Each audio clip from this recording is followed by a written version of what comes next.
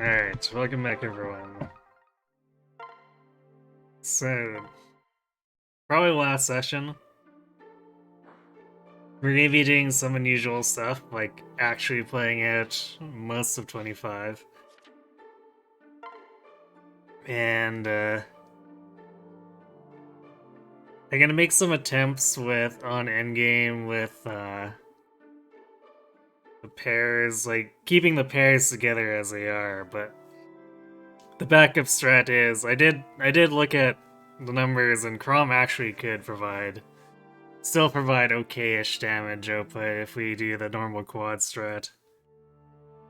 So, if it looks like the team can't pull it off, sticking with the Sumia, Karam, and the Robin Tiki pair, we might just have to go for the quadding kill, but we'll make at least a couple earnest attempts at it.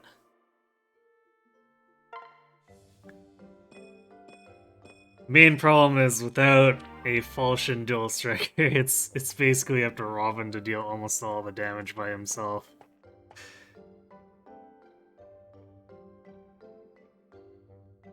Stall is so hungry he could eat a Pegasus. Bad Stall, no. Down.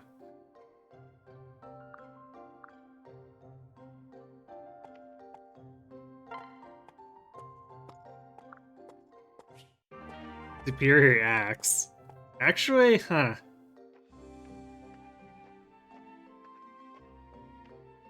Anne might enjoy having that at her disposal.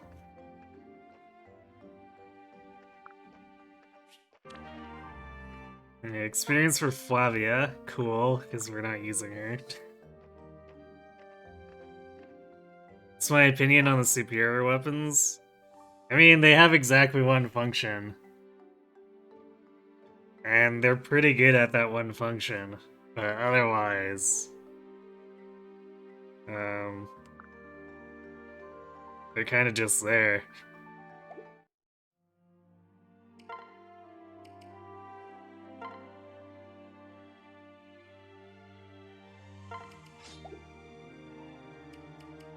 I guess we'll have... Yeah, we probably still want the hammer, though.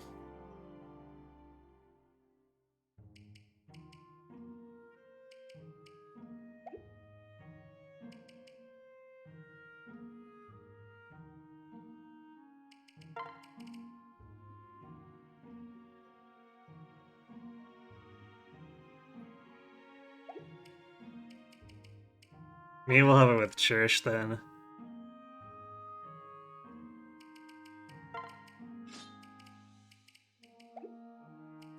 Because Noe has the extra capacity to meal it for her. There it is.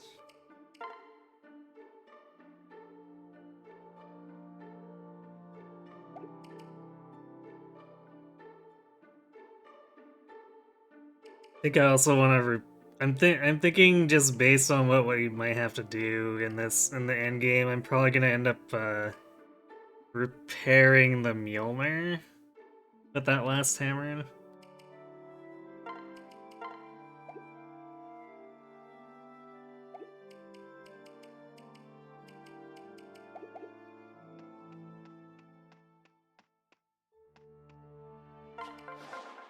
I carry only the finest. Yeah, well, we're never gonna use those reeking boxes, so we'll sell them for a very nominal amount of money.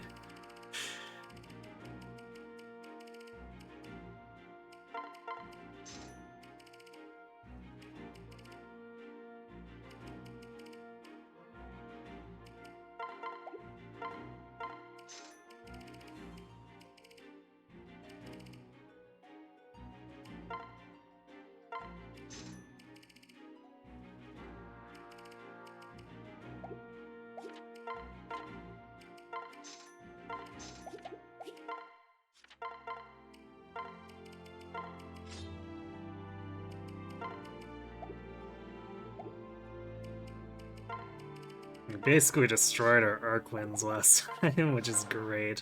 What can I fix you with?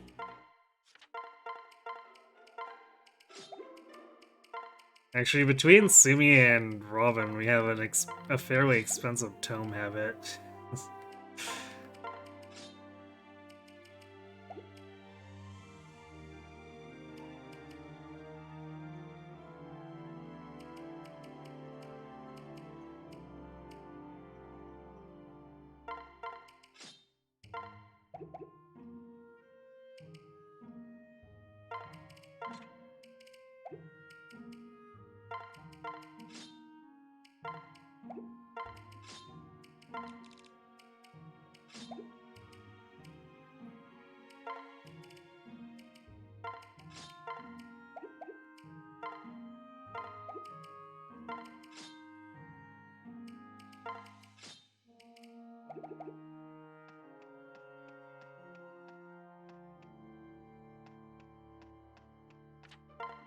Almost, or it did go down the wrong path there.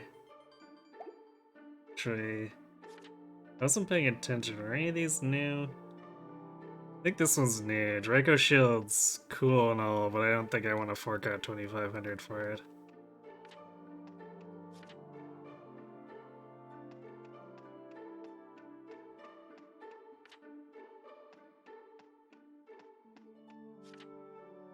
Yeah, I don't think I'd call any of these shops must-haves.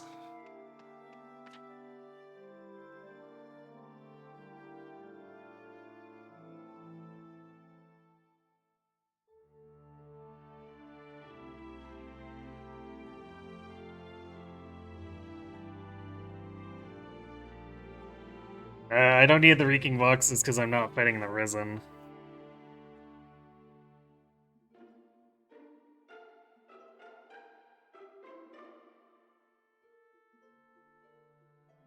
I'm also not using the external DLC.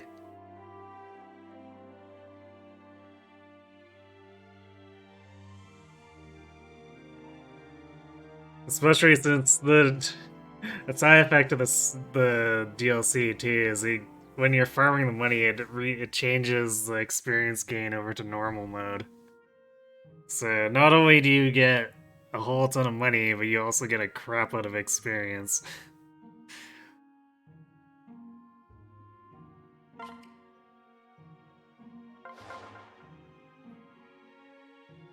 So plan of handling ox fights and echo is probably the same as last time. Is just we barrel through them. Really? We try not to farm any of them. Like we're not gonna sit around and just try to fight an endless one for amount for grinding or whatever. But well, we'll probably try to take the most direct route we can without compromising things. I don't think they can be escaped. I think you have to fight them. So, like, the only way to avoid them is to constantly reset until they don't spawn, or figure out a way to sneak around them, and then just keep moving forward. But I don't think that'll be super practical. And I don't think anyone wants to watch me reset to try to despawn stuff. So we'll just push through. Um, like I said, I won't take a bad strategic position, so if I think the enemy is about to move on the map in a way that would result in an ambush on me, I'm gonna wait so that it moves first and then I can ambush it.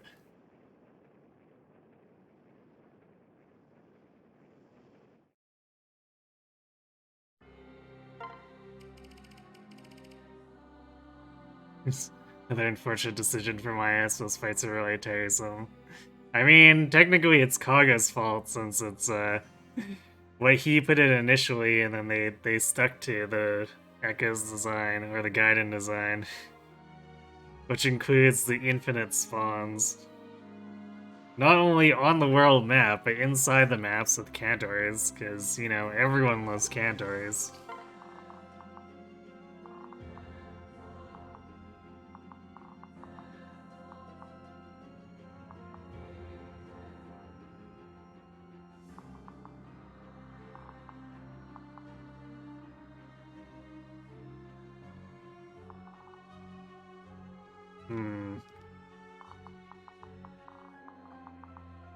So this is gonna be a bit of a rough first turn. But we don't want to be at the starting area because reinforcements come fairly quickly. Hashtag playing Kaga, of course. Also, there's a whole bunch of these flyers here that become very dangerous if we just sit here and let them hem us in.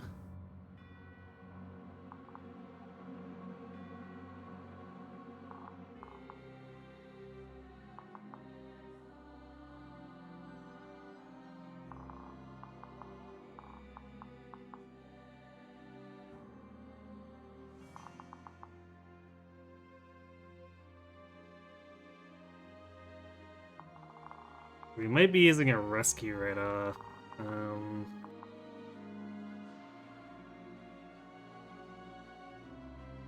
The Swordmaster is actually fast enough that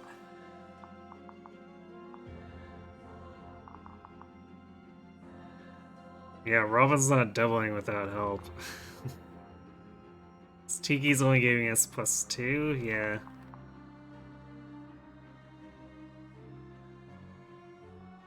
Even with Atomic, we don't double, so we actually need Melissa's rally.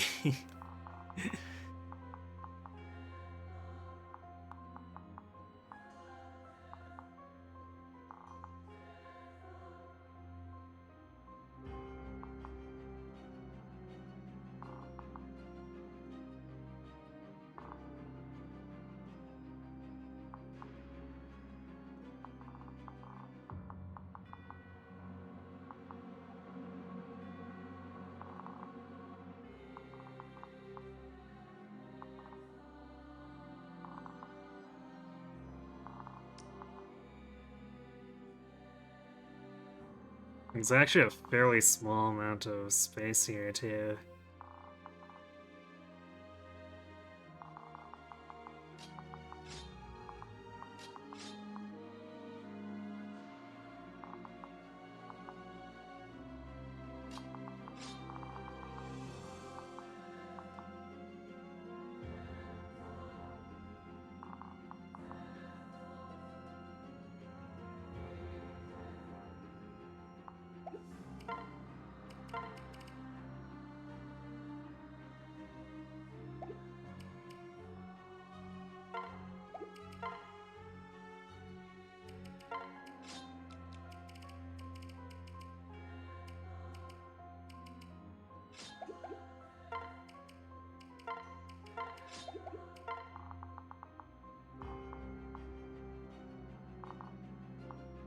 So with the... Oops, what is it called?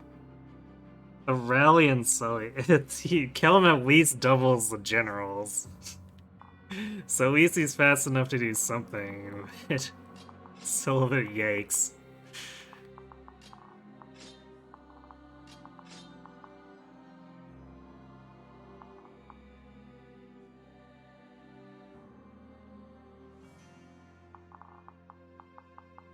So we're probably gonna want to aggressively clear this side, so that we have a little bit of extra room here.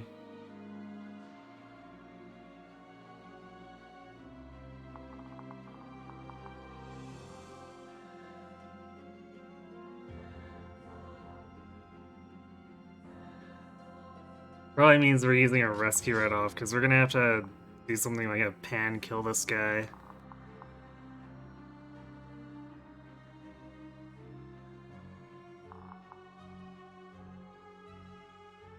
And they get rescued out.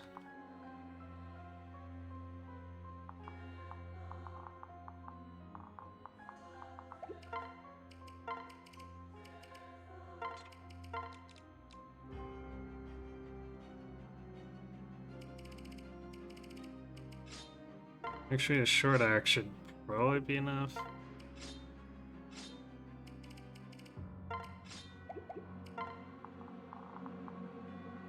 Yeah. No need to use the tomahawk here. We want to have it for endgame if we can, because the enemies are going to be level 20 promoted in endgame.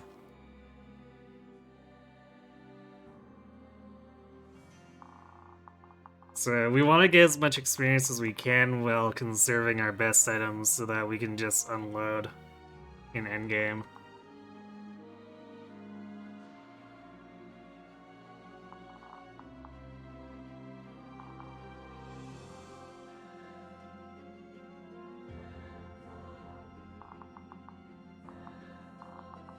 Actually, is Sumia gonna be even fast enough here? I guess Chrome does give her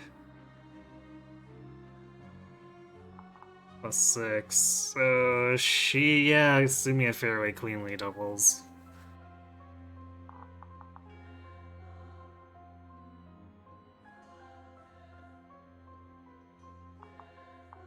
Although, because Robin's got the better attack, we're probably going after Swordmaster with him.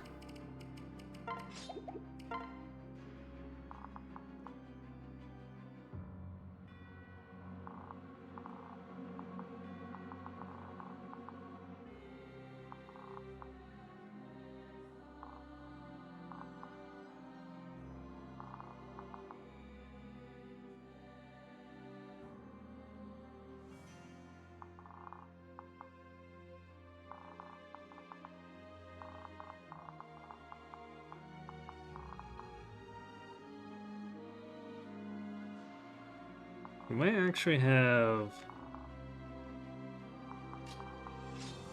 Sumia kill this Swordmaster and go over. Dealing with the double Mire here is going to be kind of annoying. Especially this one with Hawkeye.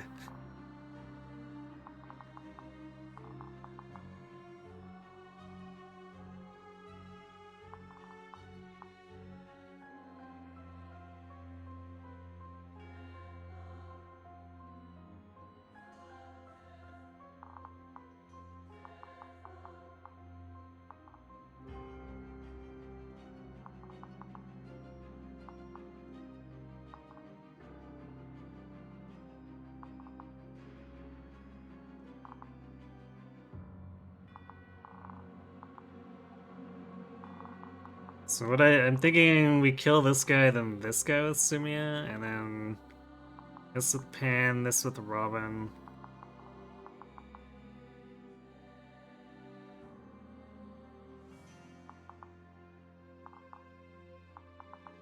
We'll probably position Robin here, so then we also pull the Warrior. We'll also pull the Weapon Sword. This is maybe gonna get to be a bit iffy, because these flyers should also be moving in too, so we'll need to kill them after too, but we need to get a move on, because on turn 3 enemy phase, a bunch of generals spawn here.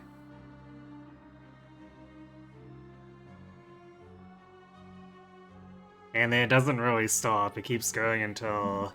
is it turn 8? Yeah, turn 8, so there's quite a few reinforcements. And we want to stay in the middle where we can, just because stuff also spawns on these edges eventually, and then beside versa. And all that while we're also getting fires over the mountains. Which makes it potentially quite iffy.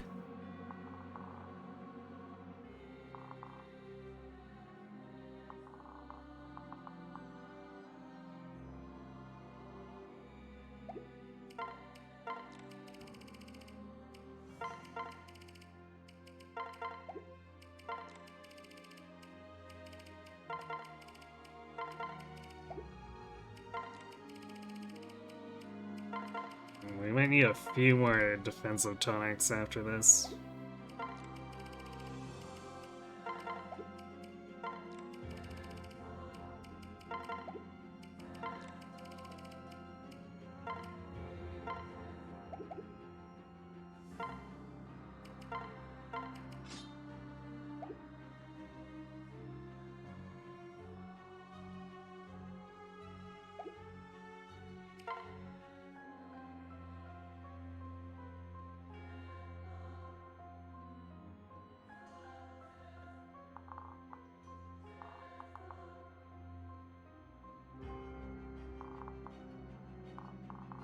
If it wasn't for the mire overlapping here, I'd almost be okay leaving Pan in range after killing this guy in these, but she gets focus fired, especially with the one having Hawkeye. I don't think that's gonna end well for her. Even considering she has Swordbreaker. And then weapon triangle advantage against the general. I guess maybe if this guy didn't have Luna Plus, I'd still consider it.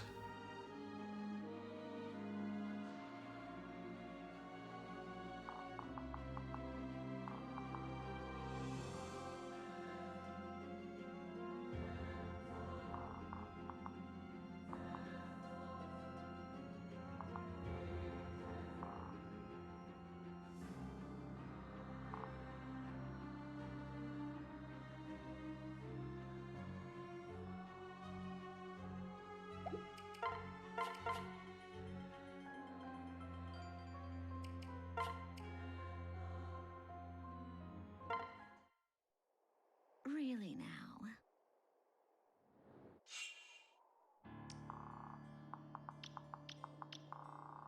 Butchering Valdar, she says. When he's the one who picked the fight.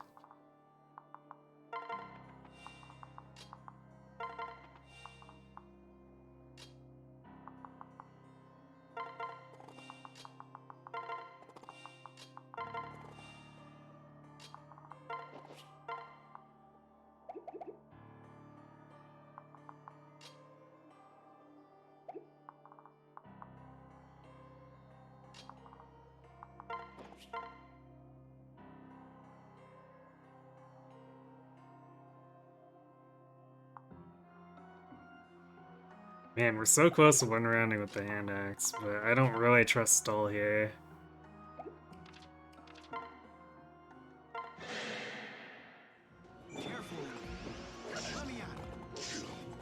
Well, you did get it, but it's kind of crucial that we don't screw up any of these opening kills.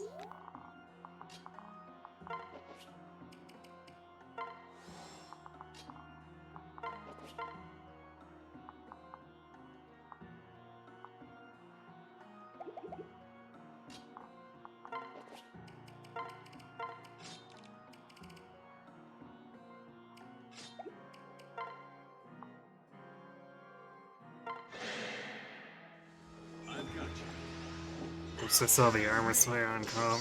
And he actually hit with it too, surprisingly.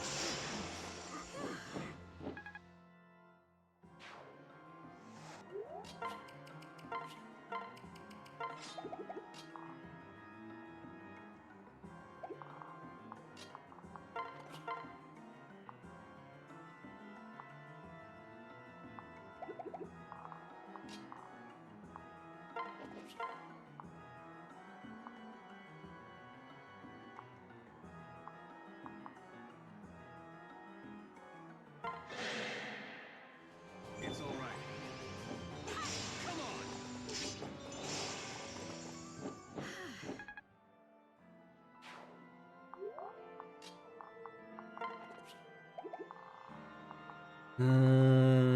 I guess we're facing Aegis with the Trickster, so we should keep the Arc Thunder equipped.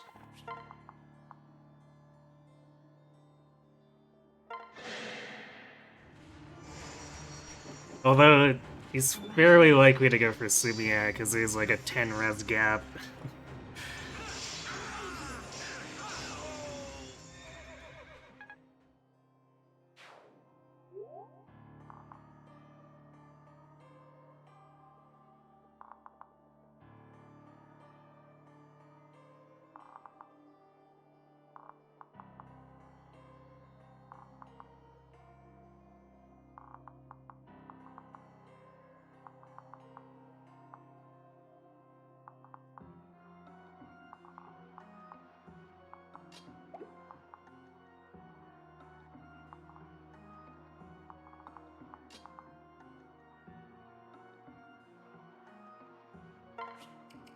I probably shouldn't have started Olivia over there, but we don't really need her this turn, so that's fine.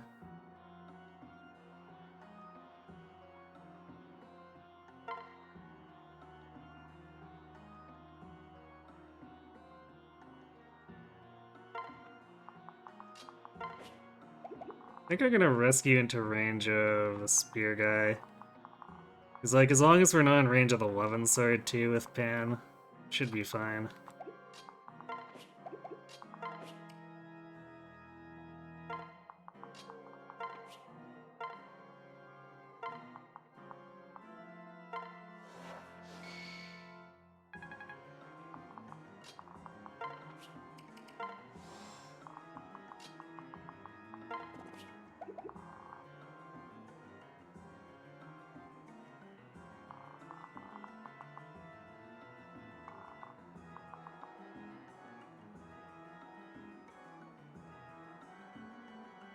Ken would still take like 25 damage from this Griffin Rider.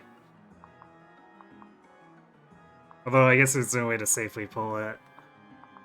That being in range of one of the Dark Flyers. Which is a definite death sentence for Kel in that case.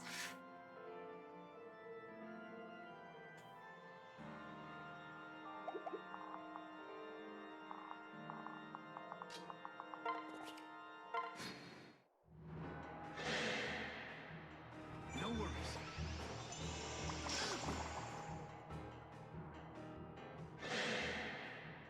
You can do this. Think again. You up for this? There you go. Well, still tried. Give him credit for that. We can do this. Time to tip the scales.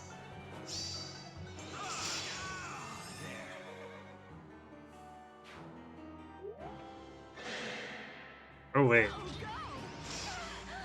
How did I not end up in range with Olivia there? That's weird. Well, that was a definite blunder.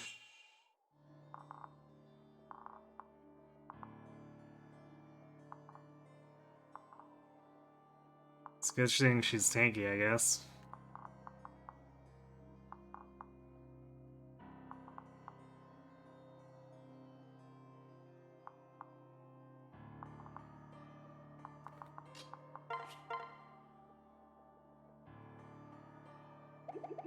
Not enough strength for a one-shot from Basilio, so he's probably gonna just need to rally us.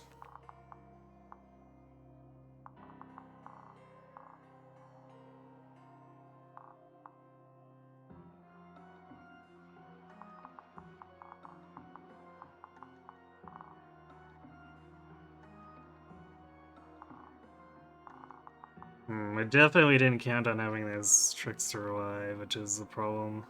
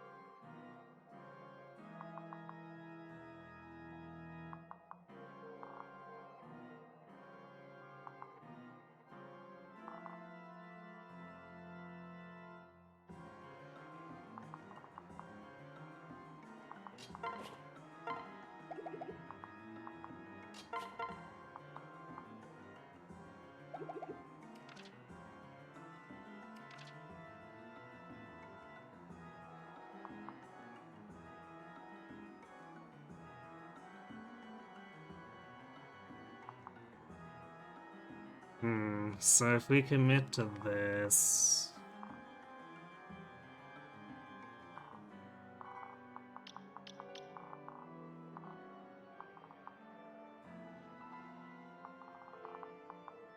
We need to kill everything...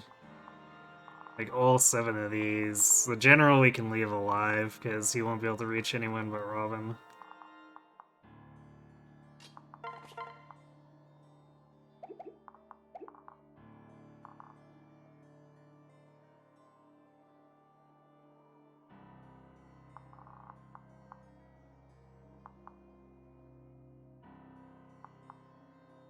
Actually, with healing, Pan's probably fine just enemy phasing all these guys.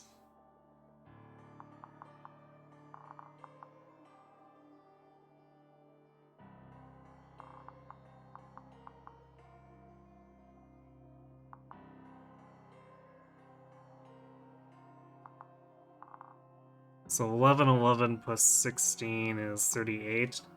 So accounting for taking this Mire hit again, plus...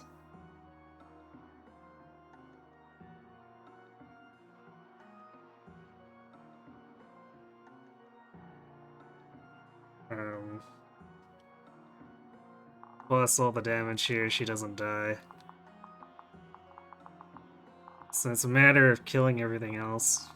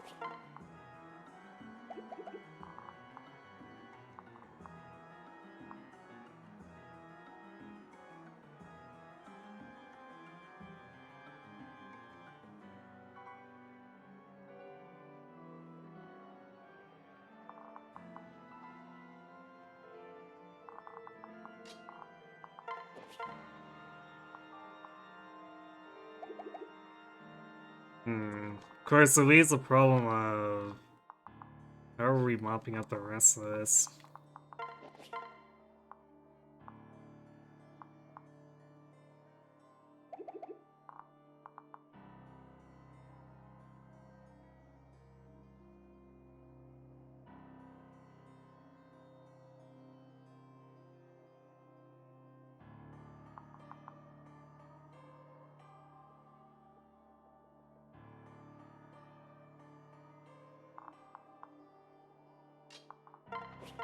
Especially since if Church takes a hit from this guy.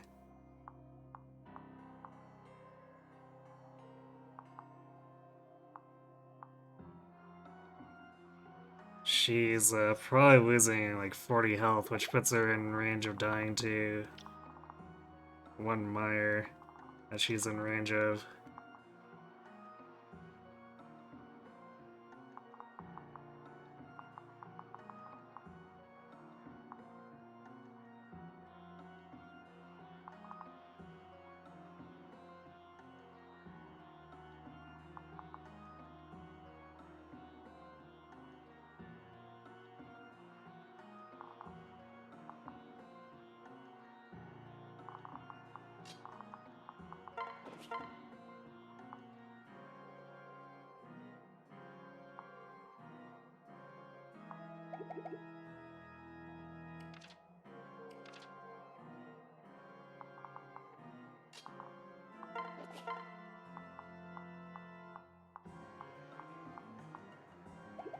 Yeah, I guess Chrome's the one with the Beast Killer there.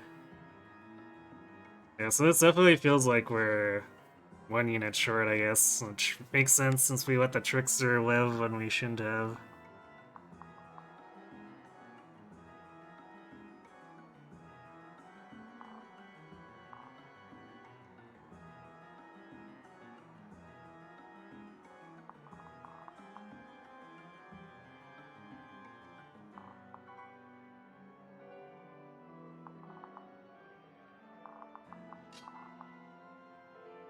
I don't think there's any way anyone else is one-shot. If Pan can't one-shot, I don't think anyone else is one-shotting, so that's an issue.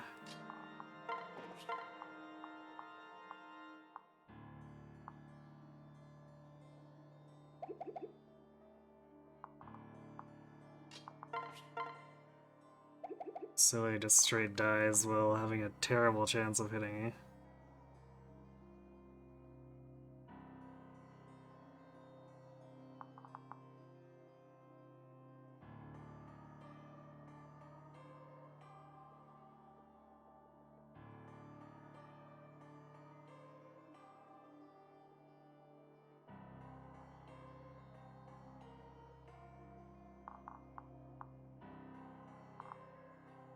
Hmm.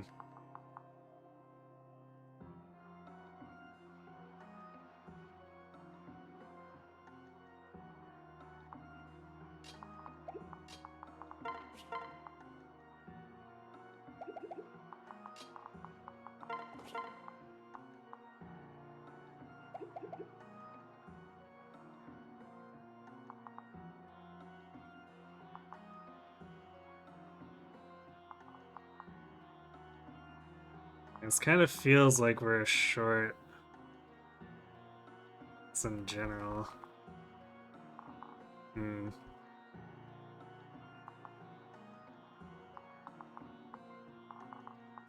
We can't really kill this guy with it while still staying out of range.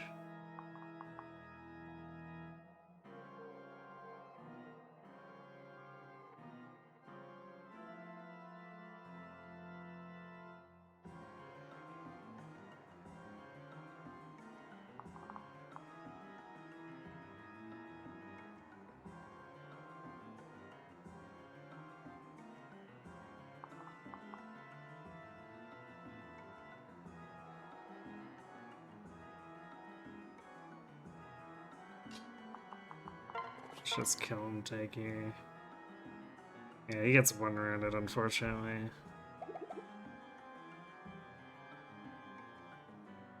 Because if he just barely survived, we might have been able to do something with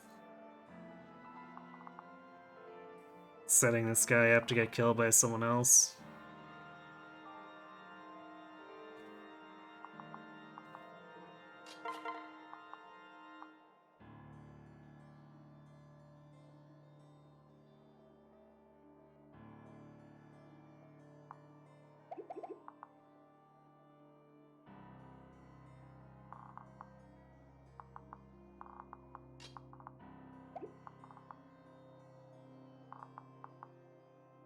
I don't think Trisha is winning here. Yeah, she still gets one-rounded too.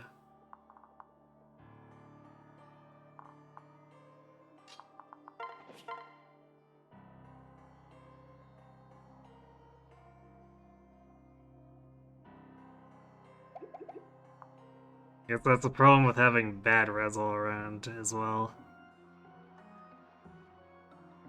So we may have to have... I really don't want to Asumia kill the Trickster, but I'm not sure if we can...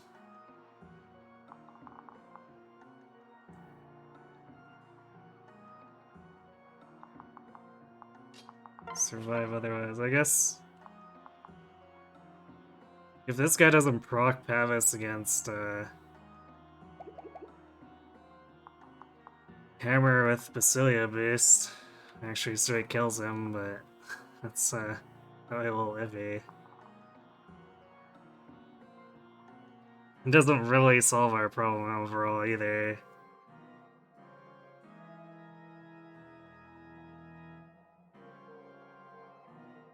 Because it frees up kill him, but then what is kill him doing?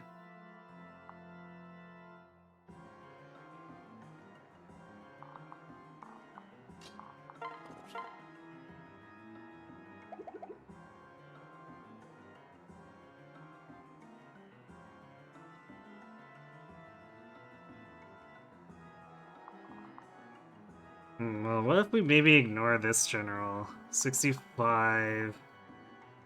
I think most of my units can tank a hit from that. So we'll prioritize killing these 6 here then. And then we'll catch this general just by um,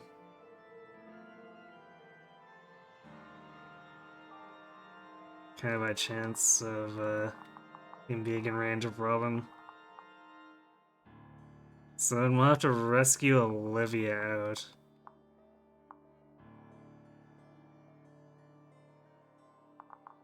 And I guess probably have Pan kill this guy. And then come over and get this guy. Because we definitely can't have Trish there if we're leaving the general alive along with the Mire.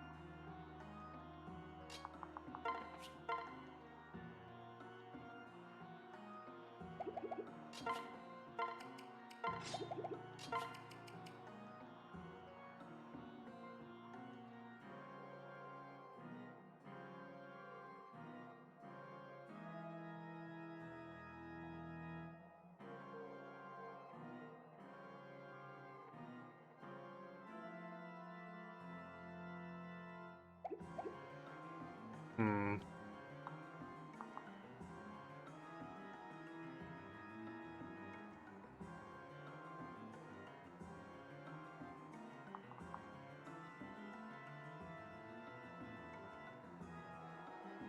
But if we dance Pan,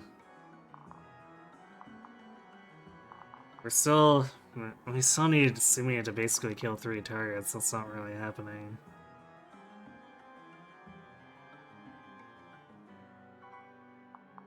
So yeah, I guess we gotta kill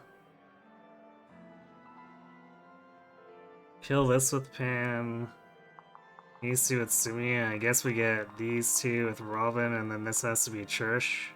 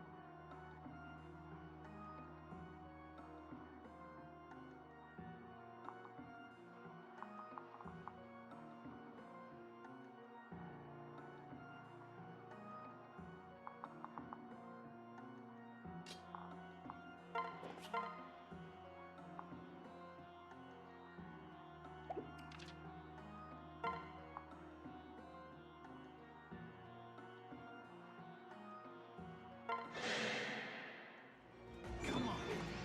Shut me on for size.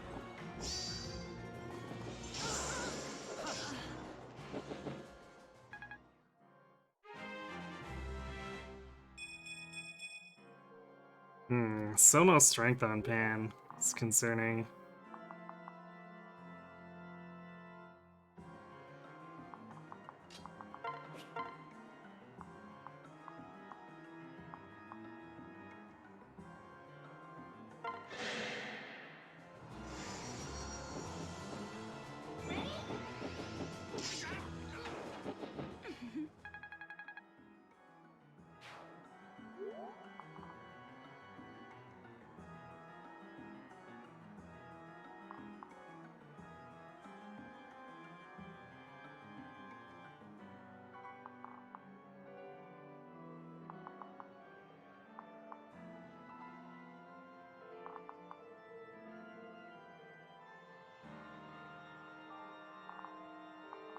This is definitely gonna be scary too. We're gonna have to like body block with Killamere.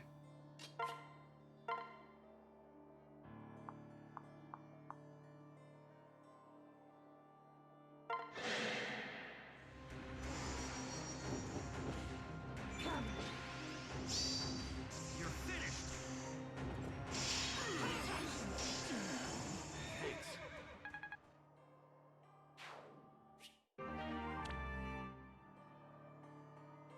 It does go over 999. Oh boy.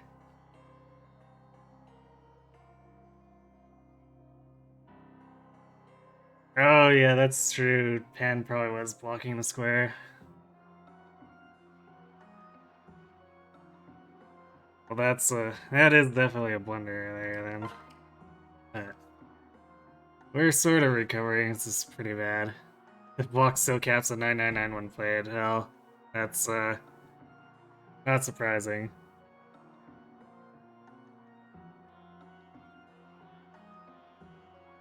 I think you broke the game. I mean, that was your intention, right?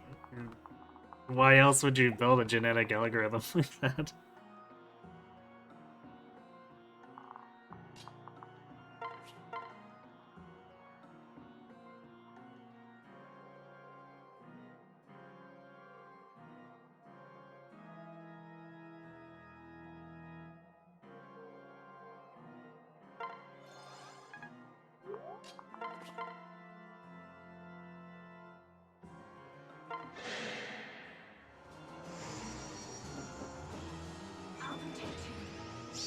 Time to tip the scales. Now that's strategy.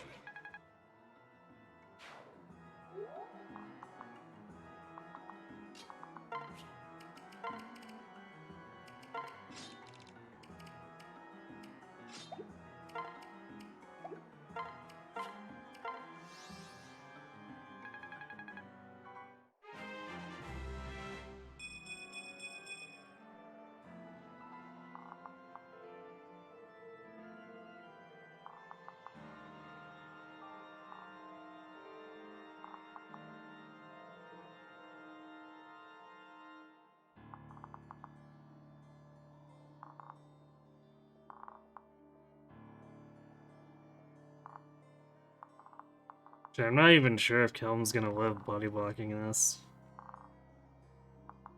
Because he's gonna get focused by Meyer.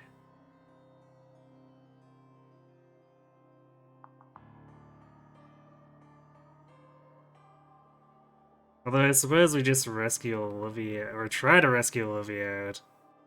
We position Melissa here. It'll probably drop Olivia, or I put it here, it should drop Olivia here, I think.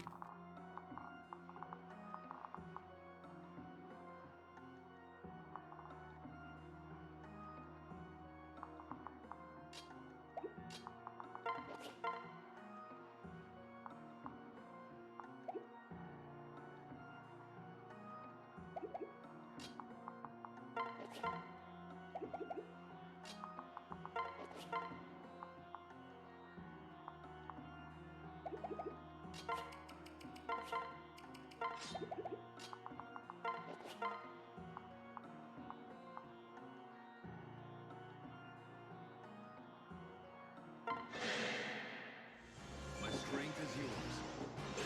We're not done yet. Nice. We avoided damage because of the Beast Killer. It's definitely scary seeing the enemy with 57 listed damage.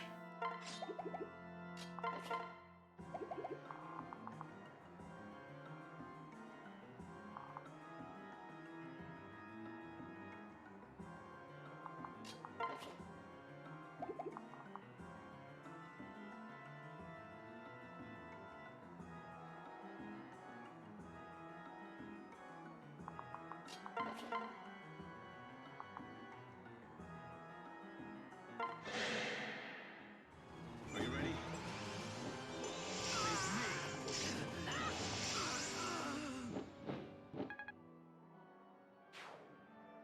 This is gonna be messy though, because now Pan's not clearing these guys out, so we'll have to kill them manually.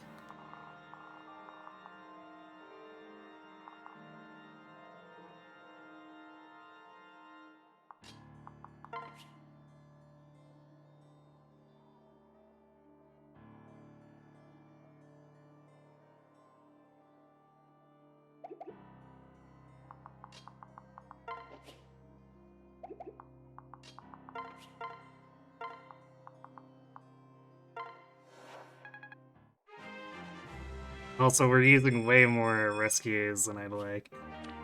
Well, we got acrobats, so now Anna can just freely travel over the mountains.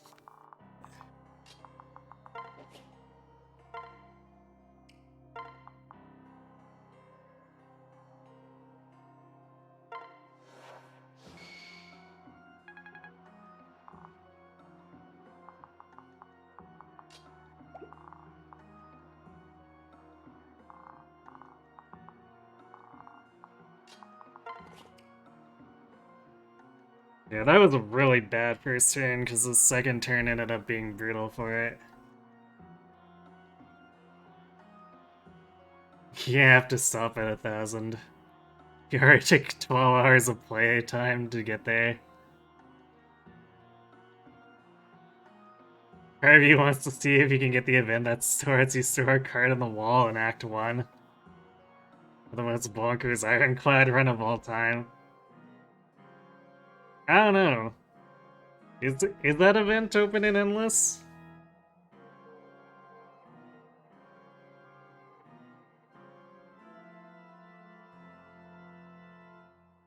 Because I feel like that's one of the first things they'd probably disable. But who knows? Because I know it's disabled on Ascension 20.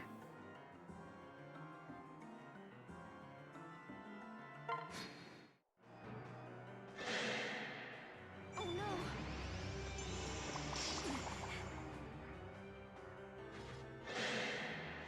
Stay safe. Wow, Basilio did a lot of damage for being alone fighting that guy. After you.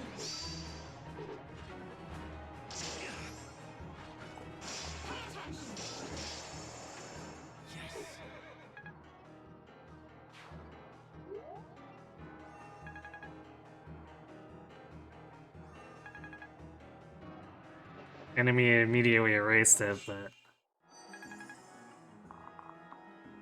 it's not surprising.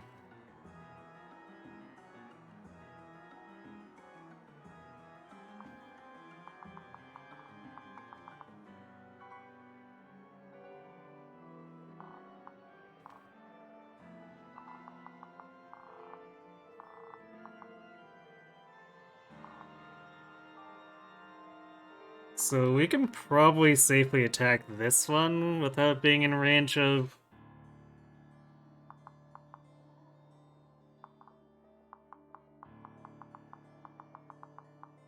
any of the generals that'll spawn here.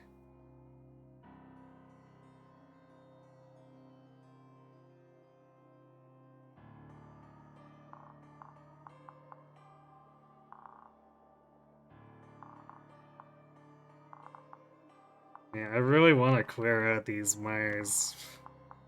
Although I don't think that's happening with this one. He seems a little bulky with that Pavgus.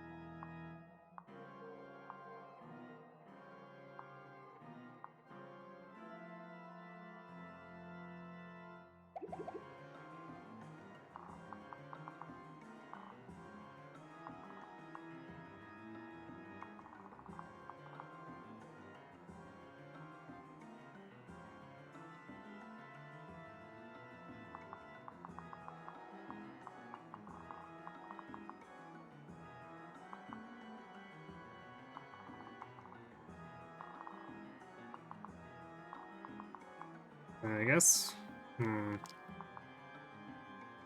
Fight this one with Pan, this one with Sumi, and then we'll have to kill this one with Robin.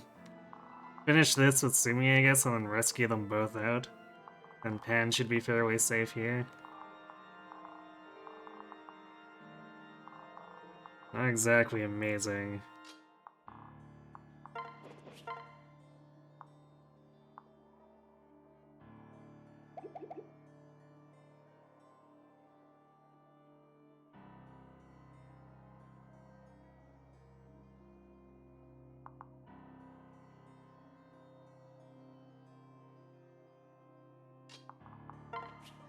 Also, we're gonna have to heal with the Libra.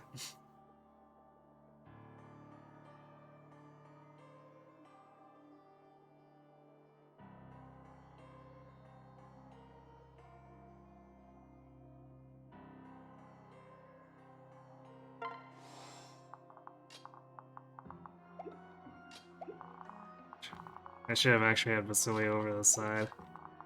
It's not great. So now we need to use Hellswath to ensure this kill.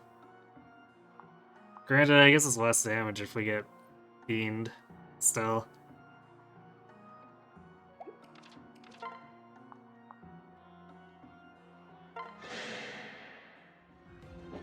Let's do this. And one for me. The Togwell must live. You haven't seen it, but you were going for battles to level up the card. Yeah, battles, quotation marks, because that's a lot of fighting. If it's disabled in Ascension 20, guess you're not storing it. Yeah, I believe the rule is it's disabled in your highest Ascension. So you have to be playing a repeat Ascension that is not Ascension 20 in order to have access to that event, interestingly enough.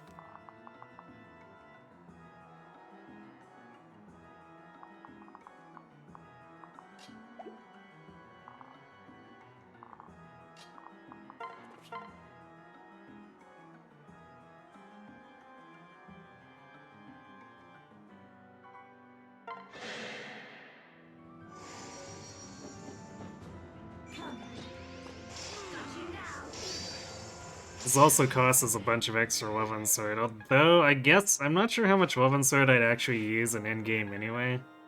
Like, we're very likely going to be using Mjolnir the entire time, if not a Brave Tome.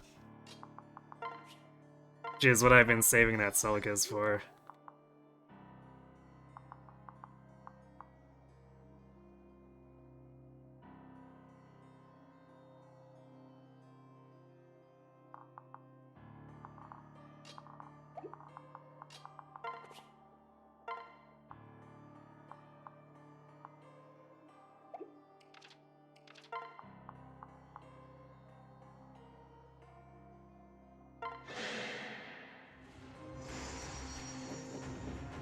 We can do this. Here's how it's done.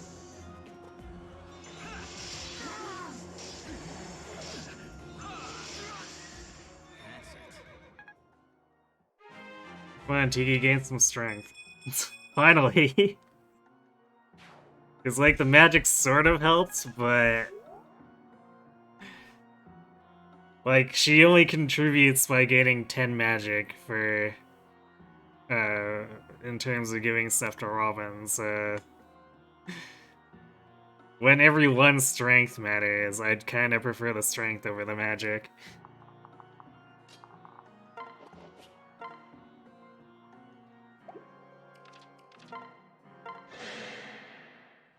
Stay focused.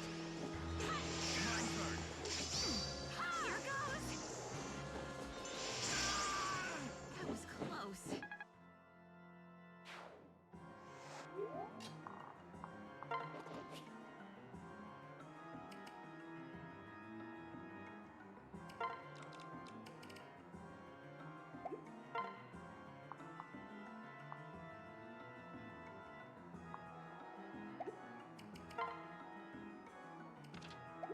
Hmm, 41. It's 15.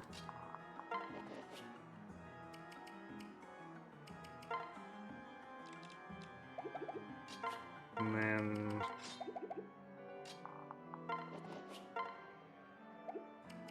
So Javelin deals 18, and the Gungnir's got 14 more might, so 32? So we just need to hit the one time.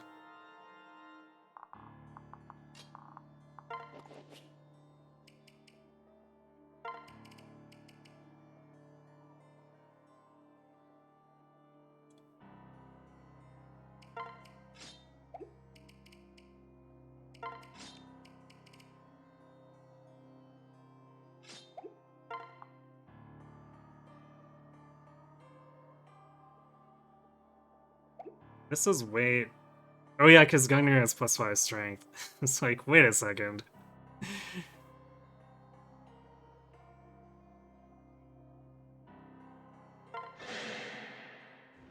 you ready?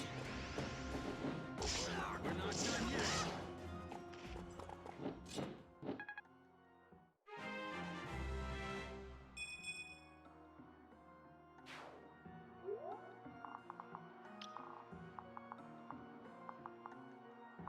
Yeah, that was super messy, but we're chugging along, I suppose.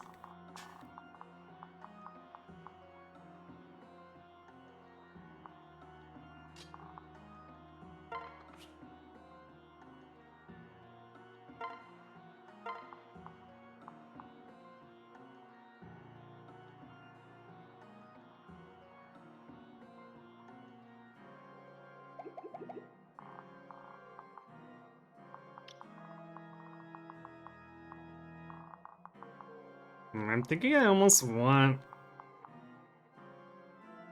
Do I want... no, yeah. Which of these sides would be easier?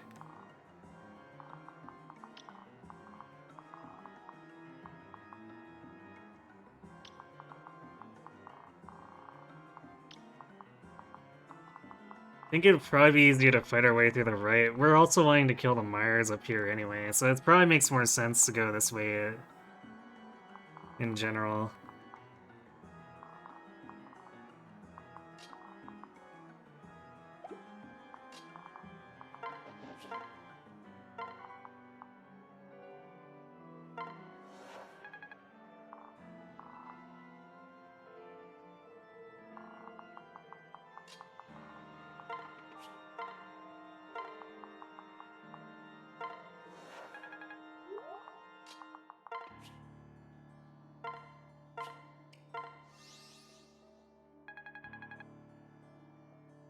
I guess it's a good thing we have so many fortifies. It lets us make up for some of the mess-ups early on.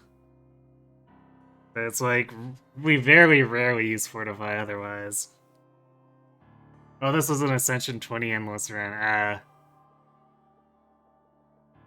Yeah, then you'll definitely never see it, if it's anything like the regular Ascension 20.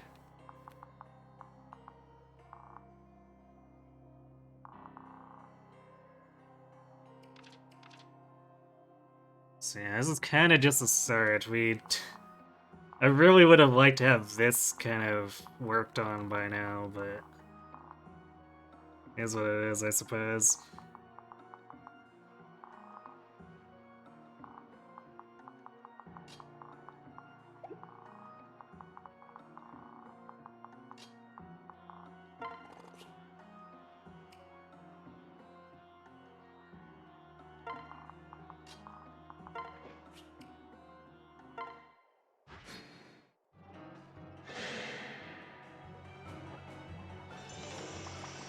That 85 miss.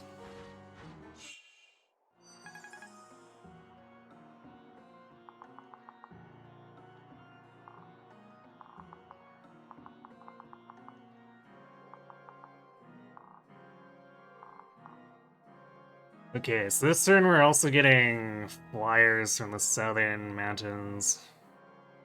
2 on each side. So, like, we kind of want to keep Sumia close at hand.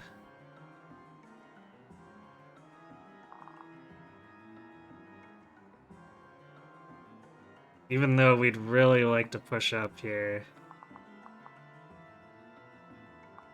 I guess we can do it with Robin, in theory.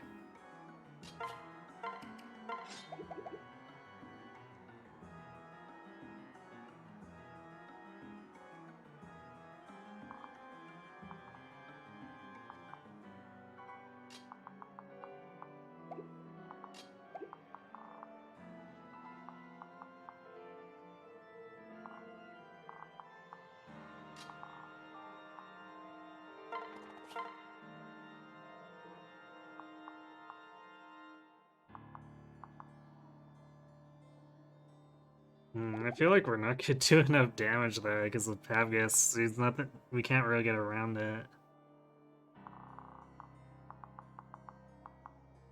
How long until we get the stuff on the side? 5?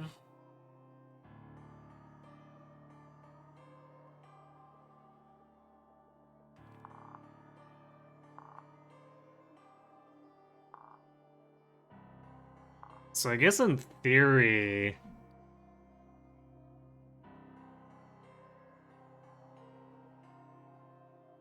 once we take care of...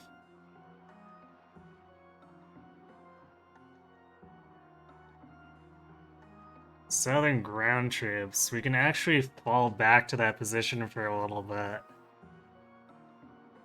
It'll still be a little bit rough dealing with the flyers coming off the mountains, but it's better than like being up here and having stuff spawn here, or being over here and have stuff spawn here and come across.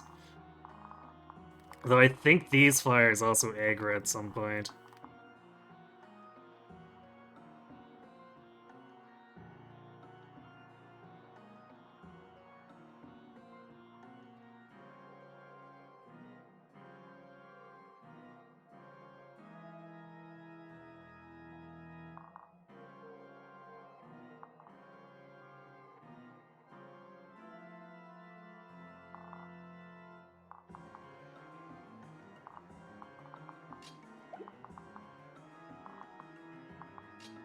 It's a shame this is actually... like, this is mountain even though... the way the map is designed, it really looks like it shouldn't be.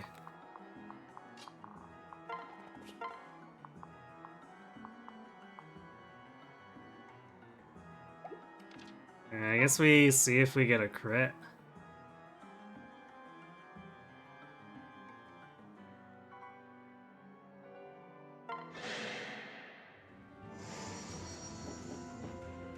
Otherwise, we'll probably have to have Sumia deal with this.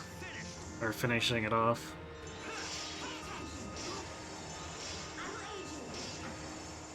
It was kind of close.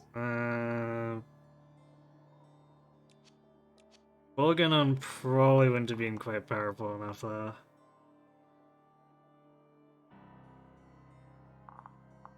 I guess I should have rallied for Tiki. And then used Bulganon.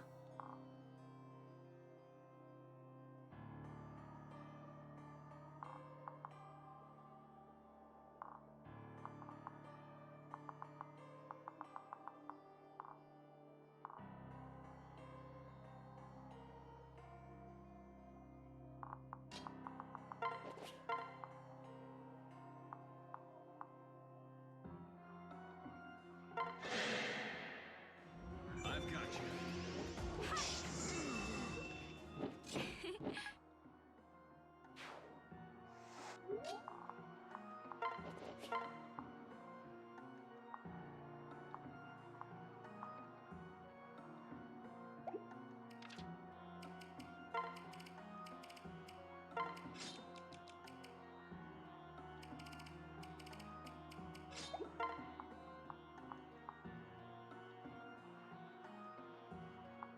Not quite enough there.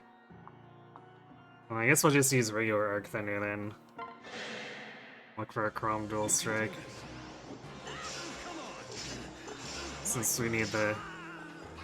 I guess it was almost not enough without the double Dual Strike. That actually could have been bad.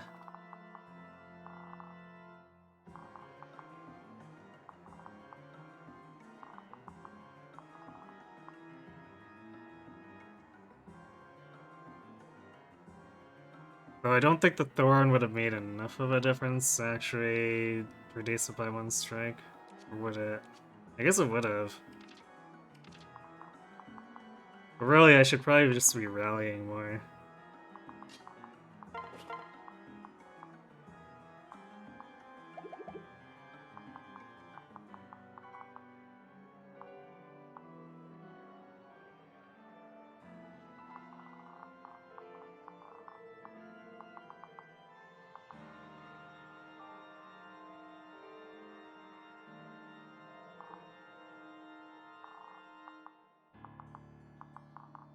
I guess the nice thing is, since this is all generals, they shouldn't be able to reach us very easily. Though I kind of want to have Sumia back just in case. Because this, if something spawns right here, I could actually reach her. Otherwise, I think we should be fine.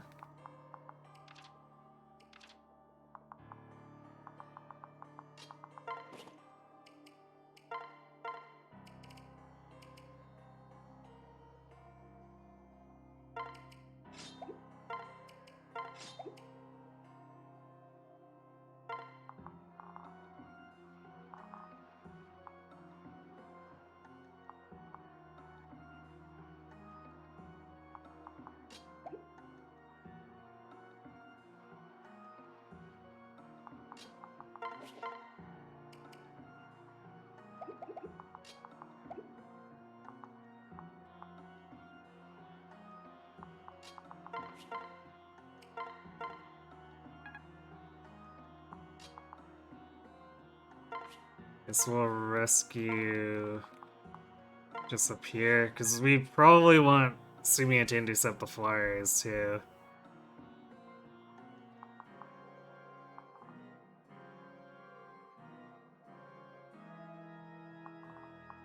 And I guess Church and Kill might be able to be aggressive here. It depends a lot on if the generals have counter or win a plus.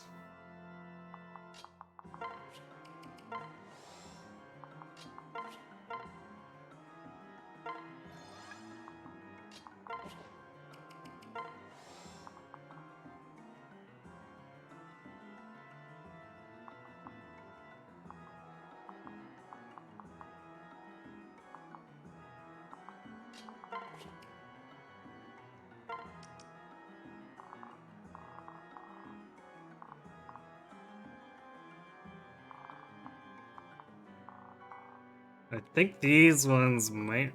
Maybe not this turn, probably the turn afterward. I kind of remember the side, what the upper ones trying to move in if you take too long.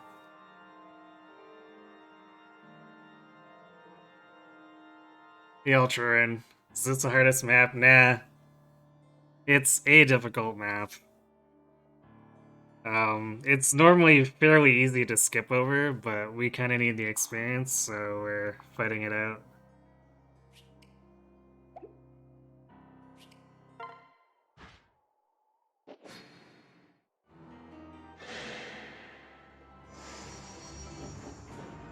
Get ready.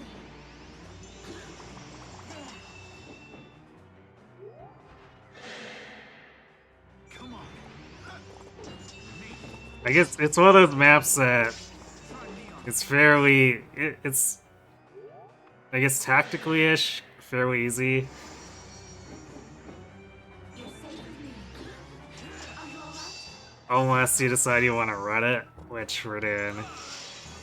Although I would still definitely place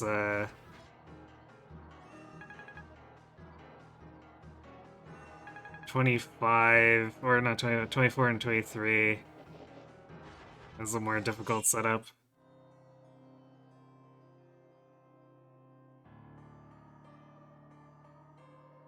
Okay, so this is turn 5.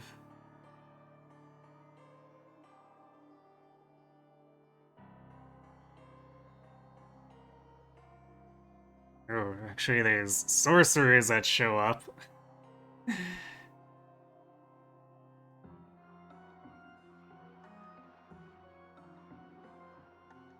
At the starting positions.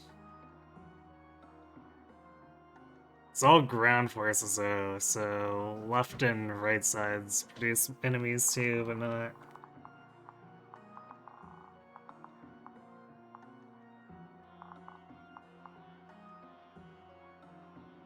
I guess technically nothing too out there.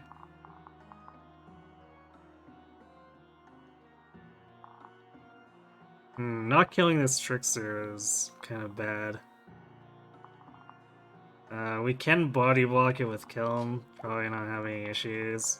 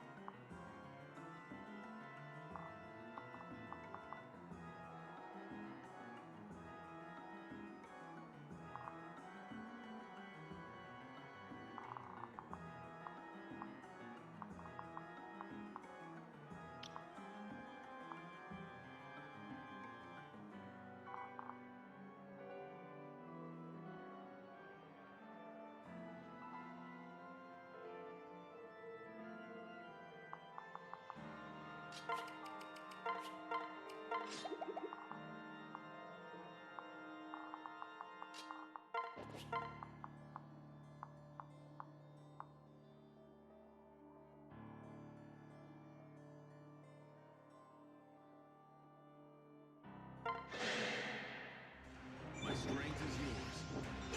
We're not done yet. Nice. Thank you. Crom has definitely been saving Sumi a ton of health with that Beast Killer.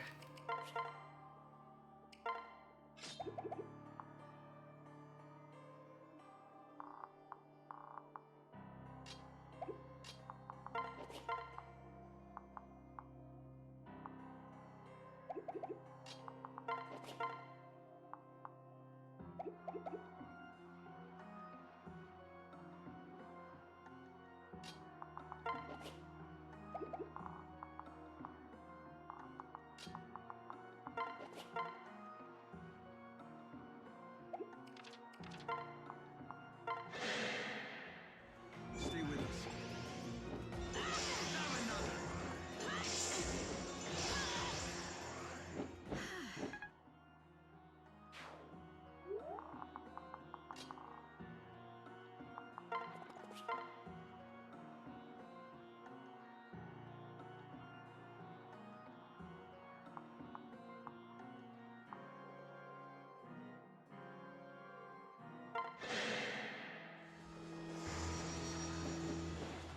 I believe in you. My turn. You're finished. I will aid you. Generals are so thick.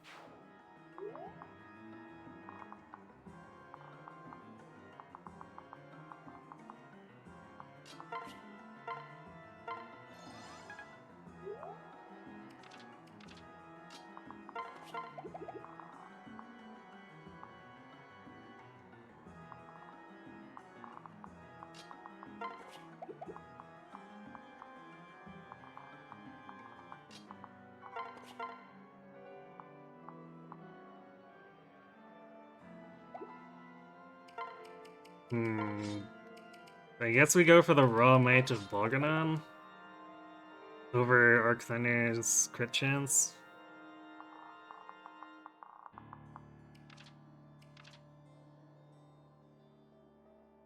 I'm gonna run the Dragonstone plus with Tiki so she hopefully contributes a little more damage here. These enemies are all gonna be fairly tanky.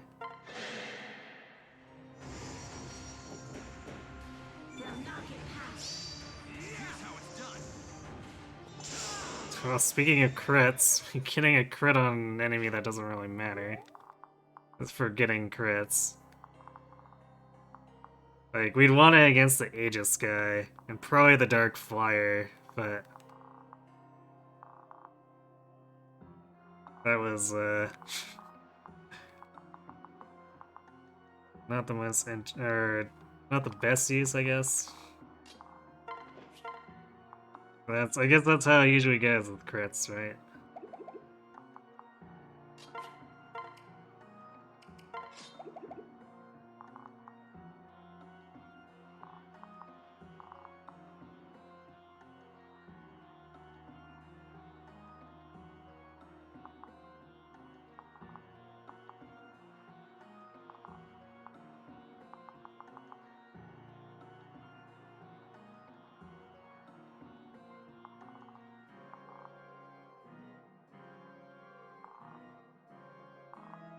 I'm not sure how comfortable I feel with this, but there's not really space for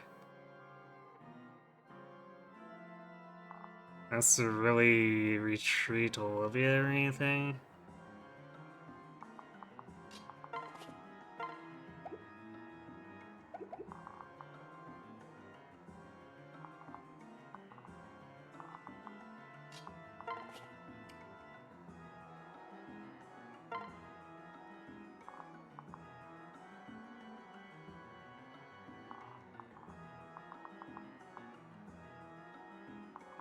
Probably back pan up over here. Because in that way, the sorcerers are generally, even if they and go here, they won't reach Pan. Like, my kind of main concern is that they could approach. There might be one spawning here that could approach Olivia, but I think we're gonna end up having to chance that. Because we can't go too far right, there's gonna be stuff spawning here. I guess Church can make some room by coming down here, because we know there's not gonna be a flowers until turn 6.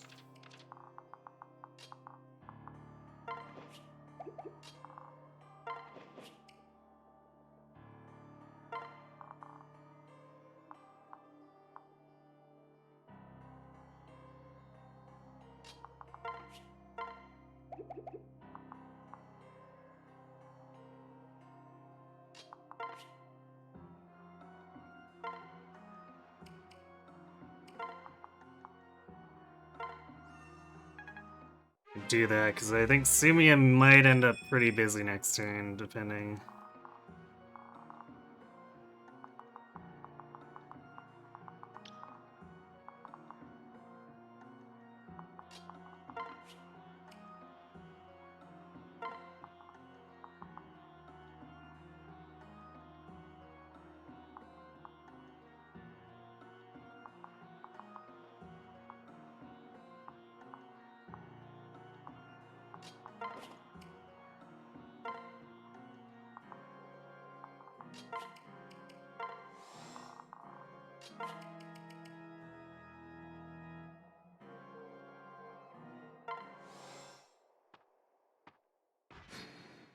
Yeah, he's in range.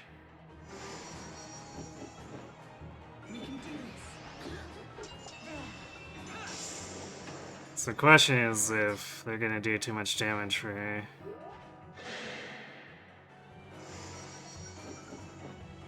Get ready. Time to tip the scales. She does have okay res, but I don't know if it's gonna be good enough.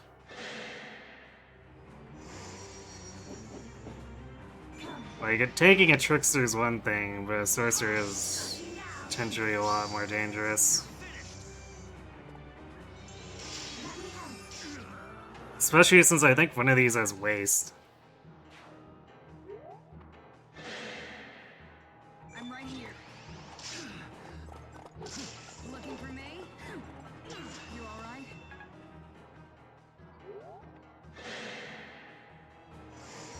Okay, the waste one went after Robin.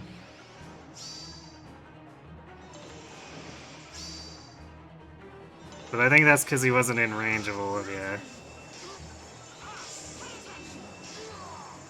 Nicely done. So this other one beside him. We can do this. Okay, it's not enough. Oh no, never mind, it definitely is. Because he had Luna Plus. Well, rip.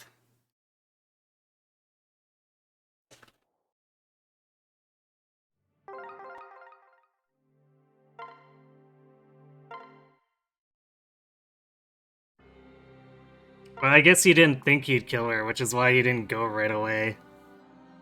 Because he didn't know he had Luna Plus.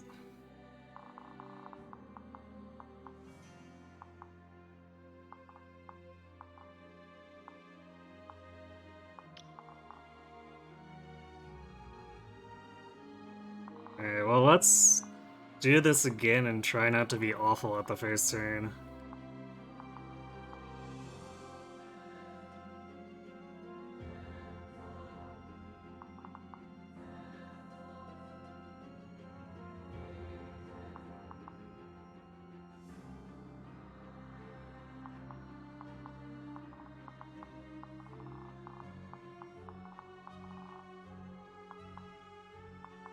Oof.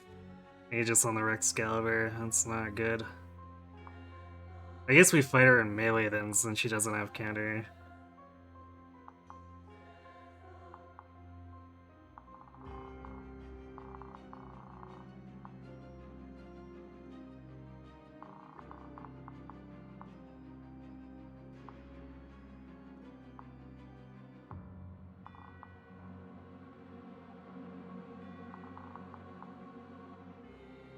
We can't actually use Pan for this Berserker.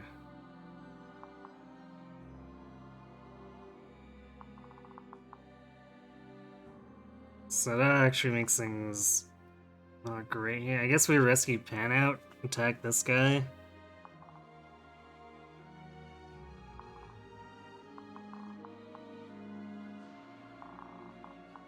In exchange, assuming you can attack the Tomahawk here and then the Silver Axe here without being in range of these, or anything else really, aside from the Trickster, I suppose.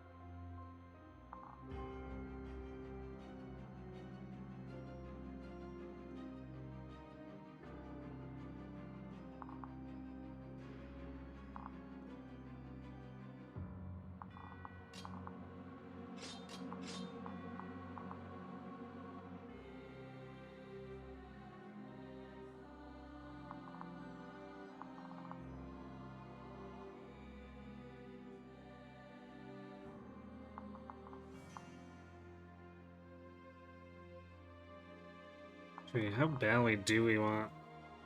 Because this guy might not aggro right away, but on the other hand, we do want to clear the bottom side.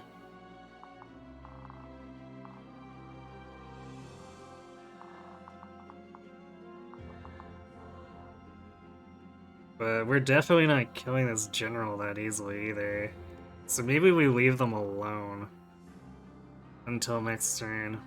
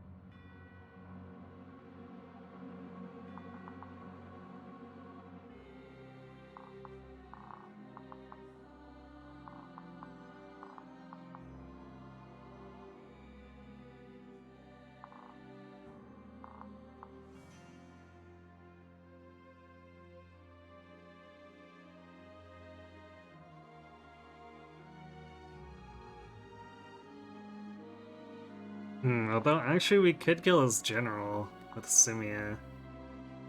Because with the rally magic she gets up to 58, which deals 42 damage twice, no Chrome required. So we kill this, rescue her out. Pan can then get this Berserker. And then... I guess we'd have to rescue the Pan out after, though. Because she's a lot less good against the Trickster.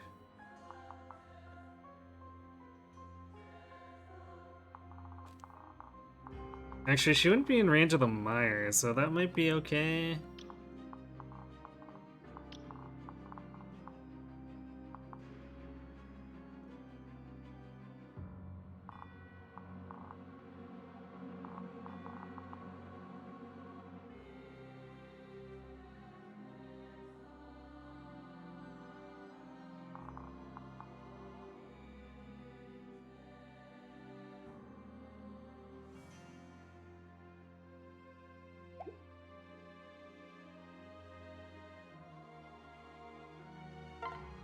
Yeah, I guess we'll do that. Did I? I'm gonna save again.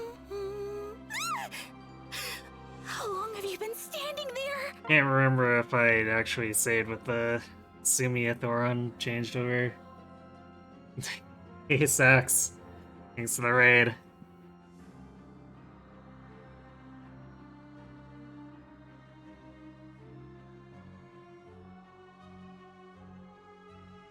What were you up to tonight? Was it Wrestling Empire? Kill one of my units. You're a little bit late for that. I already killed Olivia by accident. That's why we're starting this map again.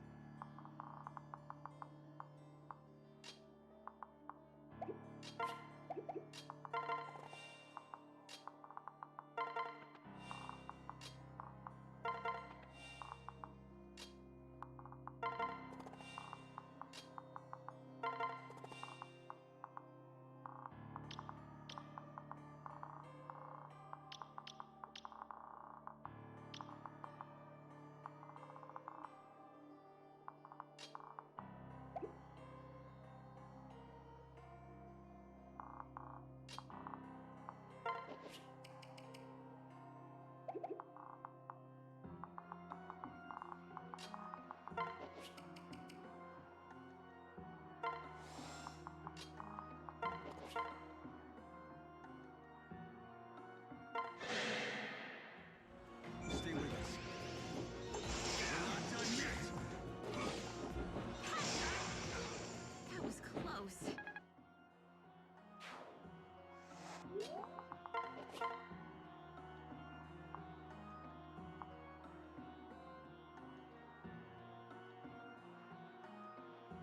Darkwing is surprisingly not that useful here. I probably should have replaced or bought Rex Caliber instead. Since it is available at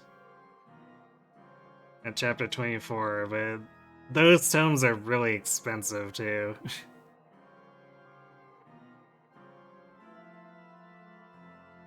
It was Conquest for the short one. Wrestling Empire is tomorrow.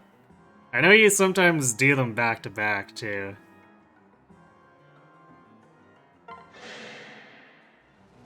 Stay focused. Hold on, I'm coming.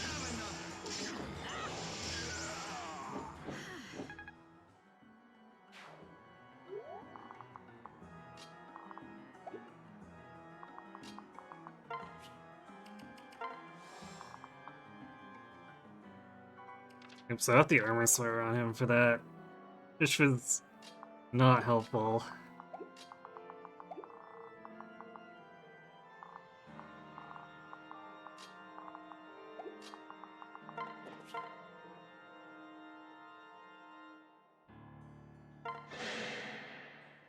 You can do it. Gotcha.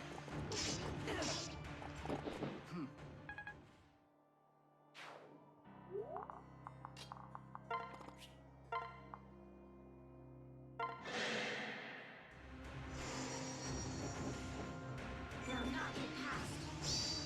Here's how it's done. My turn. Now that's strategy. Also, I guess rip the one strength that Tiki gained. We'll have to see if she gets it again.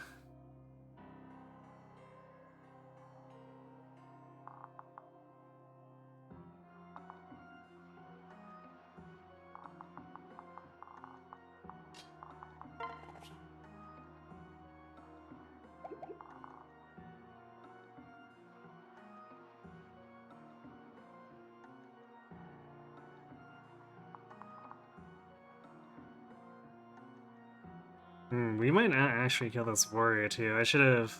Oh wait, we've got the Levin sword, that's right. Never mind, we should kill him.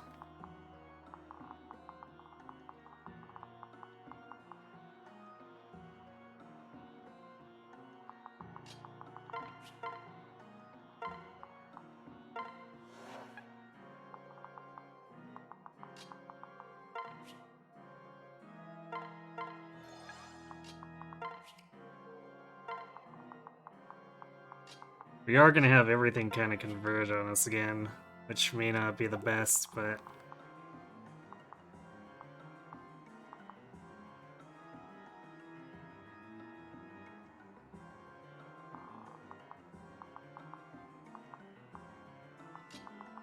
Like, we need to clear this out at a fairly rapid rate, otherwise we're just gonna get cornered by a crap load of reinforcements, so we have to be at least somewhat aggressive.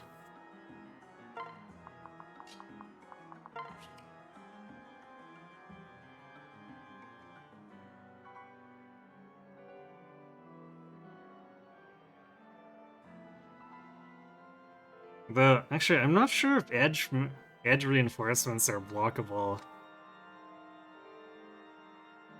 So that could also be a thing. Although probably not all that safe, because the flyers make it very difficult to actually stay standing on those tiles. We can do this.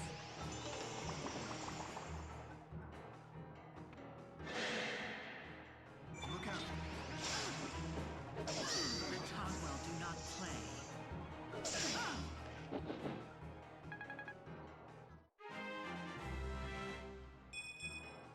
Oh, there's the strength.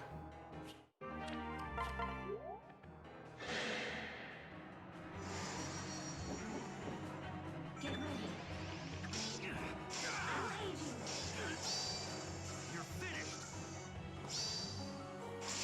Oh yeah, completely necessary crit there.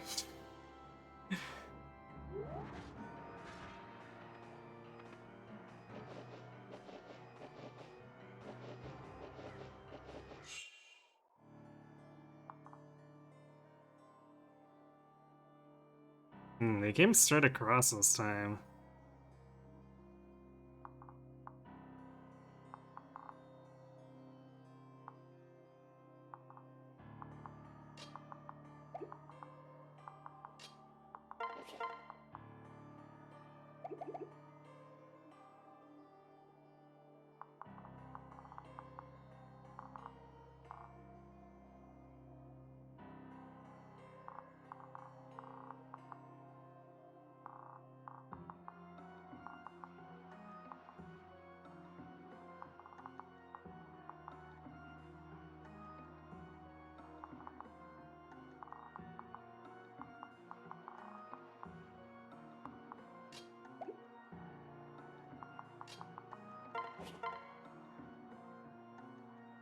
If Pan were at full, she'd actually be able to tank out a hit on from this one.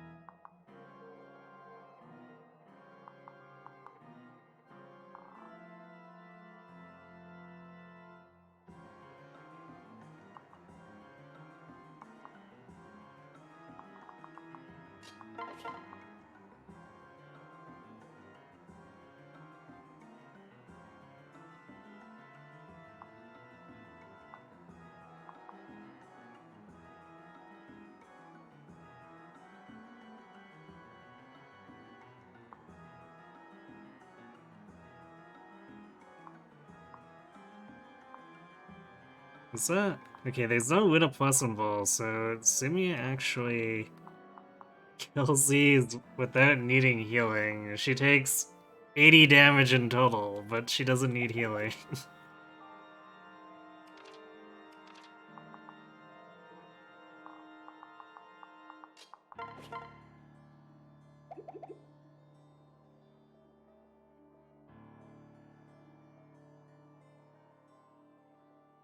That's probably good because we do need the rally speed here.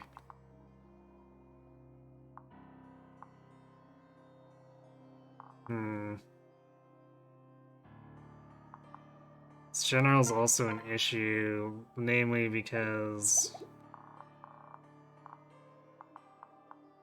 now he's got counter.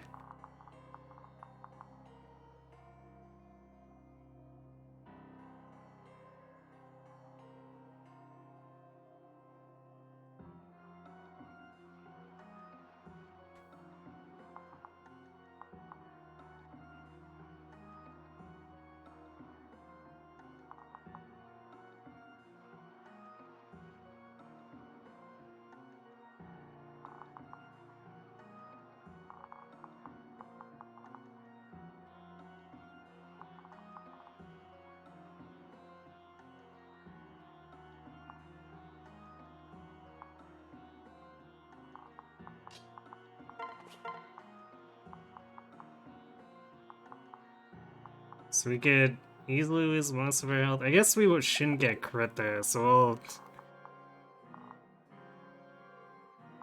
we'll likely take like 75 damage total between the counter and getting hit by Winna Plus. Not great, but I think it should be survivable.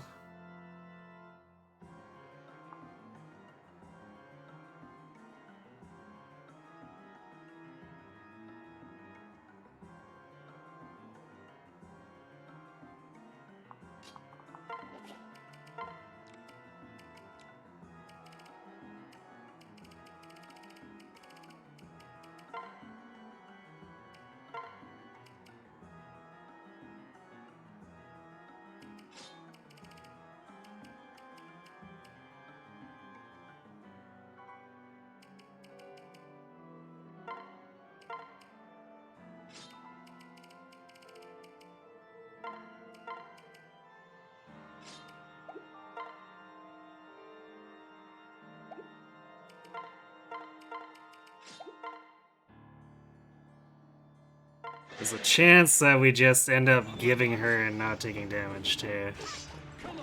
Ah, we missed. Oh, dual guard though.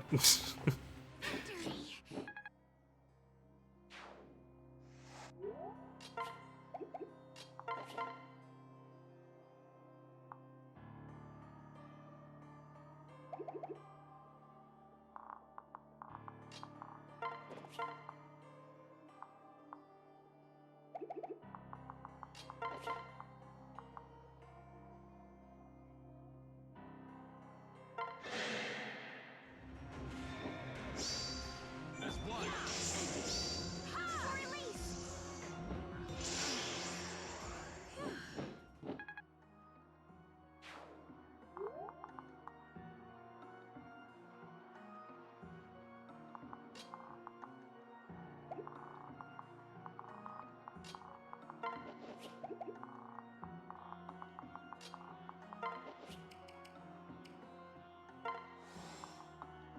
Actually, that rally magic might backfire on us here. So we're dealing a lot of damage now.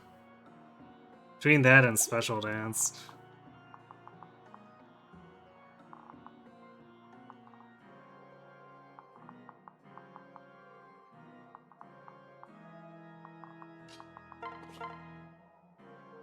And it's gonna go up to 48. That might be too much. Even with our 85 hit point pool.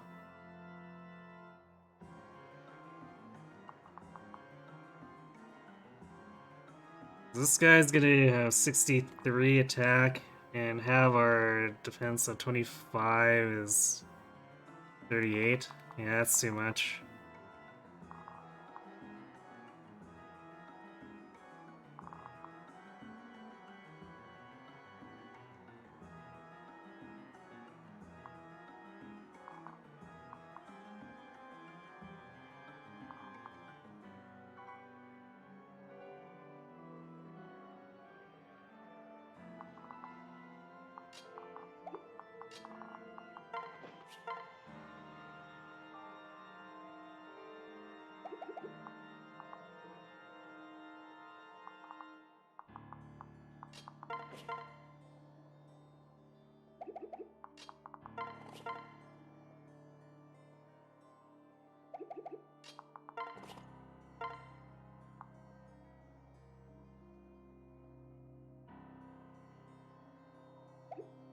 Man, Kelm takes too much damage from Wordmaster.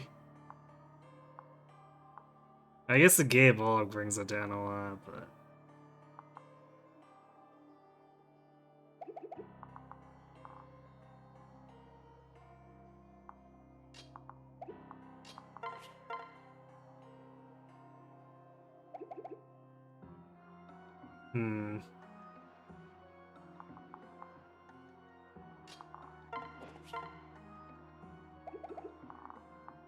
I guess we could just bait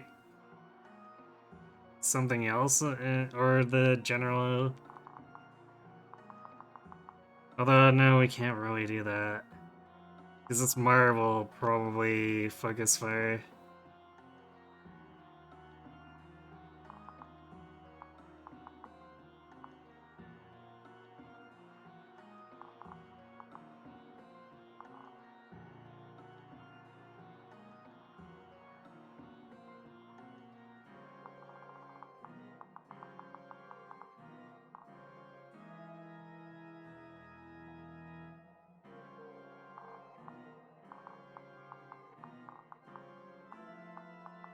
Well, these guys can't reach. I guess we could try seeing if...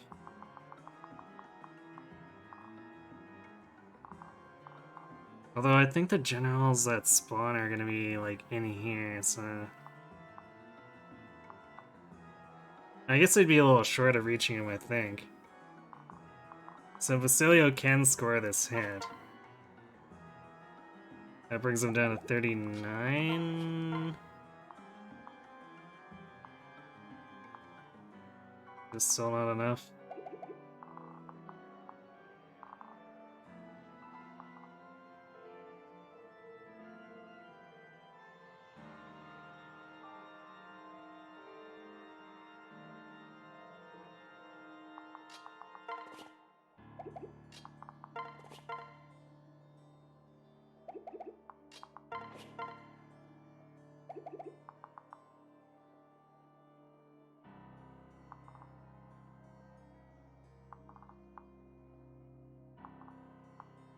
And then Church is technically in danger if we...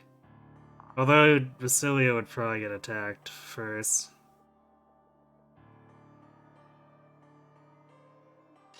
But are we really banking on 65 to maybe resolve this? That doesn't seem great.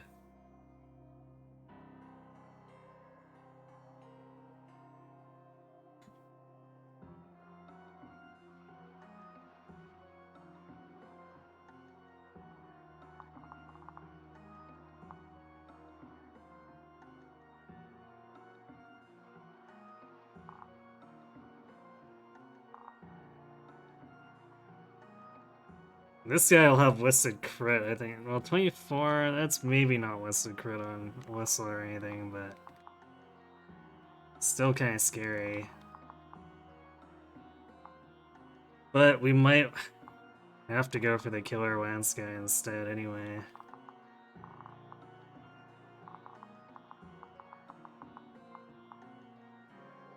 And just keep everyone else out of range.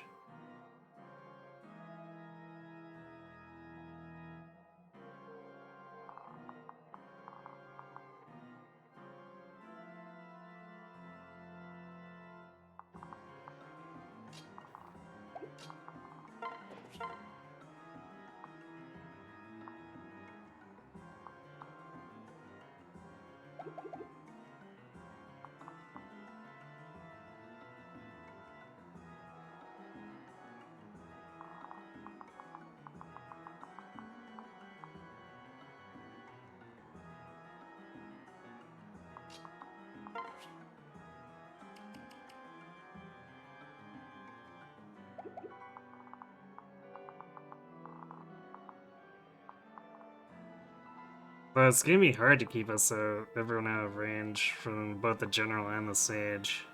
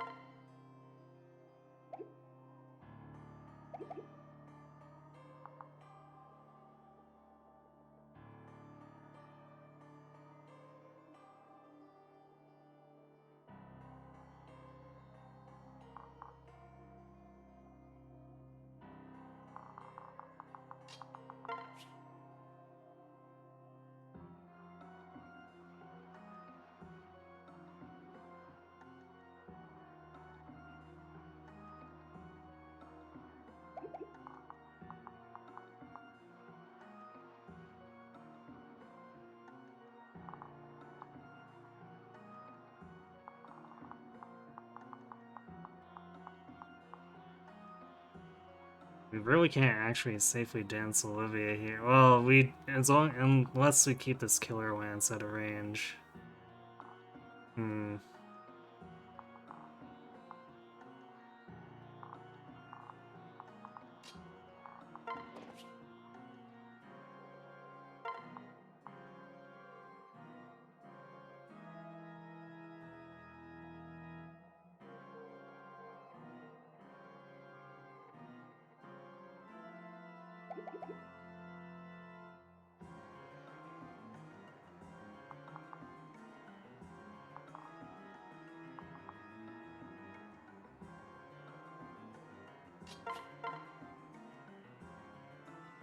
I guess we're gonna try and see. Just because it feels like to do this cleanly, we need to actually get rid of this guy. Pardon me. Nice. Wow, and a dual strike from Church, too. Okay.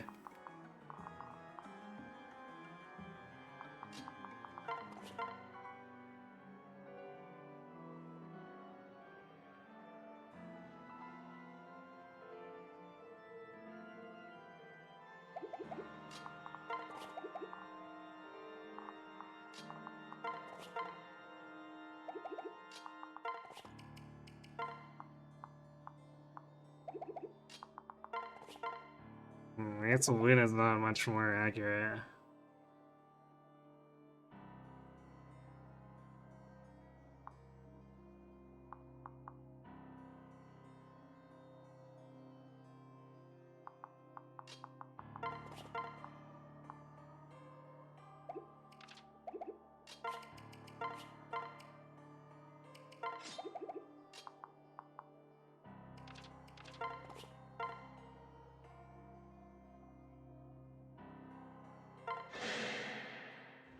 Go for it.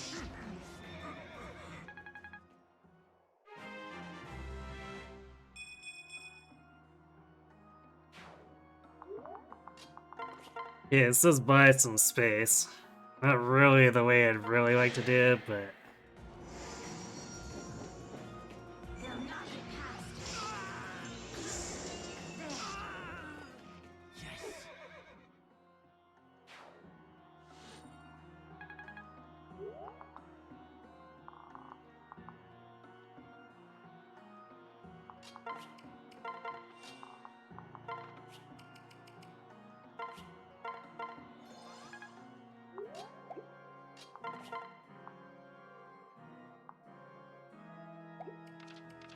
Yes. It's nice that we have so much power that regular wind is killing this guy. Get ready. Here's how it's done.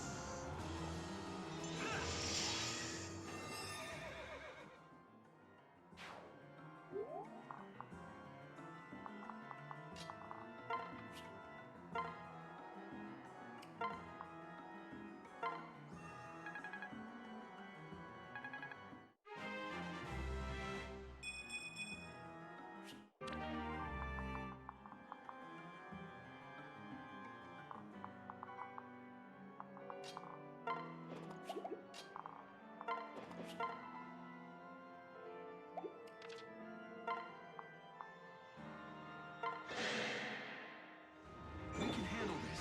Go. And so it ends.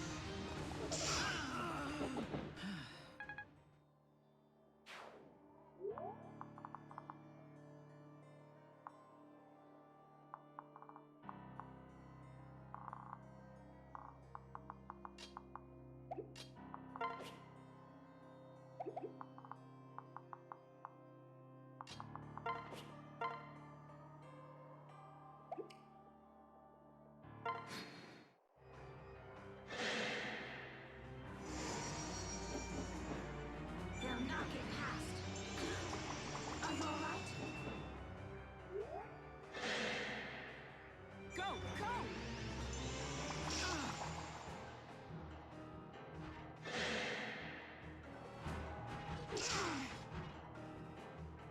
Yeah, that sounds about right. No worries. Oh wait, I guess the generals are next turn. Interfere. I was getting ahead of myself. The Togwell must live. So we were being afraid for not particularly any reason.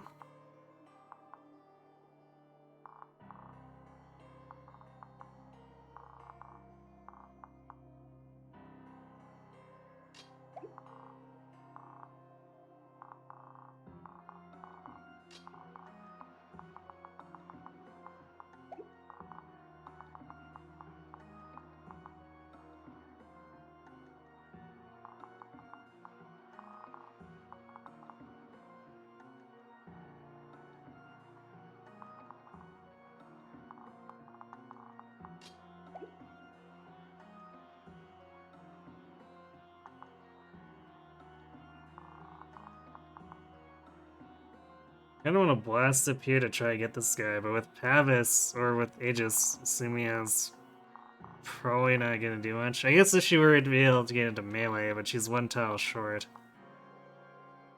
I don't know if I want to use a rescue for that.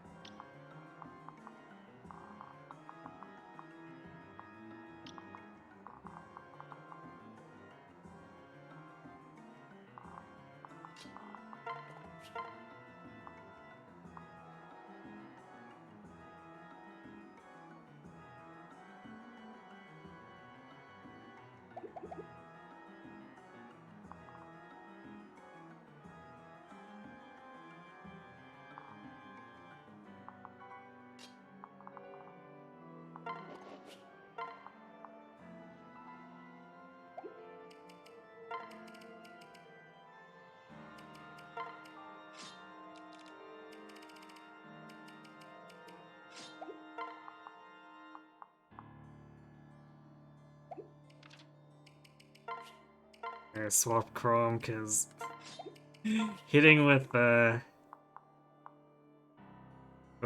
beast killer and attacking into axe with lance breakers is just not happening. I've got your back.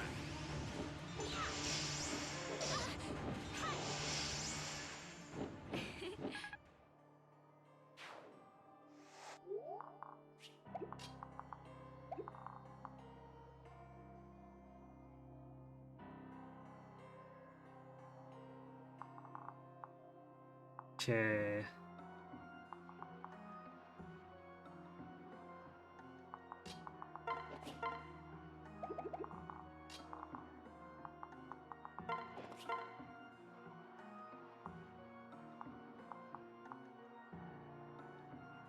Man, the short axe is so close, but not quite there.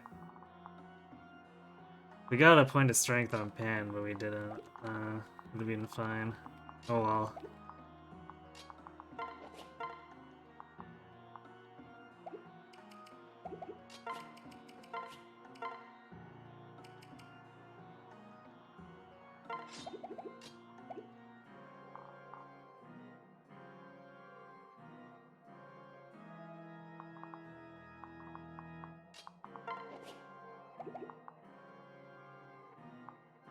Actually, we could go into melee since he doesn't have counter. So when we went through the worst thing. Alright, I guess we're doing that. She only takes 10 damage, right? So whatever.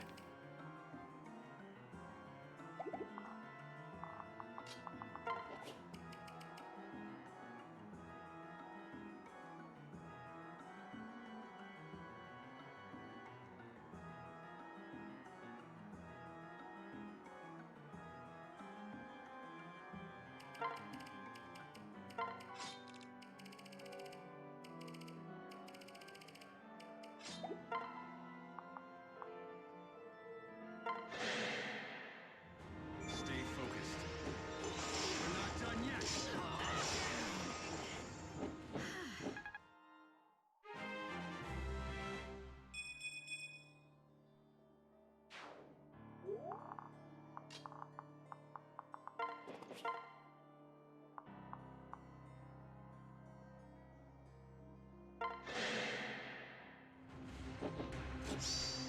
I've got you. I suppose you tried.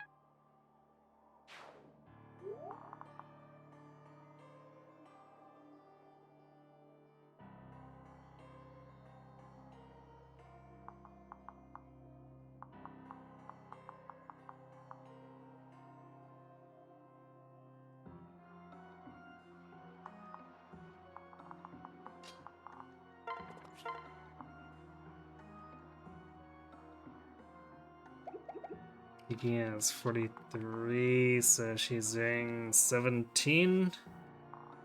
Yeah, I guess we'll leave her on the regular Dragon's Den. It's more accurate too.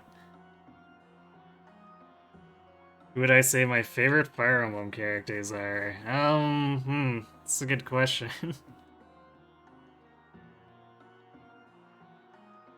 I'm always a big fan of Florina.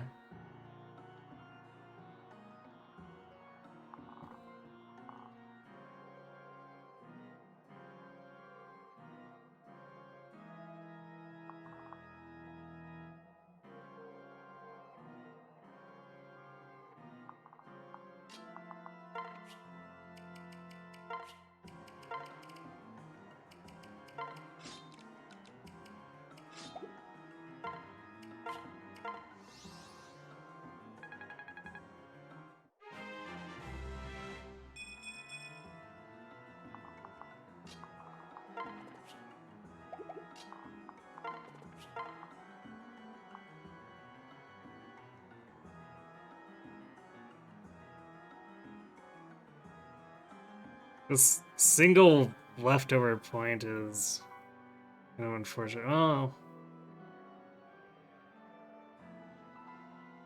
Shui is it reduced?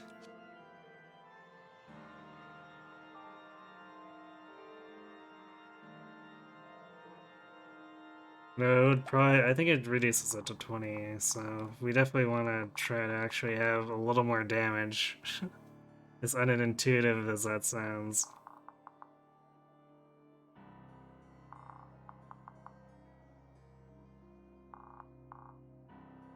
Since this guy has Pavis counter.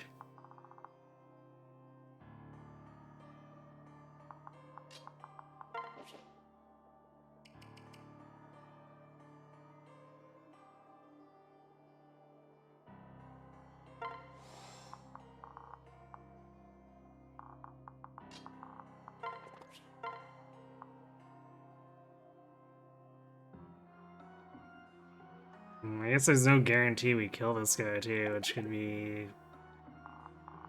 could get ugly.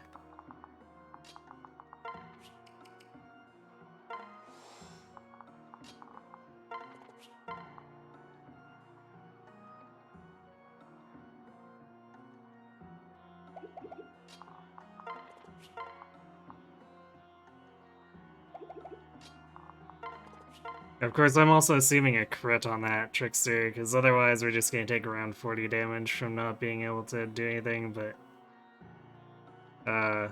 we wanted to push the magic up, because if we did crit and do 60 damage to ourselves, that would be extremely bad. Together.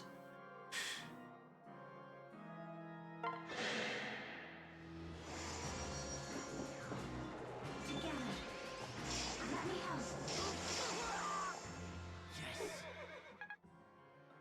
The way that lines up with Tiki there, we can possibly, if we get a dual strike that hits, we can reduce the damage we take.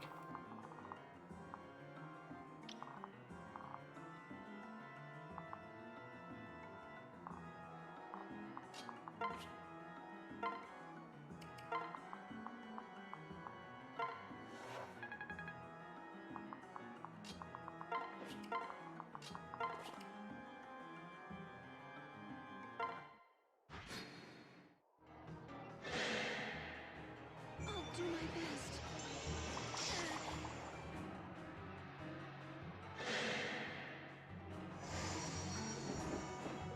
We can do this.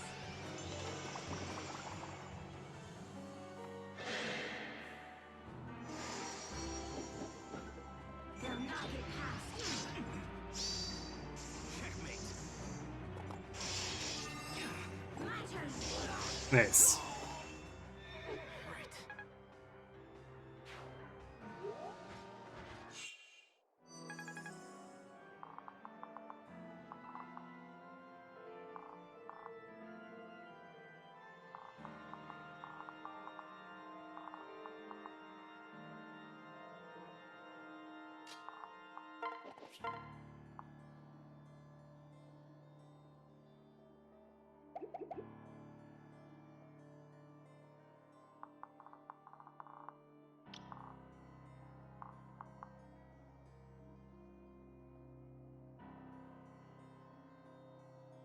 So we want to try to kill this guy with Sumia, but damage up is not going to be great.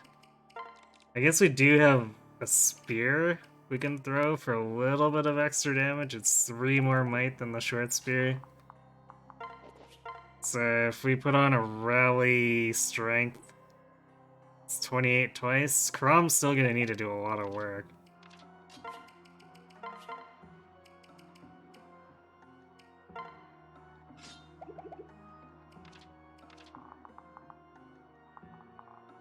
So 44?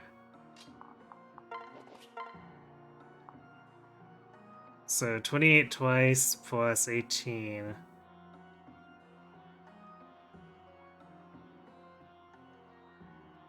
I think that falls short.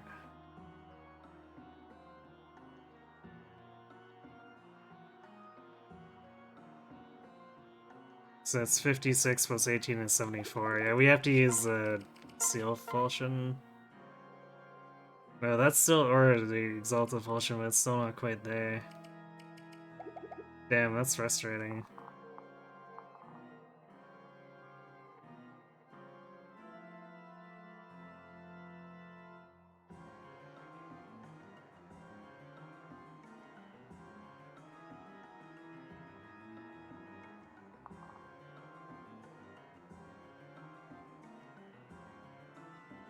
I guess what we could do is we could do it, and then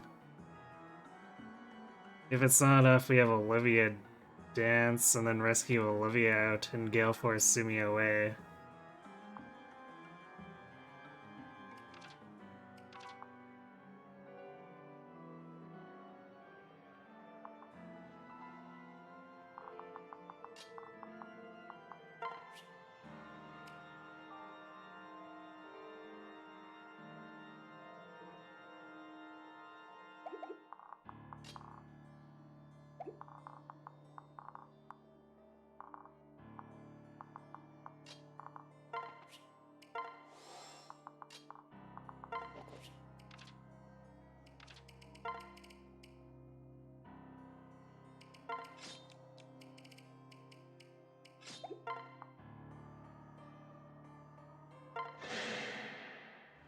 You can do this. Your end has Alright, Crom could also crit, which is pretty cool. This one.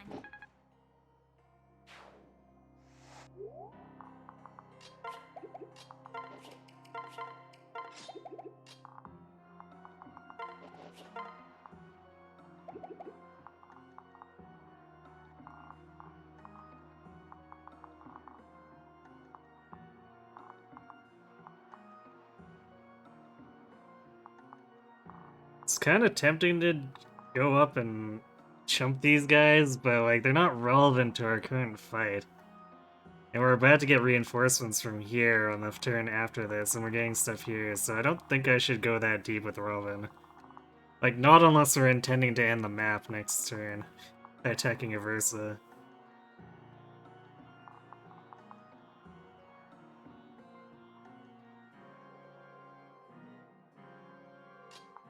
But what we do need to do is separate out Libra and Olivia.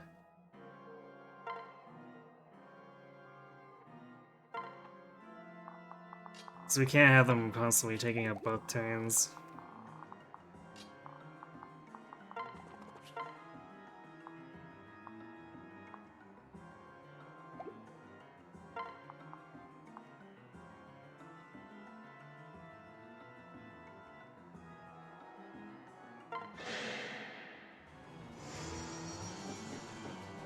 You're safe with me. You're finished. Yes.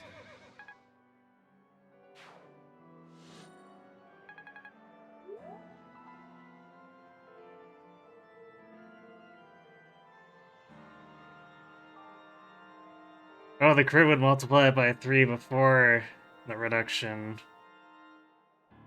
Right. I always forget about that, so that does cause the carry to not fall off. So I guess that was an unnecessary rally, but oh well.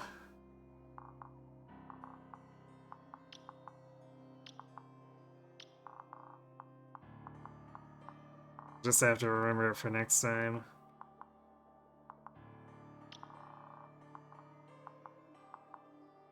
Yeah, some of these Dark Fires actually have Silver Lances. That's very rare among enemy troops. They usually don't bother to bring a secondary weapon.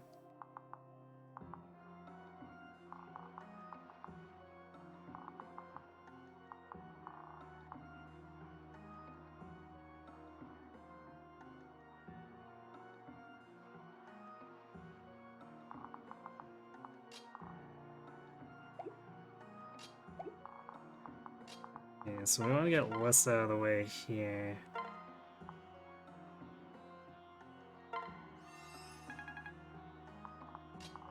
So we want Sumi here to intercept the Dark Fires coming in this way.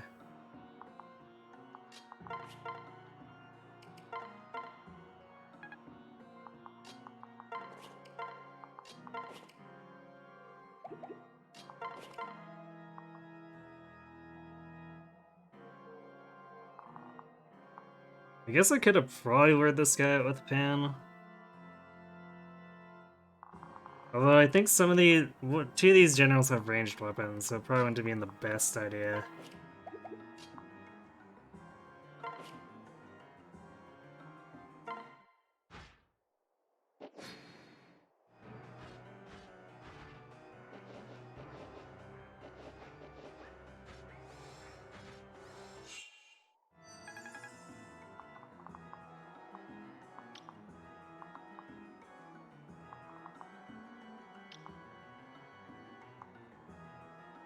Ugh, kinda gross.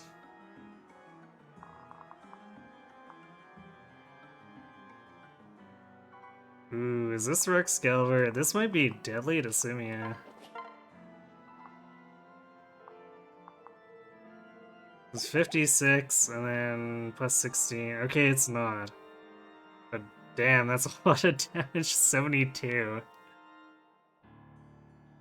I guess it's plus 15, but still 71 damage for attacking this Excalibur. Big oof. I mean, she could miss or get dual guarded, but the chances of that are quite low.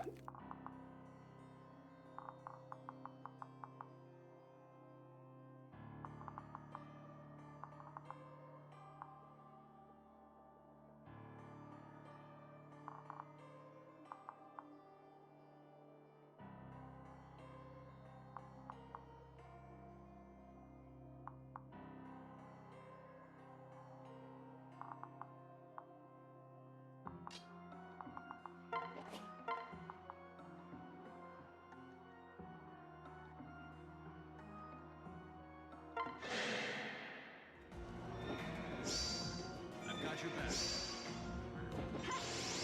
Oh, we did get a dual guard.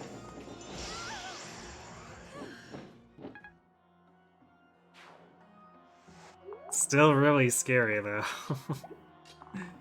Not gonna lie.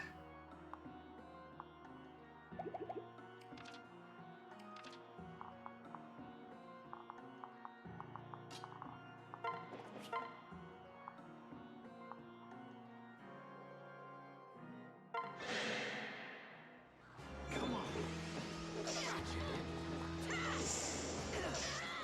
The Togwell must live.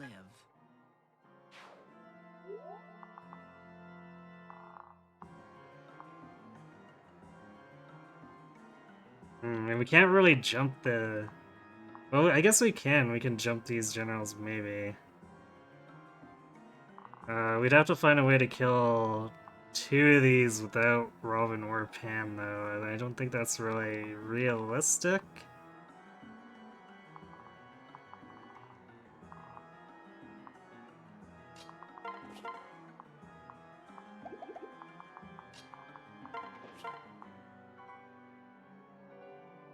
Especially when there's Pavis possibility and our hammer is only doing two-thirds of their health. That feels like it's not gonna work.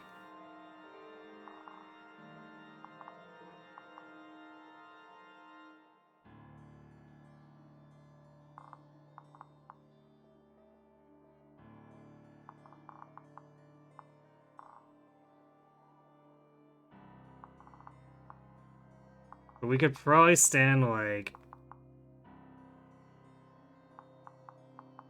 just out of range here and catch the two of the sorcerers. We just have to dance with Olivia and then rescue her out.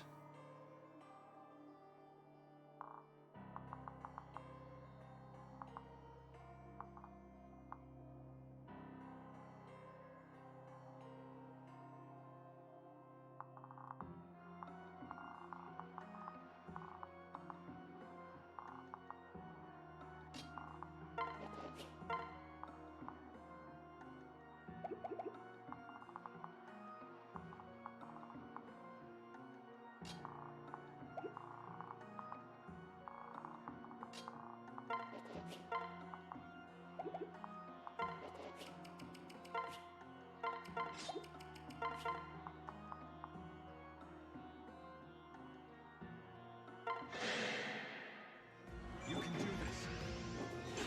My turn. Be gone. Well, crit's a crit. Even though it doesn't do anything for us. Okay, I guess we'll run...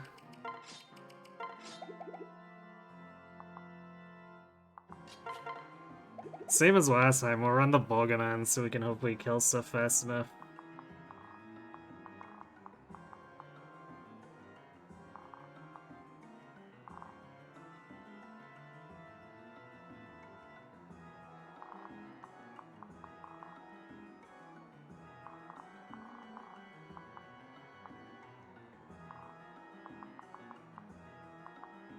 Actually, if Robin is here, then the sorcerer shouldn't be able to reach.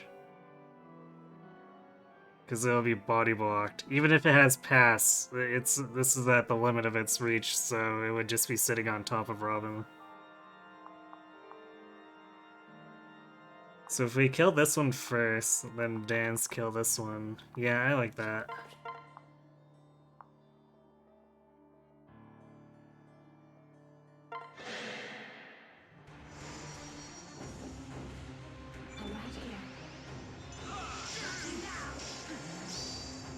But a plus after advantage plus is scary because you hoist and gets a crit.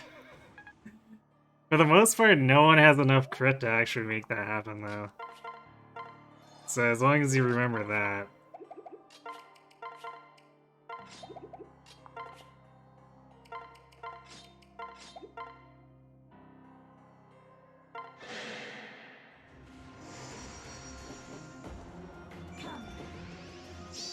Time to tip the scales. Yes. Ah, no strength this time. That's not good.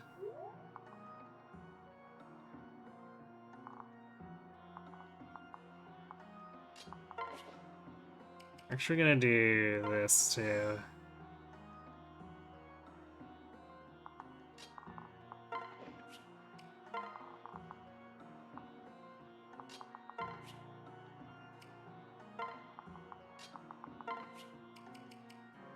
So we want them to have all the stats that we can.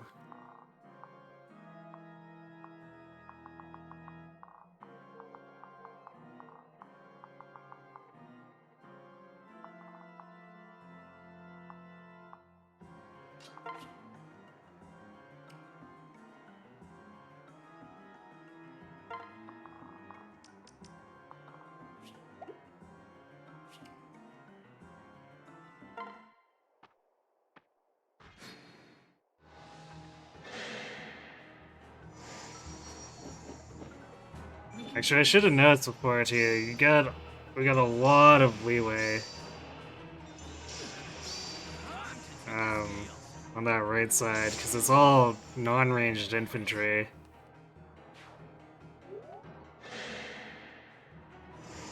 So it definitely makes the left side more precarious to try to hole up in.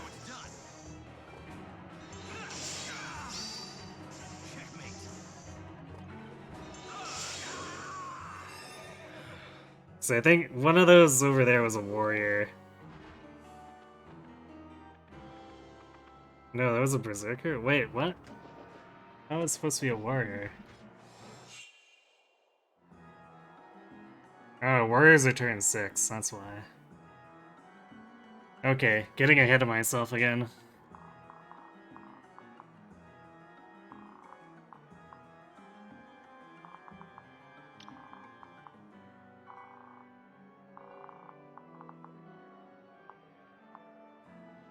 Yeah, this is a pretty manageable set overall. And there shouldn't be anything more from the south at this point. This turn 6 has more east and west enemies. So where the 3 guys on each side showed up again. Plus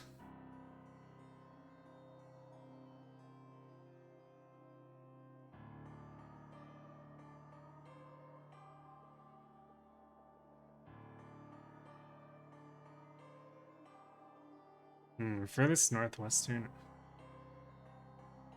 It's not very. I guess it's the same wording as before. Which means, yeah, so we're getting 4 enemies from the north. Split up over the 2 mountains, I guess. Or no, wait. No, we're getting 3 from the north, 1 from the south for Griffin Riders.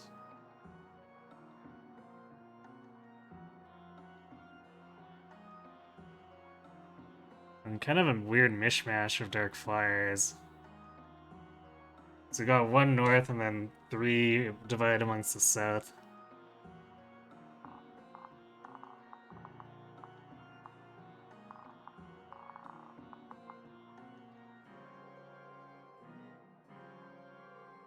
That ruin.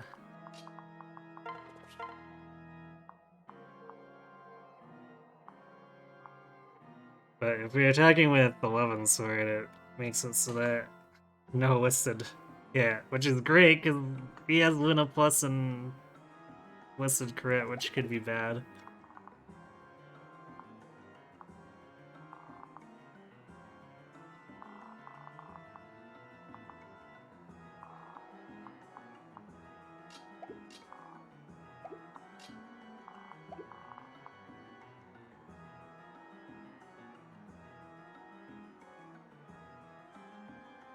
We do have to kill 6 enemies, which could be a bit rough.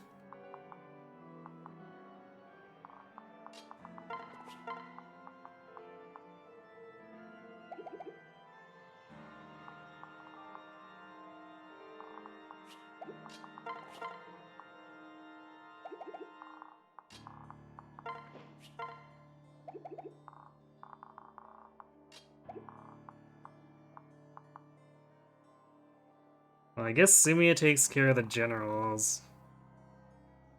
Robin takes care of one one Dark Fire, 1 Sorcerer. Pan takes care of this. I'd almost prefer the others to take down the general together and Sumia handles one of the Dark Fires. Yeah, especially since Libra does 40 damage to this general. With his Wind Tome and E-rank tomes.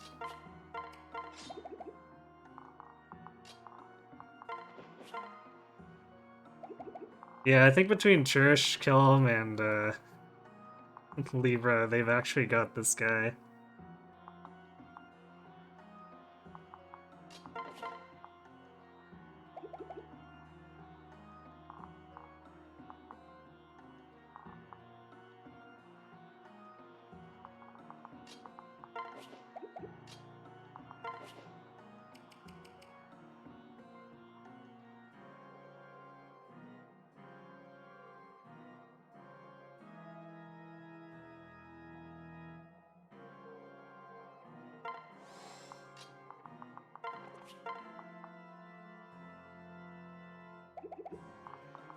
Eleventh Sword will just barely run around this guy after the dance, too.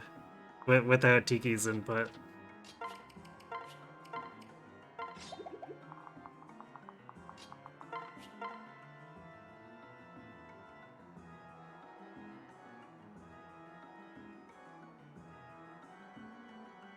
Oh, damn it, we ended up with Alyssa as a dual strike partner over Killam now. Here goes. Good job, Alyssa, you hit him with a log.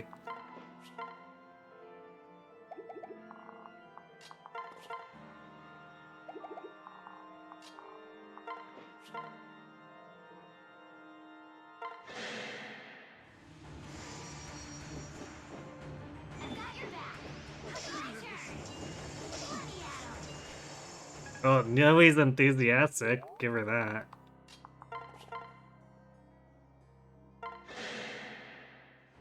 Son of a griffin. Stealthy. Though Kellum is, I will, even though I complain about Kellum a lot, he does at least have some things he's good at, like there. He's beefy enough to take a hit and survive if the Pavis triggered on the guy's counter.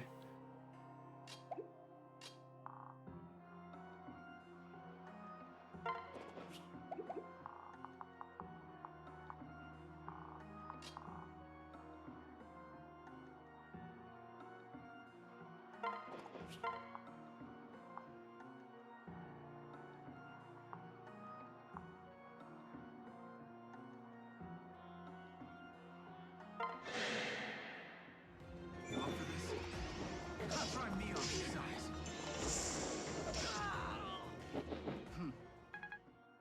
Oh, there's amazing 1 damage.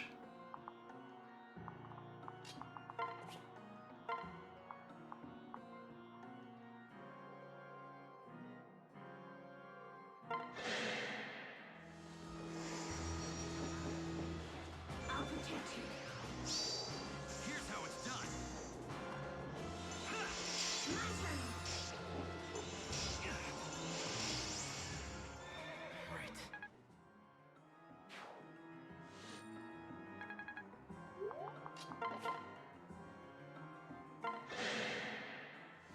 On my mark. Face me. Being beaten by 46, nice.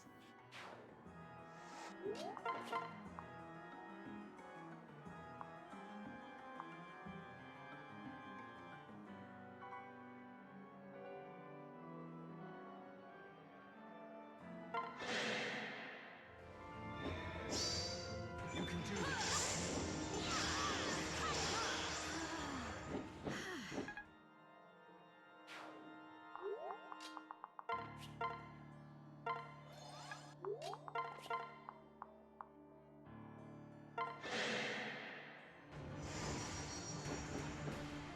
Get ready.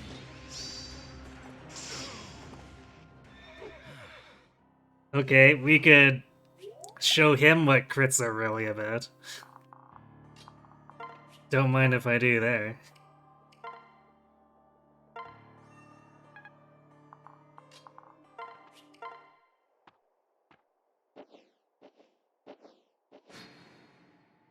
Oh, really? Well, that's bad. May the gods bless us. I'm here. Okay, lucky dual guard, because that's definitely not the same locations. Alright. We need to be more careful.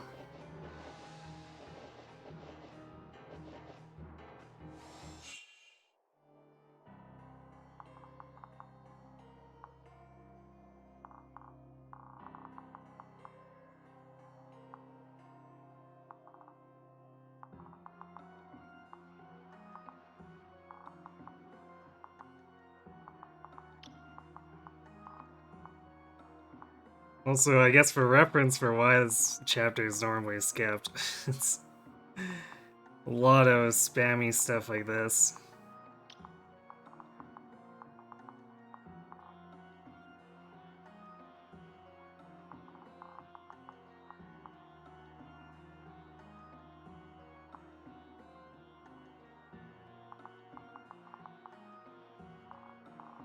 Okay, we're gonna have to back up here, kill these two flyers, and put Robin in range of these two. Probably in range of the Sage as well.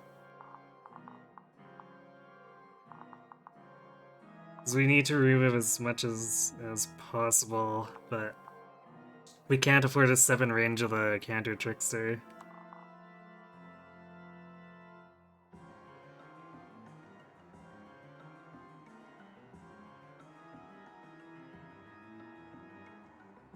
Okay.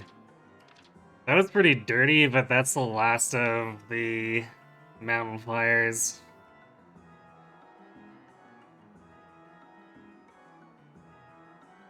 After that, after this, these next two turns are just crap that spawns by Versa.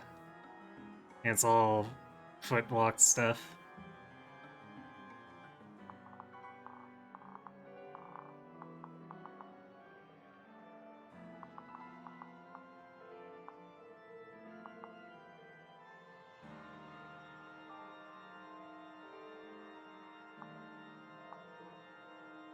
We're really blasting through this Forsetti. But it can't really be helped. We've got...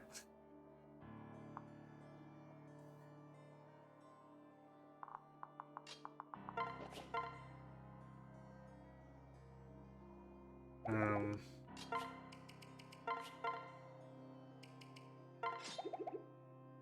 We got these two with Pavis, so we can't use our spear or anything against the Rex Caliber.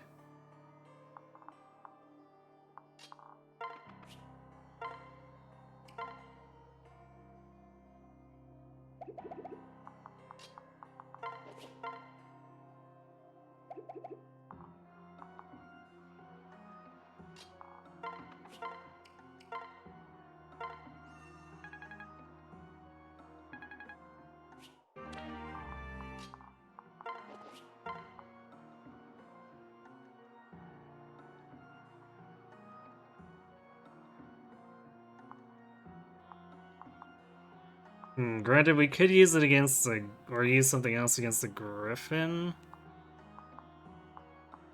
But the thing about Forsetti is it allows us to avoid damage if Chrome dual strikes. So I think we're gonna do it. I think it's worth the one tome use, possibly two. That was amazing.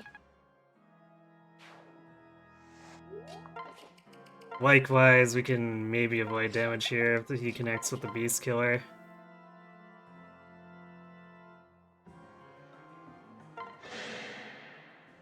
On my mark. Ah, he missed. Well, points for trying, Grom.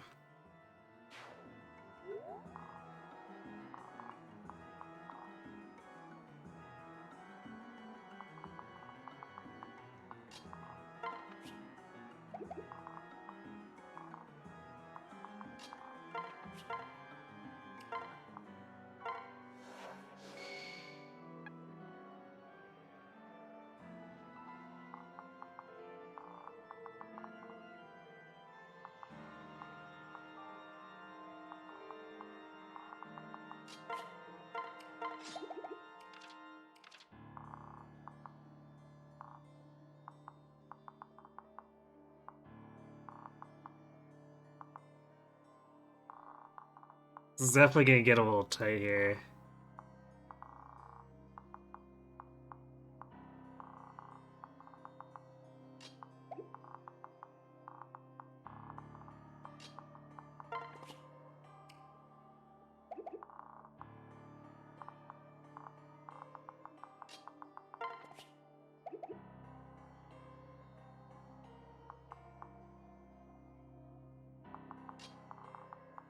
I'm actually gonna use the dance to rally.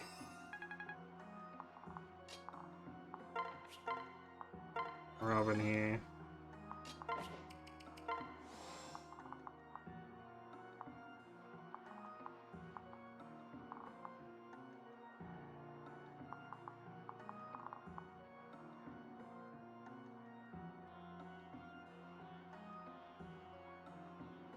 Do we want to pull this guy in with him? She's gonna take a bunch of damage, but she might be able to kill him.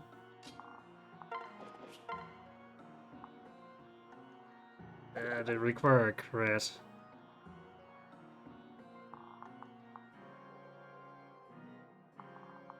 Not sure if I want. So it may be better, instead of like pulling him down and possibly having him sitting on the mountain, to just wait for him to come to us. He may still come down this way, but at least he might come across this way instead. Rather than us for sure baiting him into a position that's not that great for us.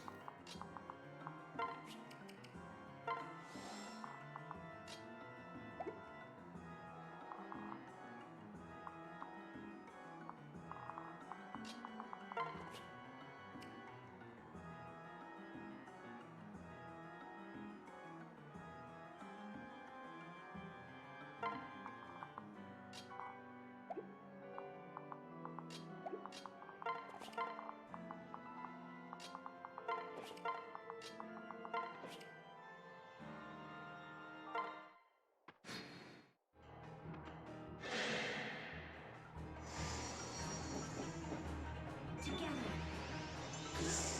There. Time to tip the scales.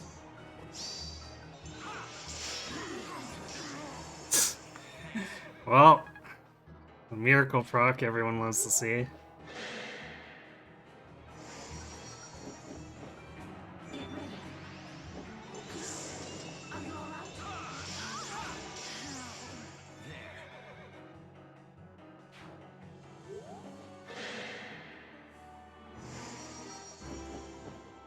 I believe in you.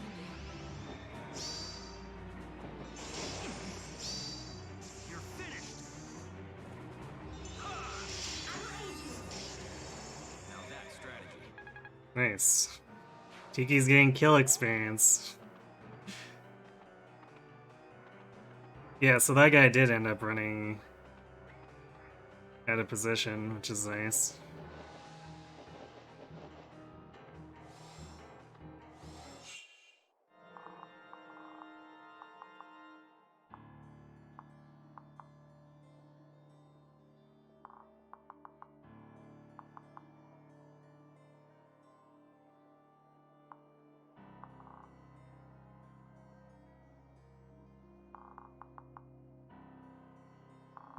Probably need to fall back here.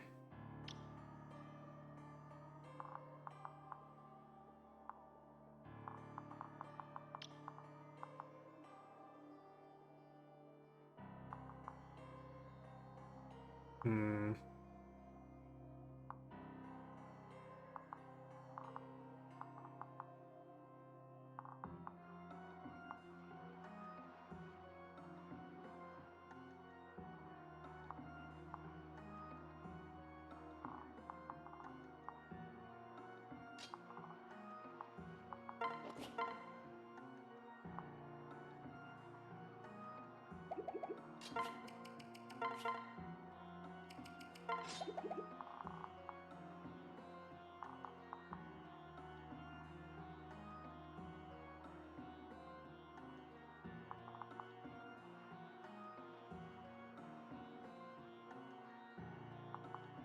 Main thing that's gonna be scary is this warrior silver bow when a push shot. Now, where if we step into the way here is gonna be. Actually, we can't because of this guy. Hmm.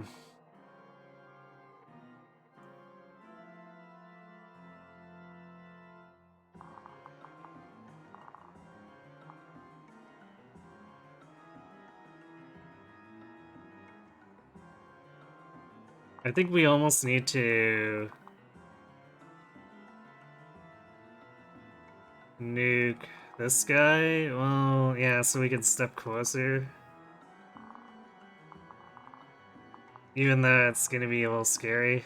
And kill this guy, because if we attack from here, he's probably going to go into these woods and counterbomb us, which is not good.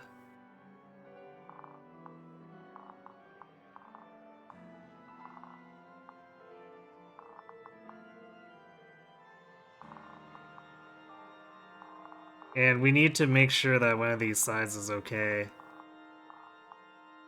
Which pretty much has to be this one at this point, because I don't think we're cleaning this out. Or not as we are, anyhow.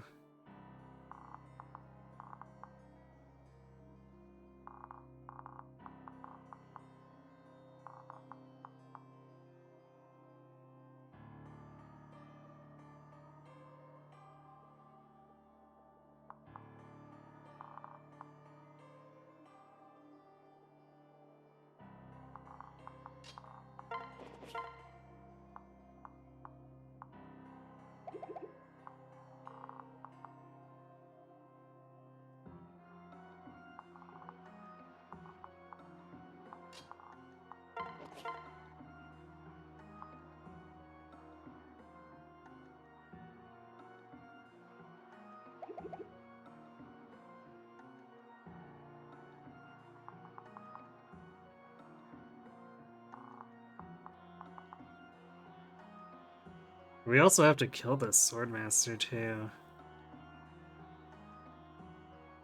So we're probably using 2 rescues here in a dance. Possibly 3 if Sumia and Chrom don't one around this guy and activate Gale Force.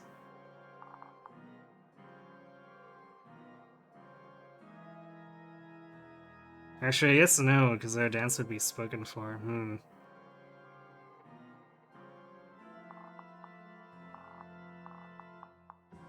Sumi's not reaching otherwise.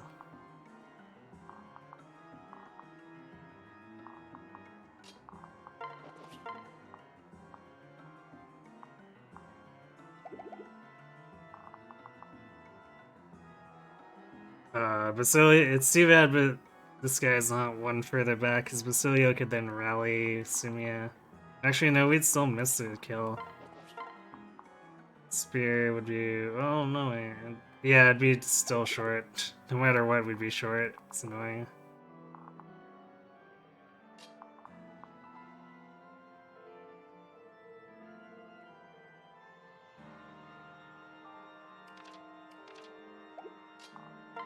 I guess, actually, that probably means it's time to bust out Valflame.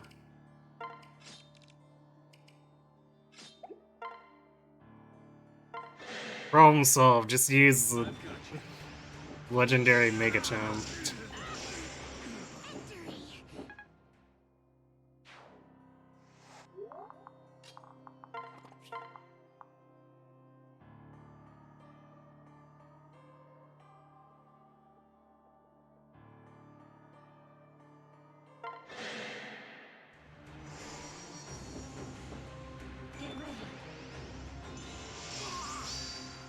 Checkmate.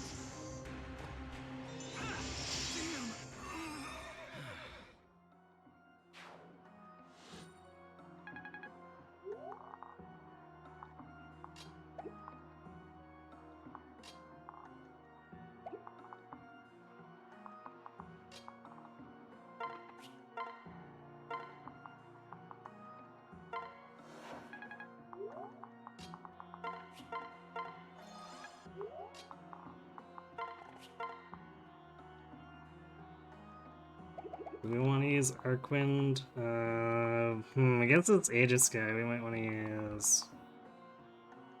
You know what? Because we're facing a bunch of Aegis, maybe we use 11 Sword.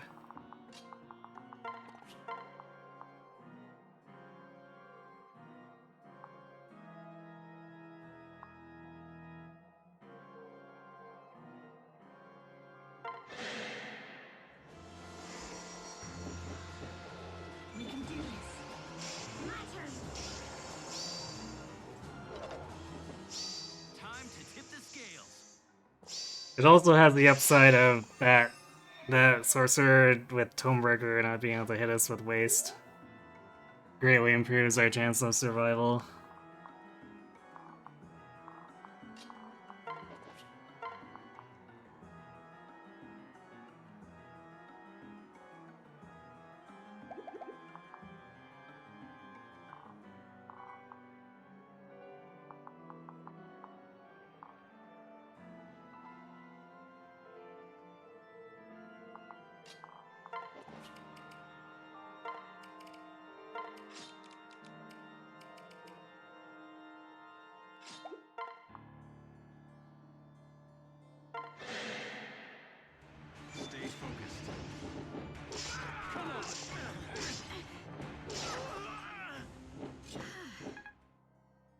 Sumi's gonna cap out here.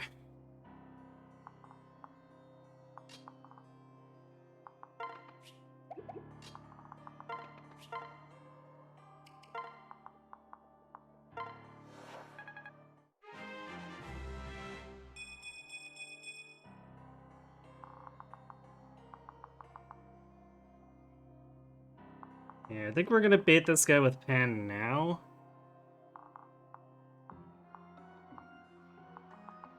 Because we can force him to fight in not any terrain, which is great.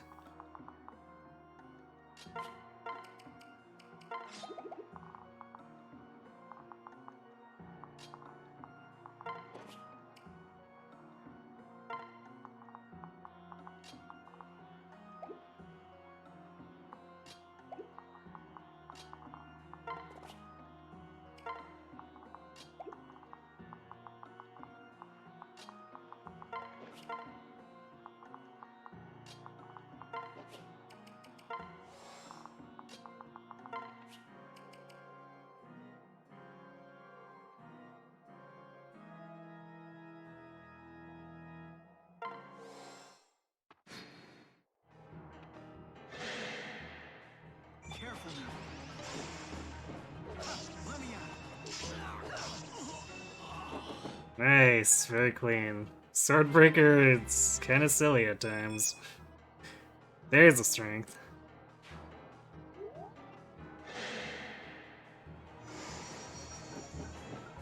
Get ready. Here's how it's done. Yeah, juicy Lemon Sword Soul. Time to tip the A scales. slightly less juicy Lemon Sword Soul.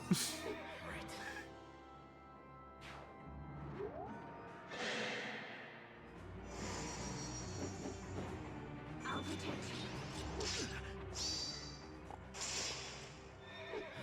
Saving 11 sword use.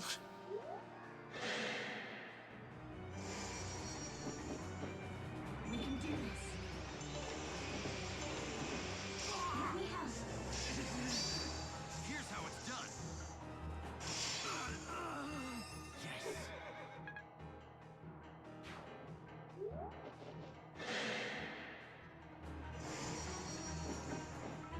I'm right here.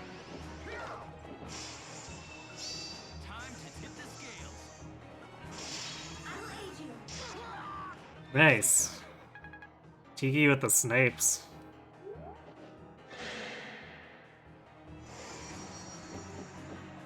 I'll protect you.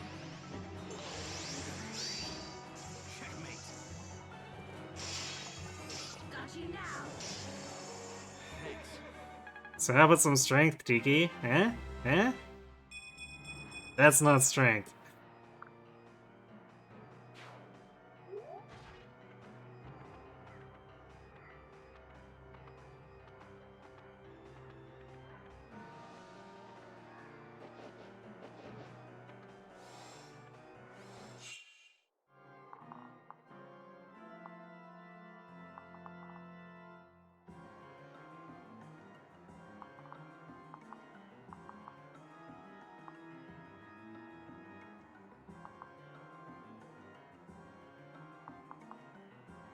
Yeah, well, we can we kill this counter guy, or yeah, this counter guy, and then we're basically free to fight the rest on our own terms.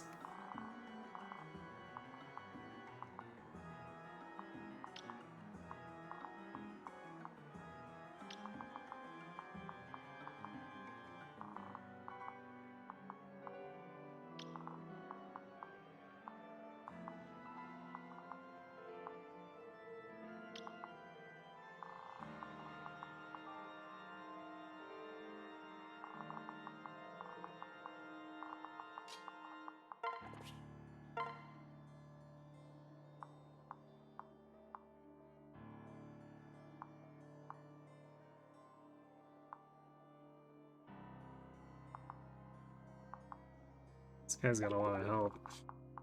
It's a good thing Robin's got so much magic.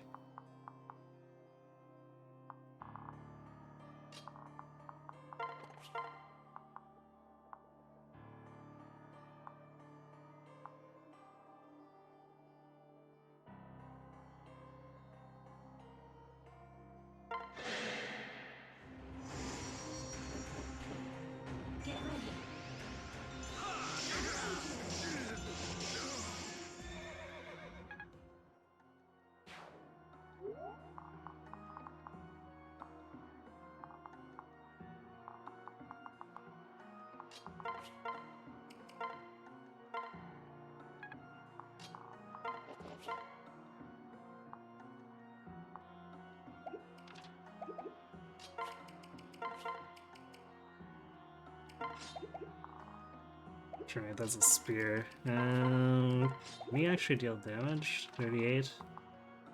No, he can't.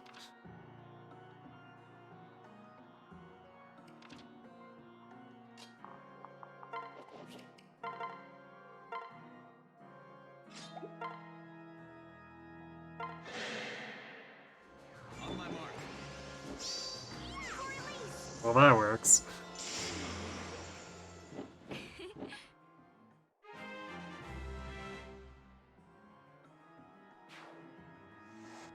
No stats, huh? I mean, she is halfway capped, but there's still 4 stats that could have gone up.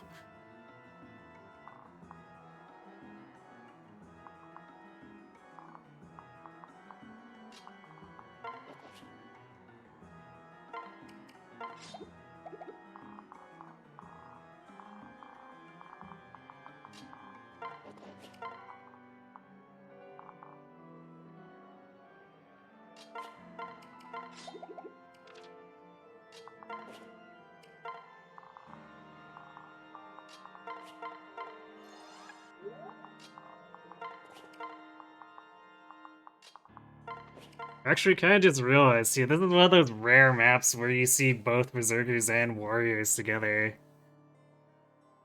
Usually it's one or the other.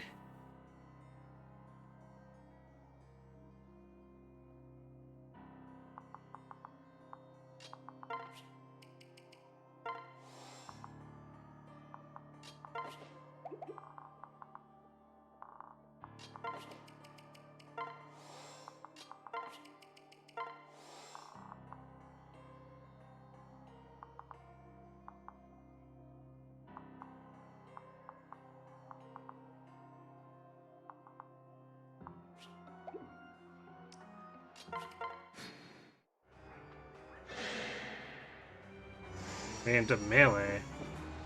That's weird. Here's how it's done.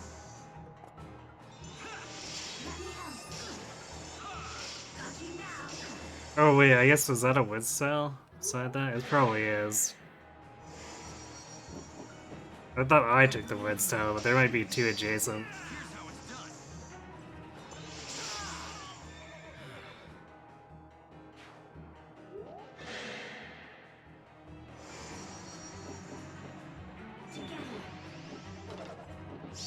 Time to tip the scales.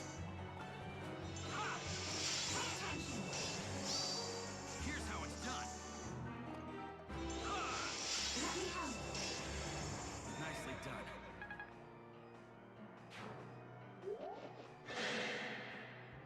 We can handle this.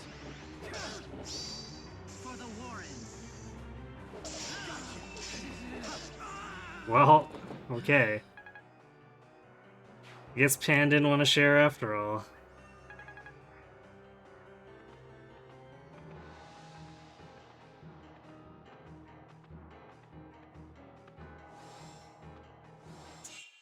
That's a little lopsided. Some of the guys decided to go right, but most of them are like, you know what? Nah, we're going left. Which I guess we skew to the left too, so that's probably why, but it's pretty silly.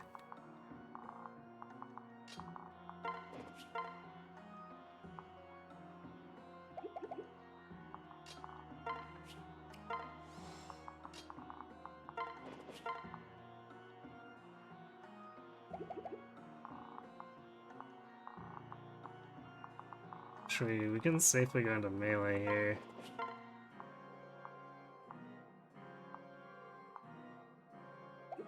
But would I rather use... I think I'd actually rather use a nah, you know what, short axe is probably more valuable than Armads.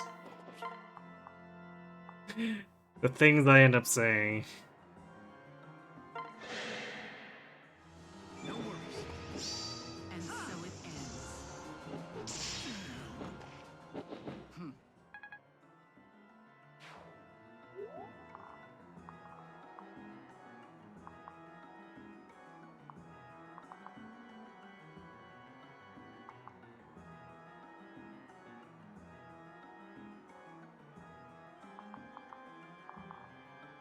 Although it does create the issue of now I can't reach her for dancing without Olivia going with Wissa.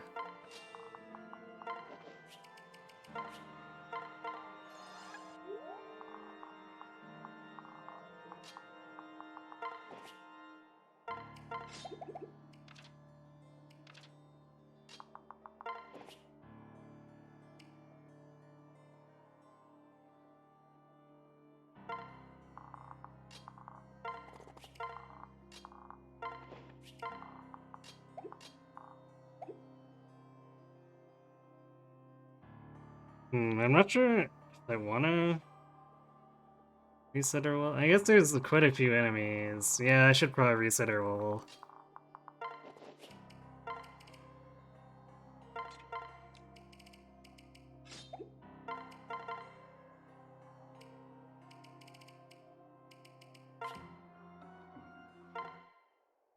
Hey cat. You're up awfully late, can't sleep.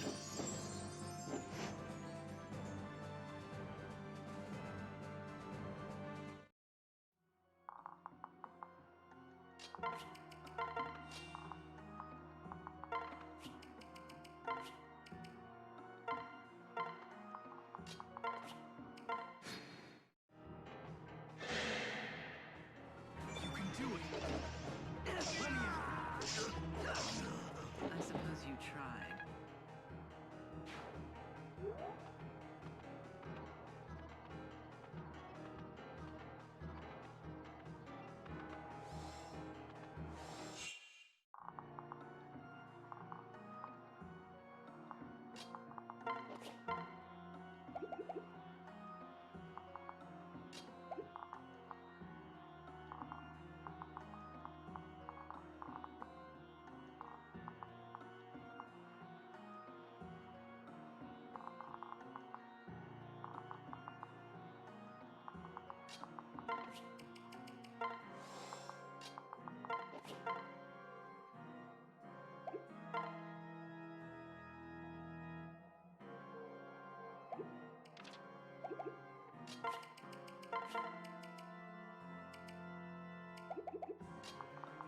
Definitely a bit concerned by how many of our or how much of our really good stuff we're using here, because we're gonna need it for the end game if we're trying to approach it with just the pairs as they are.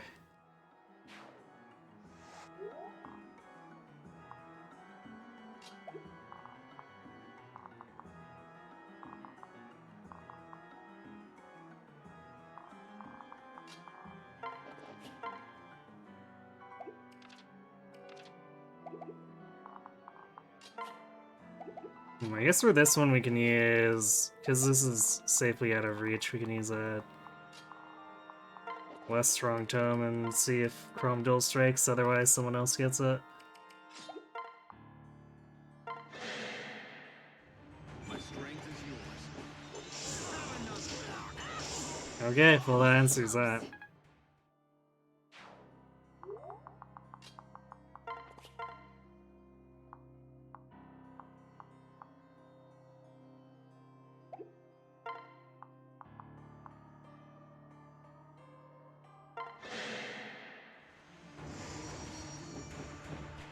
You're safe with me.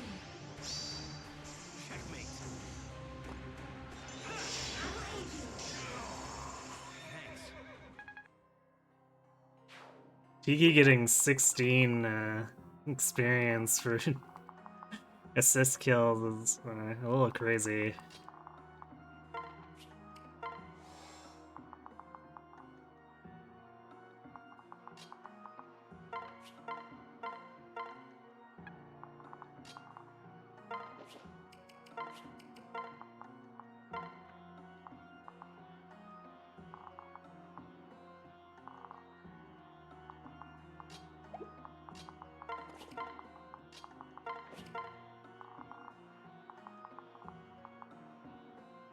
Potentially quite a bit of counter coming our way, but I guess to me I can kind of dismantle them, which is part of why I decided I should still reset her level, even though she'll get to like maybe level 2 before we go to endgame. Yeah, Simi reaching level 20 twice. I mean, that tends to happen with the designated Gale Forcer.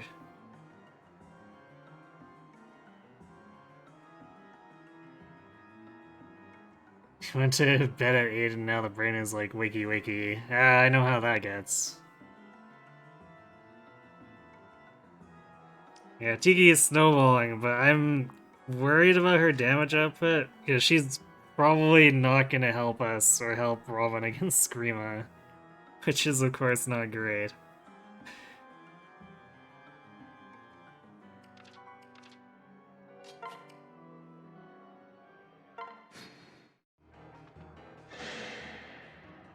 Let's do this. Try me on some size. The Togwell must live.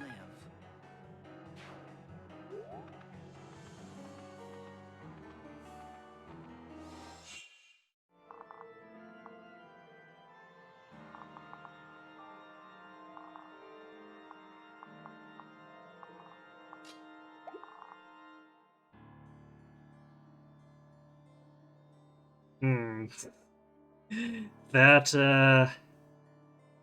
Pavgus.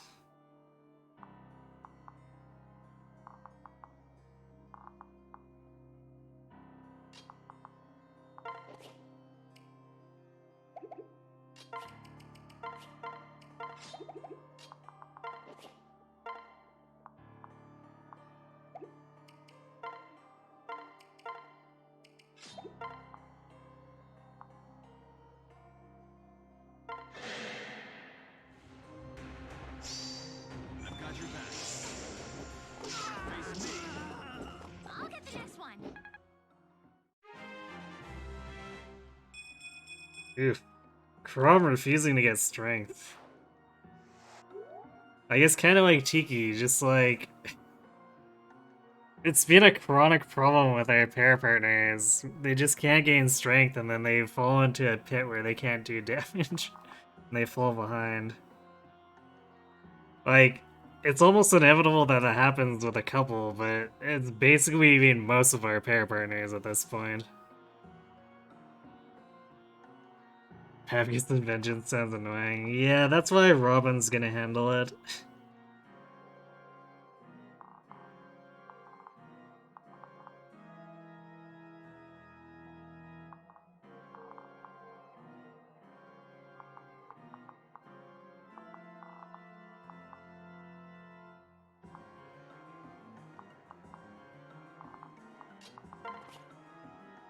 Yeah, I guess we'll handle the warrior at the same time.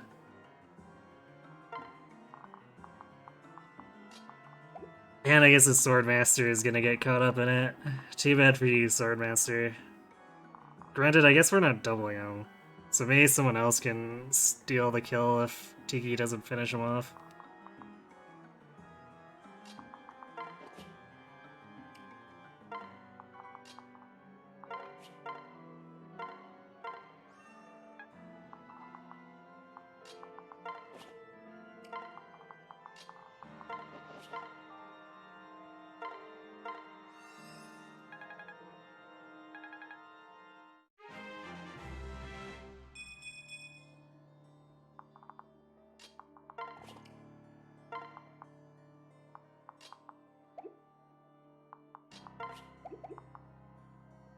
Olivia's definitely in a weird place.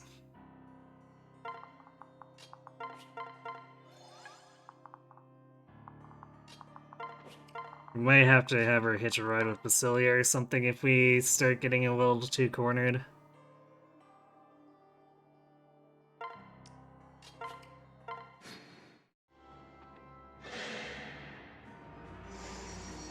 Nice body walk.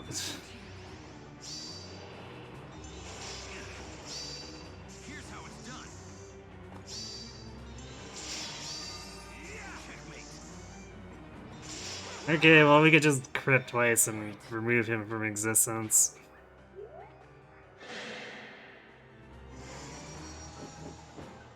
I believe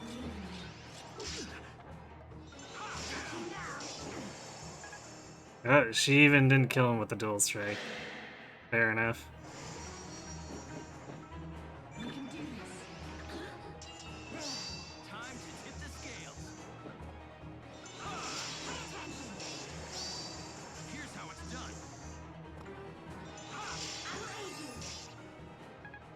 Didn't kill that guy either.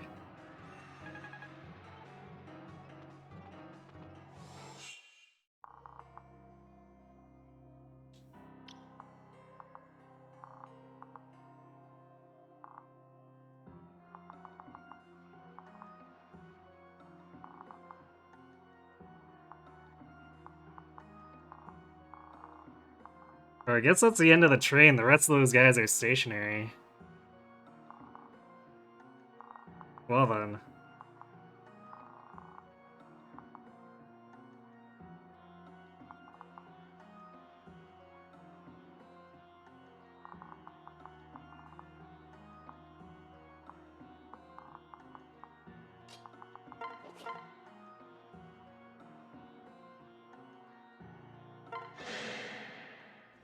Stay focused.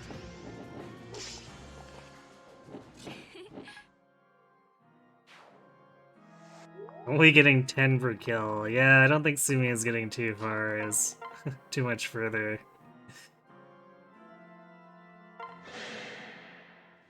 Over there. Good.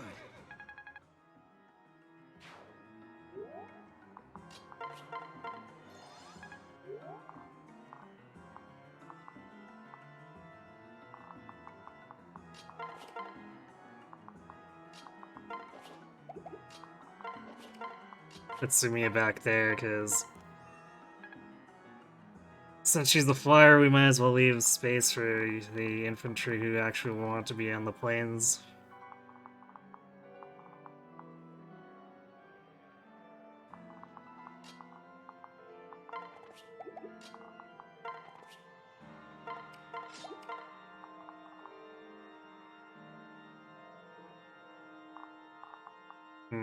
I'm not sure who I want to get the shiny tiles to at this point. I might give them to Sumiya to fish for it, or try to fish for some extra experience, but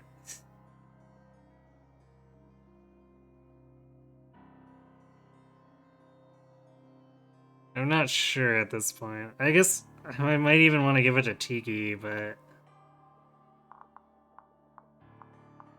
a little bit hard to say.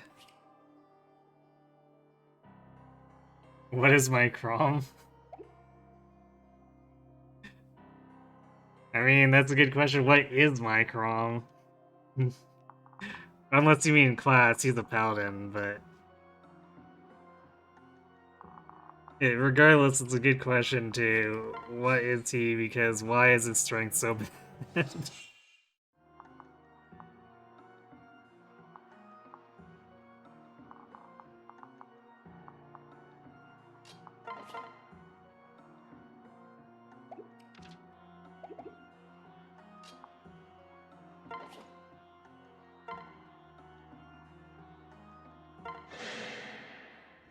It's all right. Come on. My turn. That was amazing! You're referring to the strength. Alright. Kinda figured. I guess Robin wants to handle this.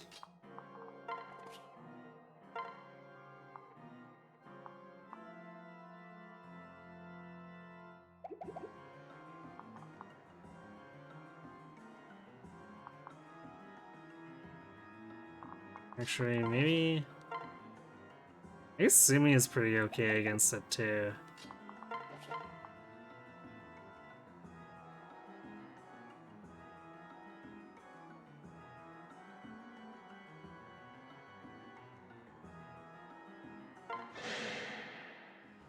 As one.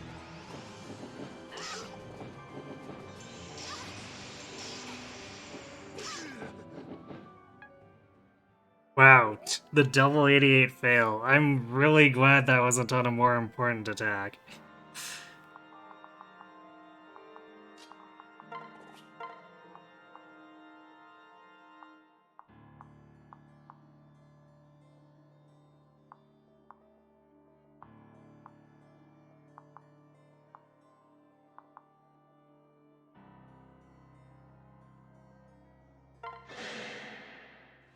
Go for it. It's my big moment.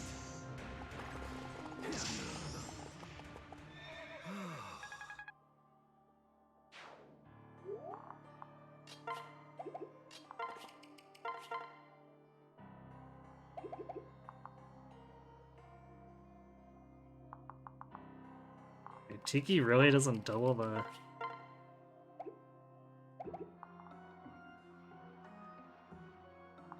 28... 31, yeah. Tiki not the fastest Jurg.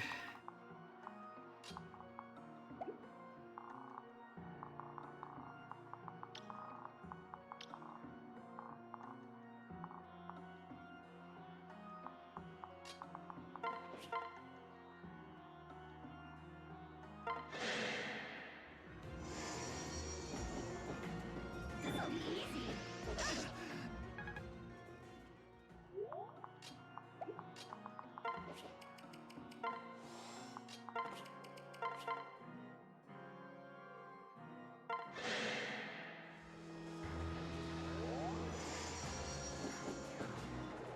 Let's go. Over here. But this would be why we picked up the rally. This kind of thing where everyone's missing speed benchmarks until they get rally speed. Damn, Tiki, could you maybe gain a little bit of strength?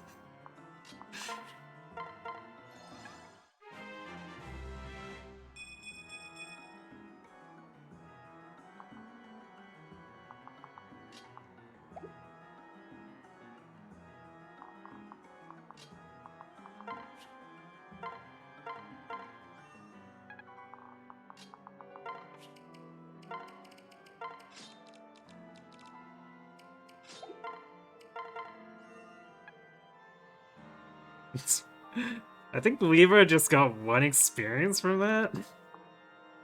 Hmm.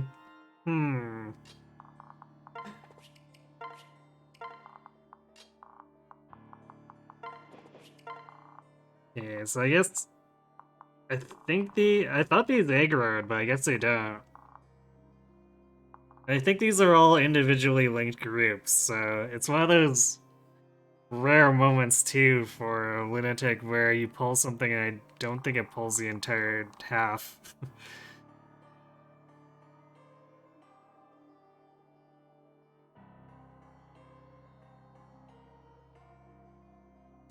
Hey, Kron, you just realized we won't get a bingo. Yeah, we've kind of acknowledged that from about a quarter of the way into the run. But I'm still gonna do gift subs for the most complete bingo row, which is looking like 3 at the moment.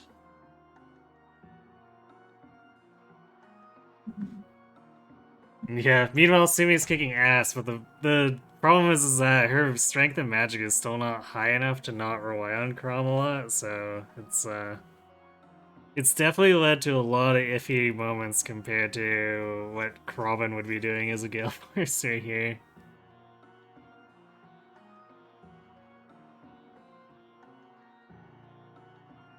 You didn't know there was something at stake. Yeah, I figured just for fun, why not?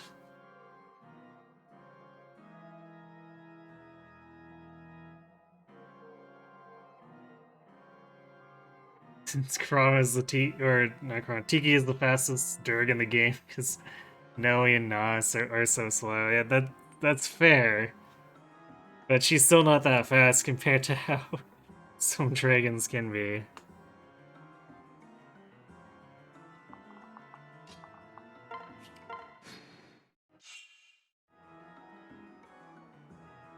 It's cool that you had time to steal, you mean be inspired by it. I mean, go ahead. I think I might have subconsciously stolen it from someone else doing bingos, so... I can't claim ownership over any of those ideas.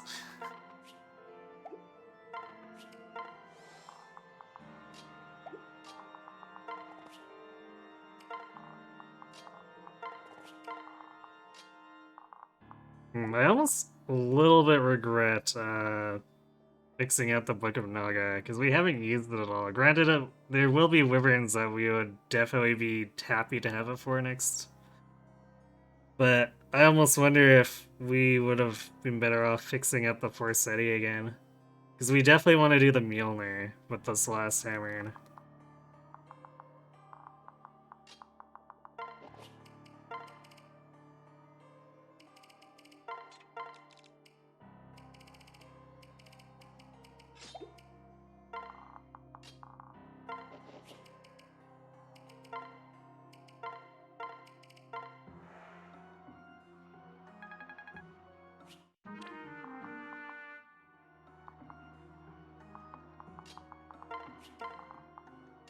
Yes, meanwhile, Olivia with, we're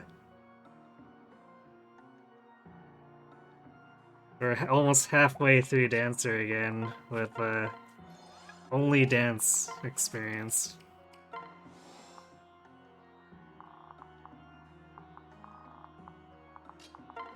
Okay, I guess we'll see if I'm remembering correctly with this.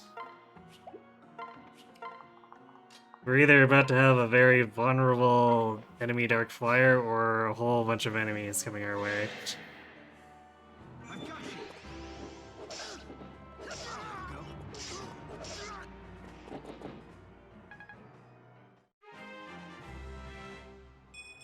See, Stall isn't even gaining strength, and he's supposed to be pretty good at it.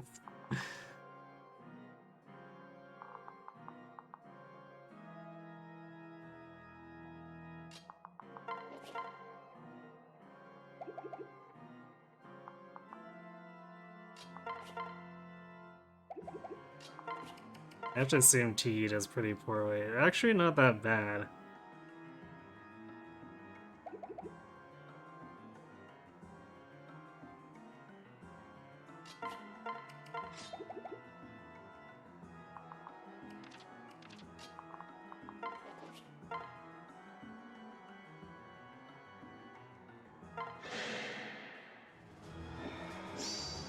I've got your back.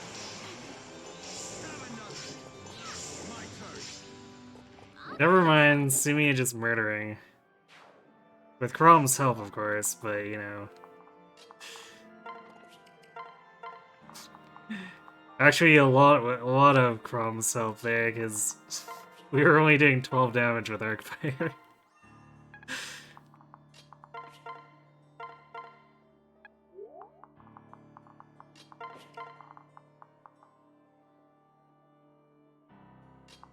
No, we're gonna take that heal stuff away from Libra. He's not getting anything out of it anymore.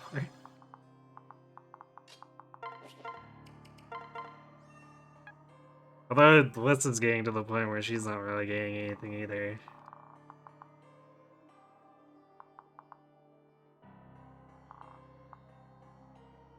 Oh right, this guy just ran off into the mountain to use his physic because Acrobat does funky things to the AI.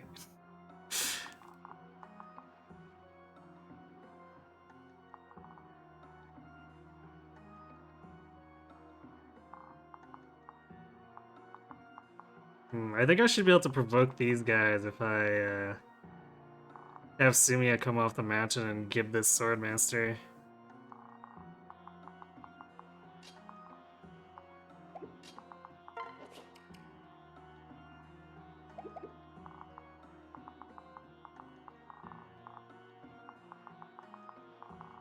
It's gonna be a little awkward, but I think we can make it work.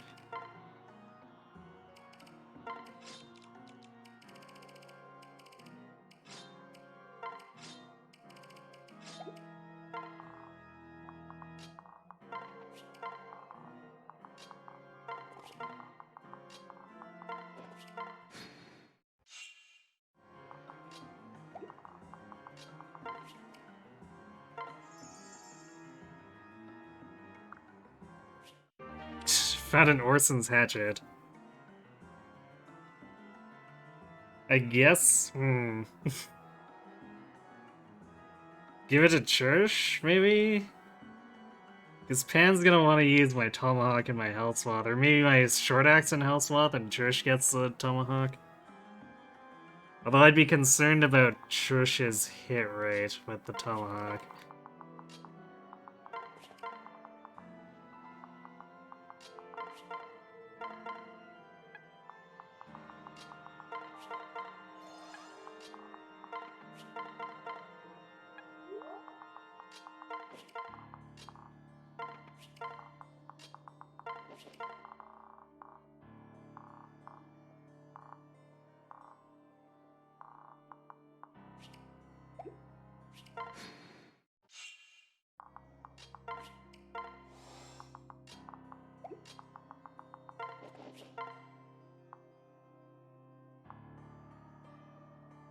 Not quite enough.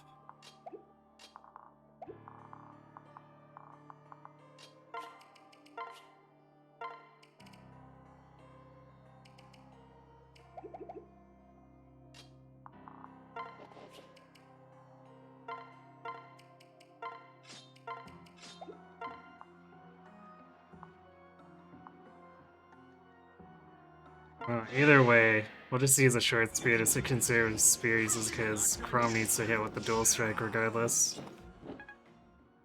And it was doing 20 damage, so, you know.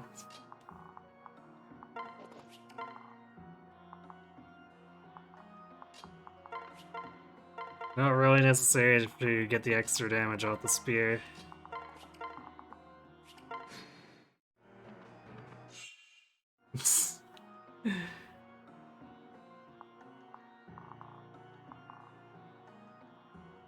Unlike the three houses, guys, they don't sit around picking their noses when their ally gets offed.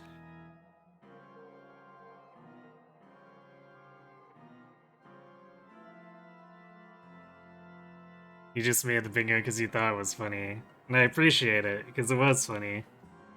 You don't remember this map? Yeah, it's either usually dance skipped or... Like, even without dancing, you can easily do it with Gale Force in 3 to 4 turns.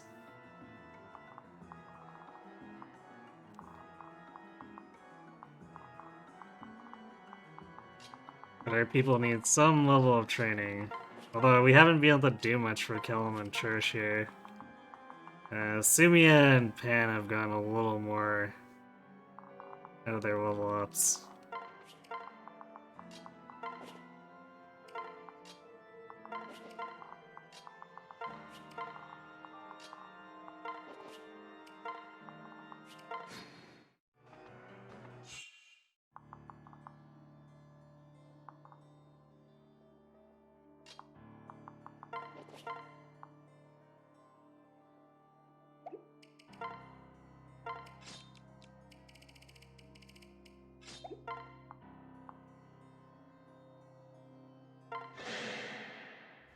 On my mark.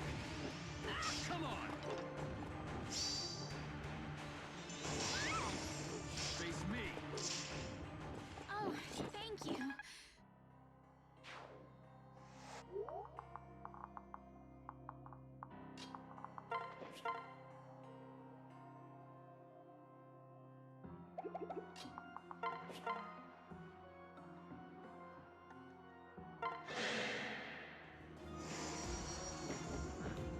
See for victory.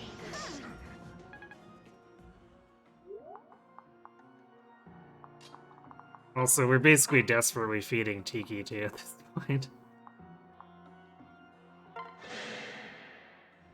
Quick and dirty. Even though I don't think she's gonna hit a strength level where she helps.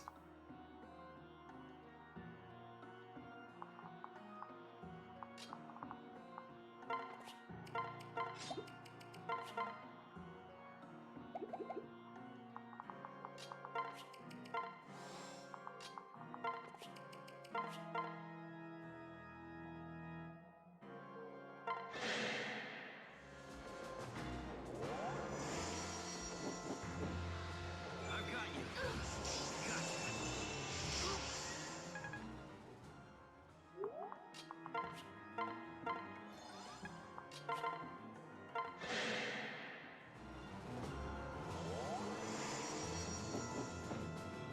Come on.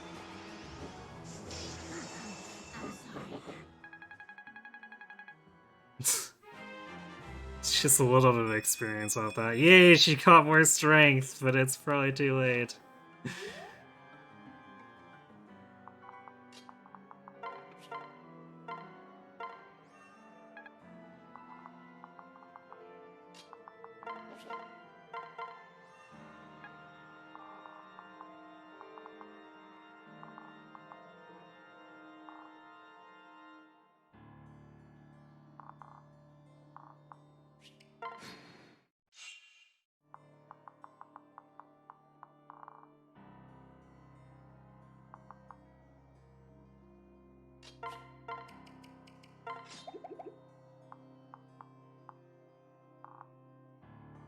So we get a 54. It's kind of in reasonable range for... Well, Chrome have to double dual strike, I guess.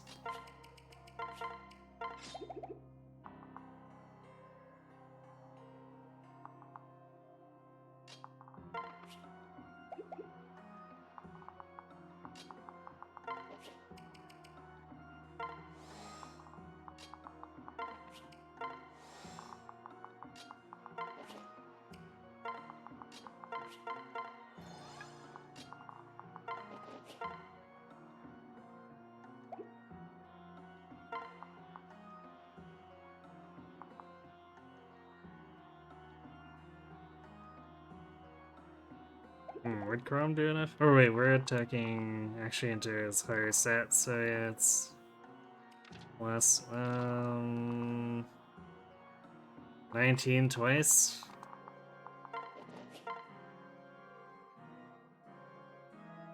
I mean, I guess it would be. It's 82 in total. As one, If it fails, we just rescue. my turn. Okay, I guess we're rescuing.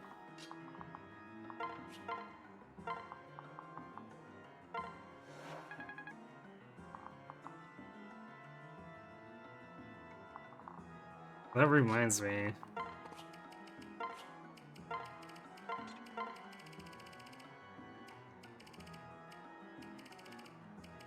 The way Leaf's played, but we might actually want to try to get additional kills with that.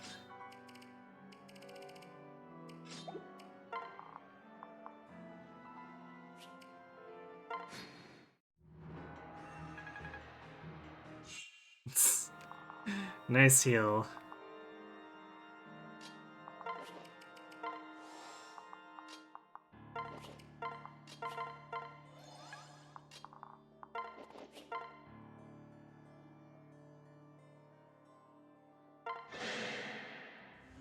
I've got your back. Come on. I'll get the next one.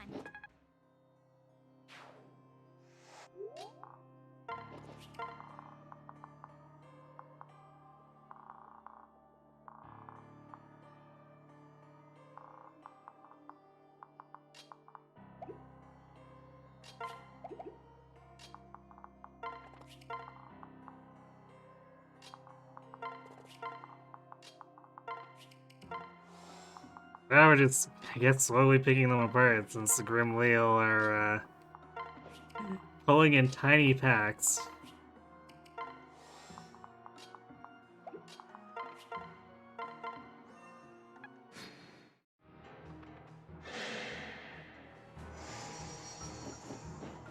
I believe in you.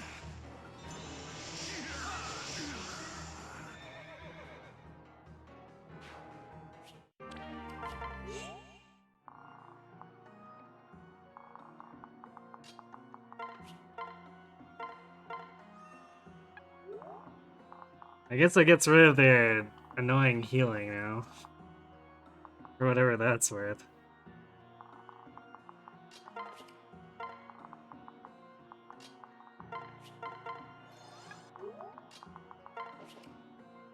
Sure, we won't rally. Maybe we can give it the kill to someone else or use a Leaf's Blade.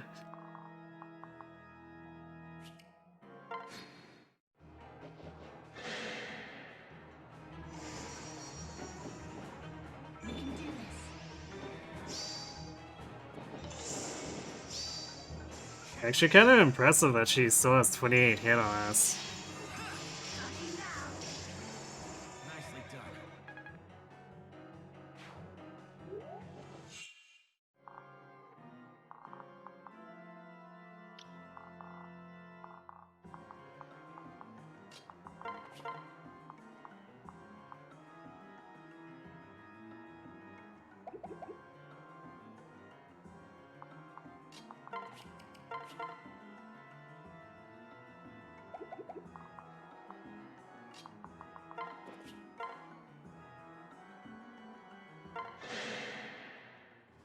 Let's do this.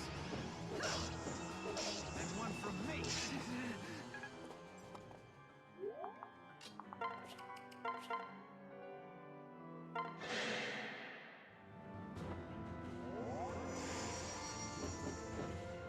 Let's go. My turn. Thank you.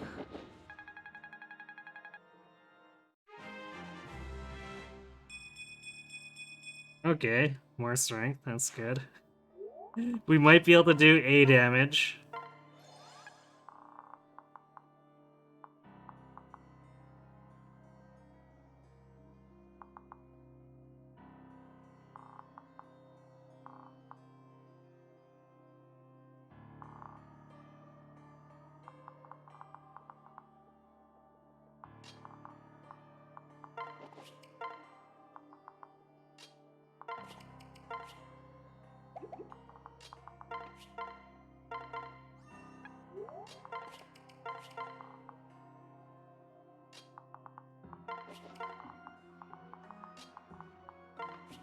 Definitely use more rescue than I'd like here.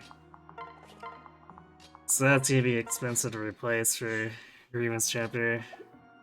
Actually, how many spares do we have? We have exactly one spare.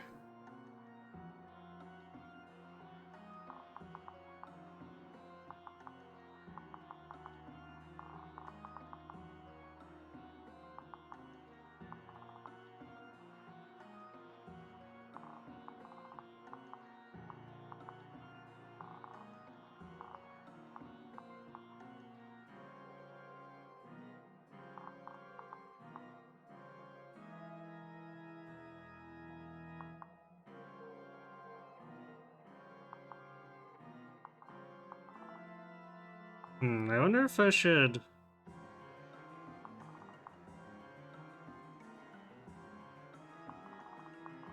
both these guys over the mountains, because we can take pot shots at them. Even though, I guess the mountains is gonna be kind of bad for our hit rate, but... I guess unless we circle all the way around and approach. It's maybe better that way anyway.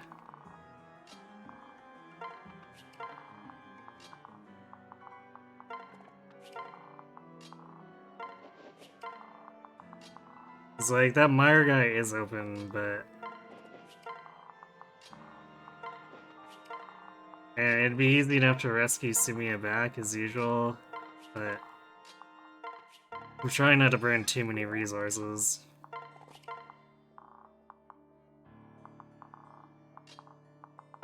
So we're just gonna unequip face pull these.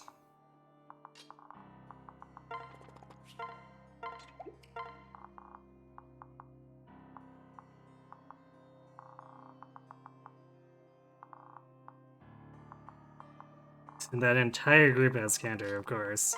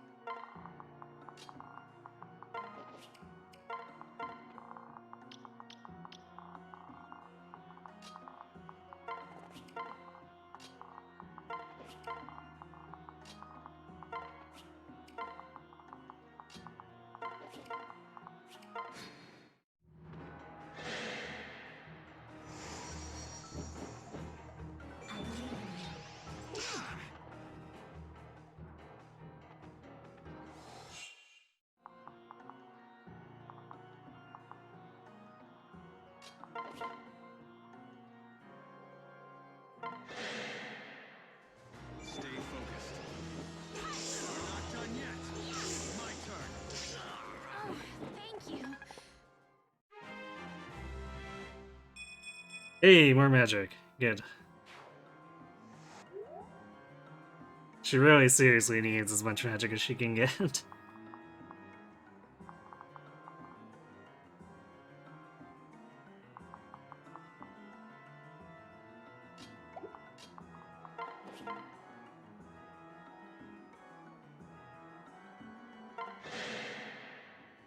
No worries.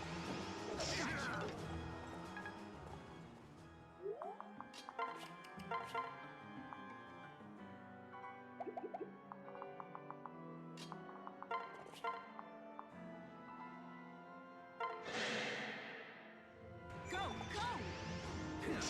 Pathetic. Thank you. Nice, so we actually got that. Hey, Calamiting level 20. That's a not great final level.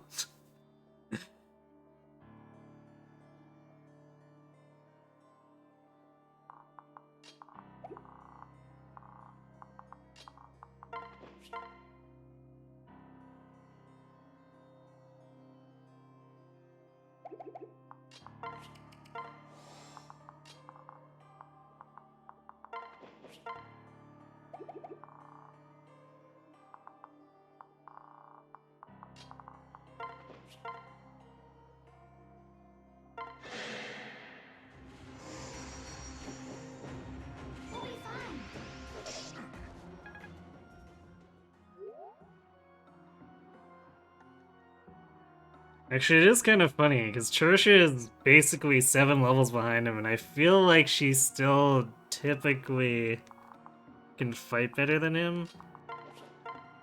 Even though, like, Kelm can stall a little bit better. That's not saying a whole lot when usually the game wants us to kill stuff quite quickly.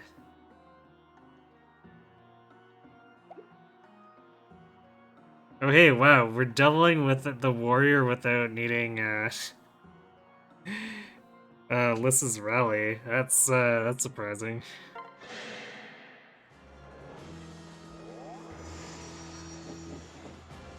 We can do it. Over here. Impressive. Strength? That is not strength.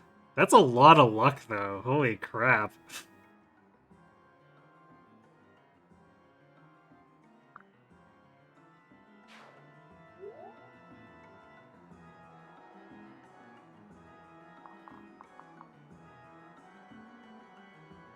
Because, like, she's technically only gained about 16 levels altogether, so she had a pretty good base luck stat.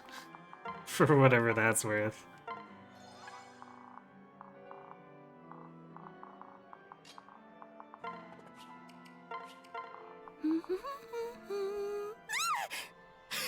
How long have you been standing there? Hey, Raisins.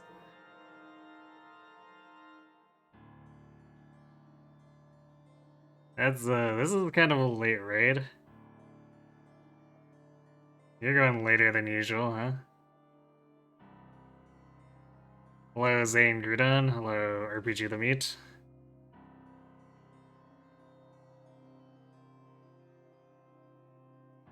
Yeah, thanks for the huge trade. I assume Radiant Dawn went well.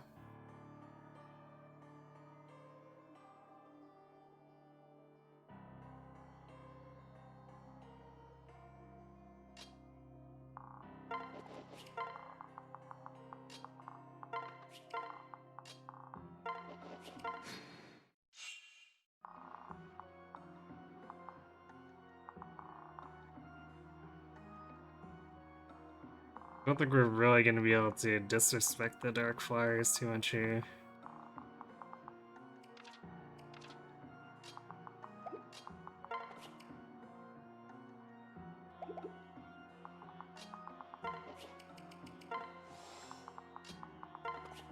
So probably just pull them and see what actually turns out. And then maybe someone snipes a kill if they're left alive.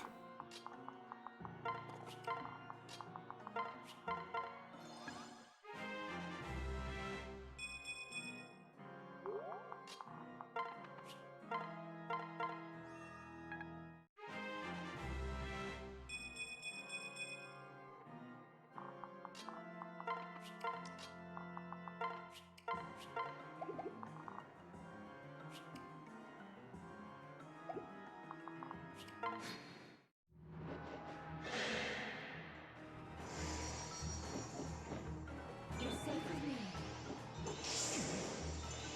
Let me help. I believe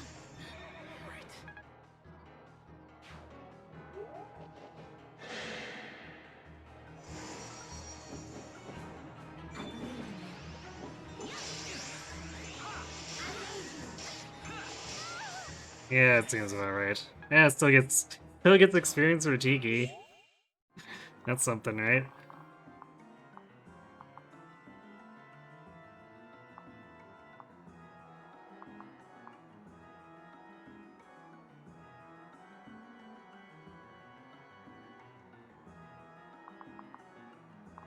Okay, I guess we're just gonna jump all 3 of these generals and then finish the Mara guy off after. Because there's not really any reason to go in with just Simia anymore.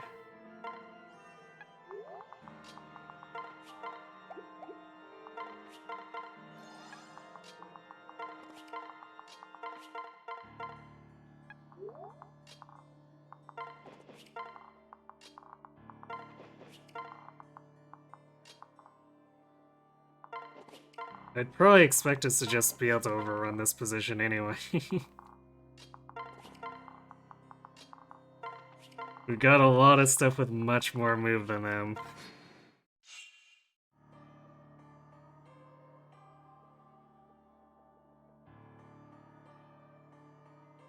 Raid. Yeah, thanks again, Raisins, just in case you got stuck in a commercial while I was chatting there. And I guess just in case you got stuck there too, I assume Radiant Dawn went well for you?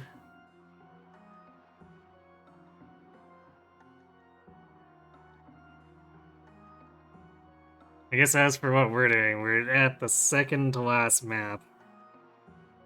And we're running with pick my unit pairs, so we got a few weird things like Kellum leading here, and he turned out not too bad, but he still doesn't quite hold up to the mode, unfortunately.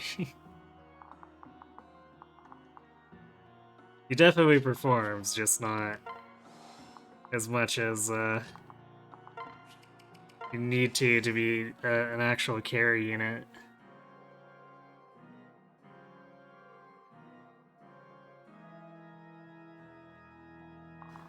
Okay, who's killing who? I guess...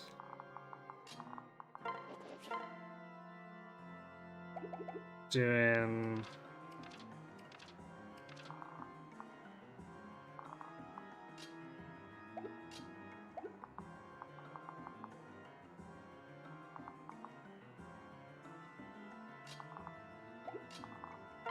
Yeah, I guess we'll do this general with Sumia.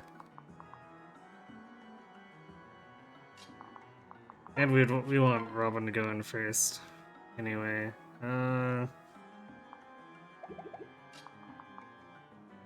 so that we can provide Anathema.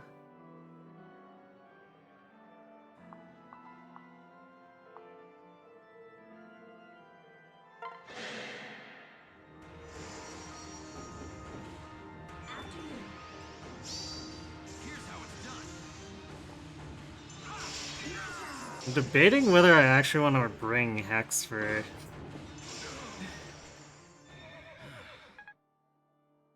endgame, because like Diki's probably not actually contributing that much damage.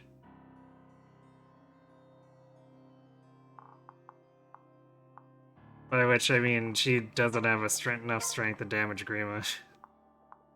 Full stop.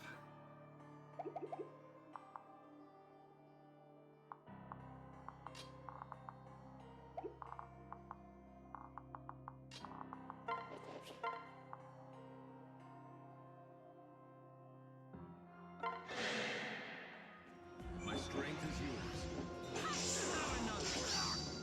Be gone!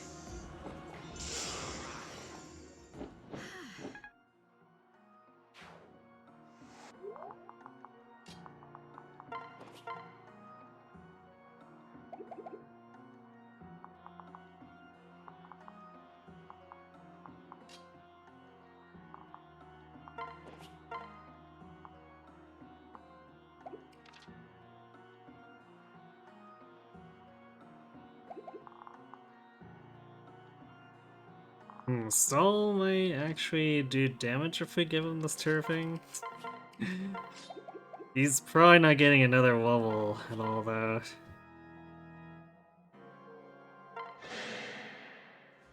You can do it. Try me on for size. Our support bears have had chronic issues with actually gaining levels or strength levels.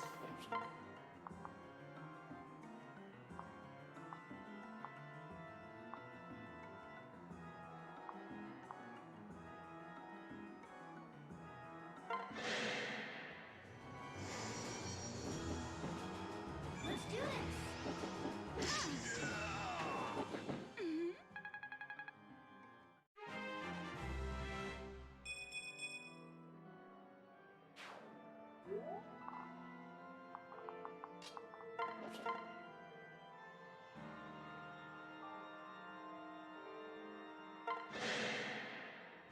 Are you ready?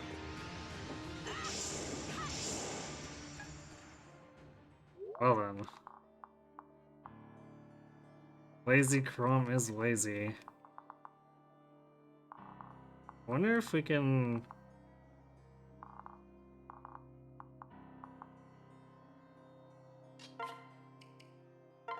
give Cheeky the kill here.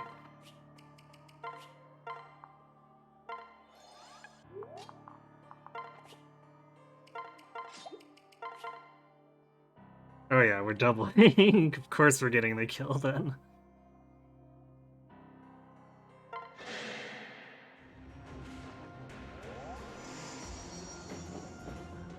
Look out. My turn. Thank you. Come on, strength. Yay! I think she has enough that she can deal 8 damage.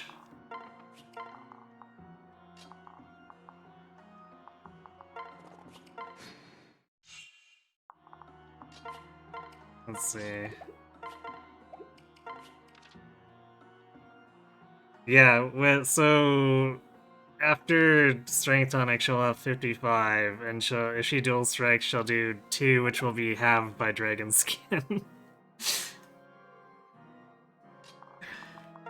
Clearly the best contribution ever to winning the game.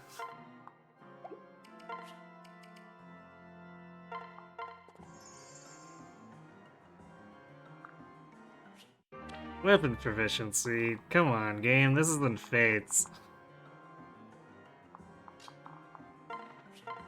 There's no Dragonstone. Actually, I don't think is there a Dragonstone proficiency in Fates even?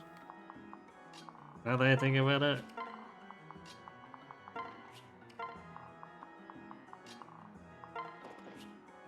There is? Okay.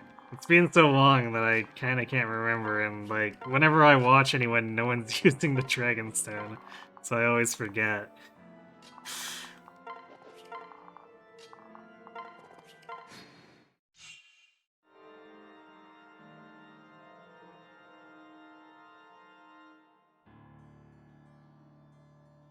Right, yeah, you get small hit and attack bonuses in addition to getting to Dragon or Beaststone Plus. Although I guess the nice thing about that is you can't be at weapon triangle disadvantage, so you'll never lose those stats.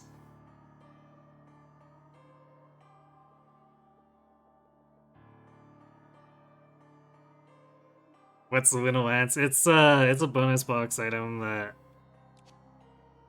just innately has a chance to trigger Luna. I don't think it stacks with his actual proc, so it's mostly Kellum just has it because it's a 14 might weapon.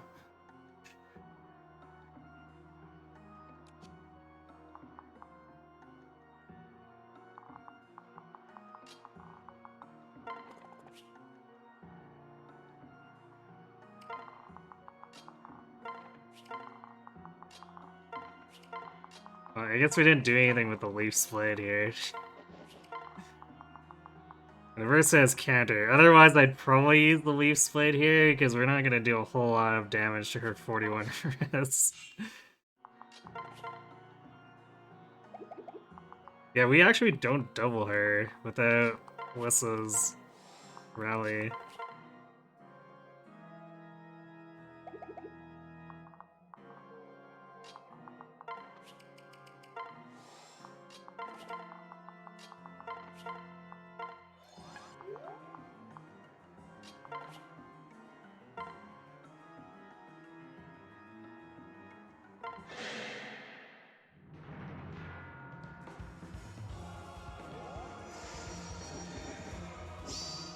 You're safe from me. You're finished. Ha! Checkmate. Ah. Tiki's even got a lot of hit, but I suppose the Versa does have 89 avoid.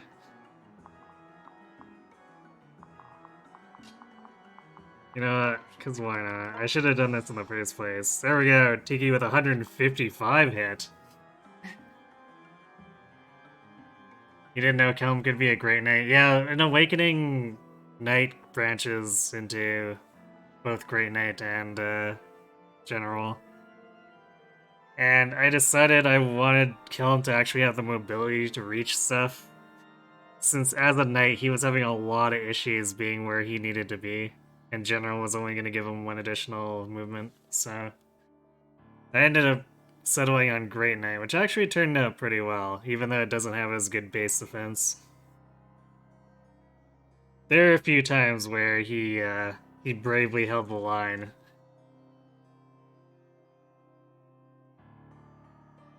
You don't play much Jeffy from 3DS.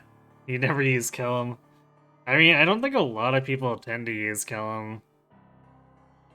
He's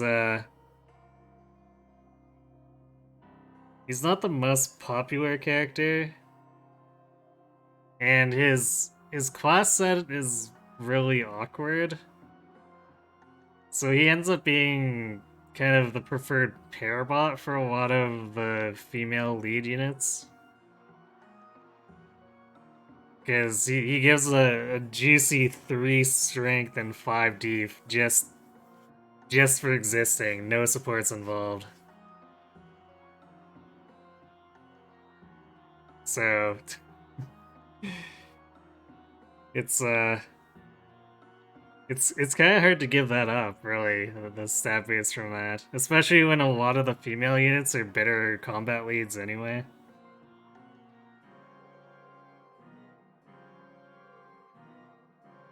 You genuinely forgot you had him in your army first time you played? Oof.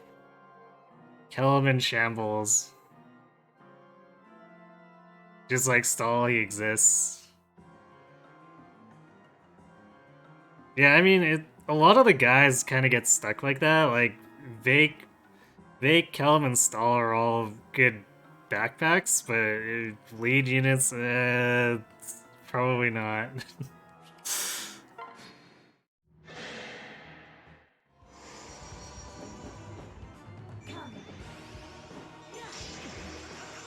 Ooh, that nice 15 hit. Actually tagging us.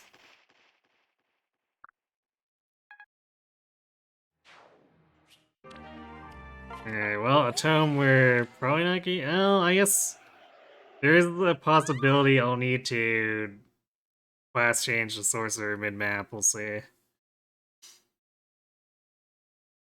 Virian's just so bad. Yeah, Virian's base stats are really bad, and it's hard to dig him out of that hole. Like, extremely hard. He does make a decent backpack, but then he has to compete with Cavaliers like Stall as a backpack. Because, like, Archer stats aren't bad as a pair-up, but he lacks giving speed. And then his base speed is so bad that, like, he's not providing speed very often.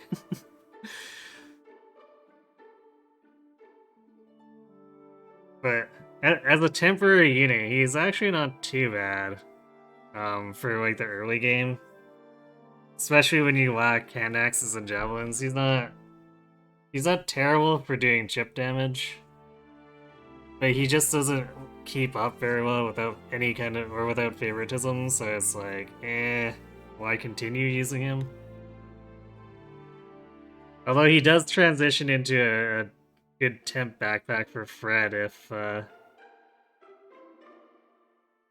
he needs something and you don't want to give one of the good backpacks to Fred. Are you gonna chip when 75% of the maps are all enemies that run up to you at once? I mean, you'd be surprised, especially in this mode.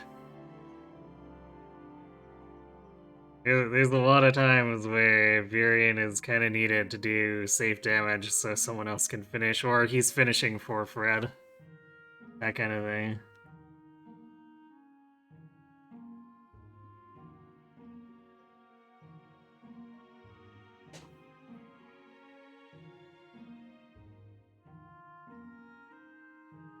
But yeah, he'll chip one enemy out of a partial wave. So that's why he falls behind, because he chips, he maybe kills, but probably doesn't kill. So he just doesn't keep up at all. Especially with things kind of being frantic, as you say, like, you get rushed. So Virion attacks maybe 4 or 5 times in a map. And probably doesn't get kills.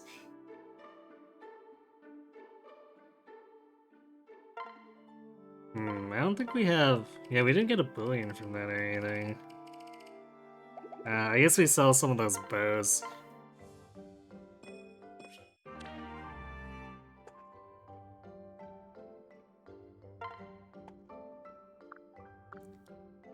Okay, well that was useless. I got a log. Thanks. That's exactly what we needed, Olivia.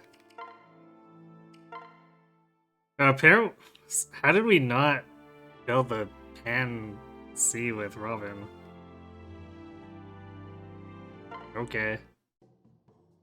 Hey. Well, super late C with Pan. Pan? What? Would you tell me more about the Tagul? I barely know a thing about them, and I thought, I mean, if you don't mind. Yes, I do not. Huh? Wait, really? as you wish. No, I do not mind. Why do you doubt me? Well, I don't know, I guess I just didn't imagine you saying yes so easily. I was all ready to argue my case. You kinda took the wind out of my sails. Is it I who frightens you so, Manswan? Or the fact that I am Tagul? no. No, neither. Nothing like that, it's just... I thought you might not take kindly to me asking about your people. I know it was humans like me who killed them after all. Well, Humans like you, yes, but not you. You do not bear the blame for what was done, so do not bear the guilt. Guilt creates distance. If you would learn of my people, cast it aside. Well, Alright? At last you're calm, your heart has slowed. huh? You can hear my heartbeat. yes. Lesson 1, Tegu will have strong ears. A heart's beat always betrays its owner. Yeah, remind me never to play cards against you. Oh, I have a meeting, but I would love to know more. Can we talk again soon? As you wish. Of course. It is nice to find someone who is curious about my people. They say, like, at the end of the game after she's married Stall.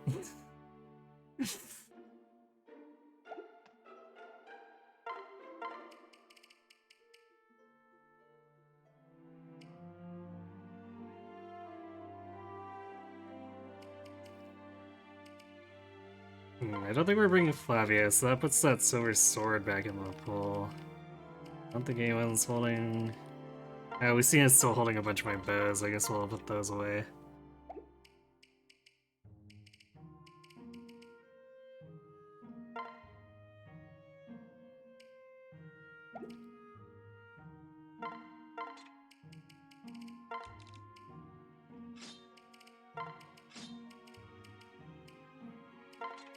Yeah, time to break out all the good stuff.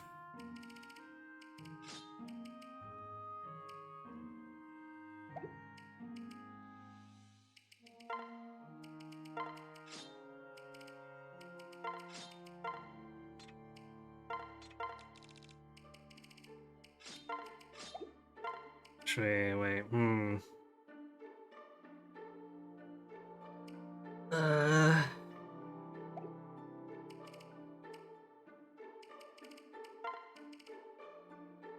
Might not actually want the elixirs. Actually, before we continue, I'm gonna go refill my drink, so I'll be right back.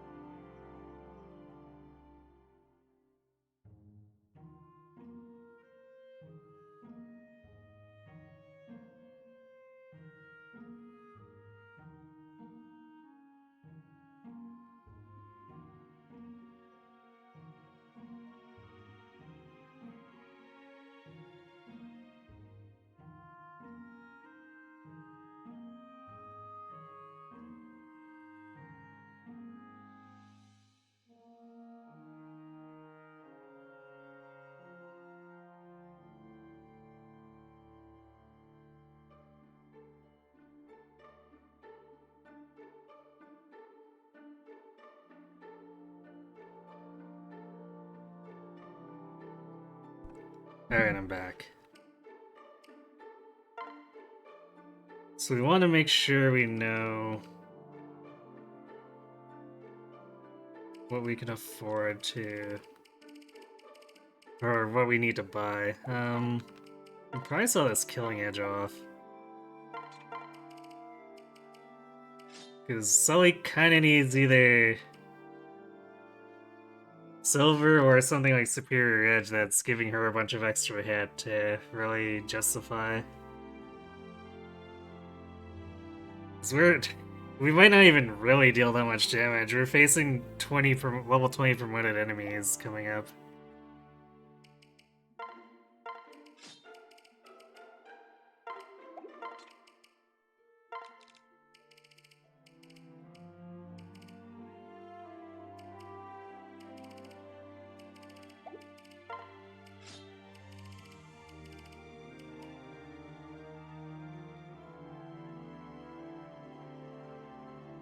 Do we want to leave the Veil Flame with... Yeah, Sumi's gonna need to make kills for us, so I guess we give her the Veil Flame. Probably the Book of Naga.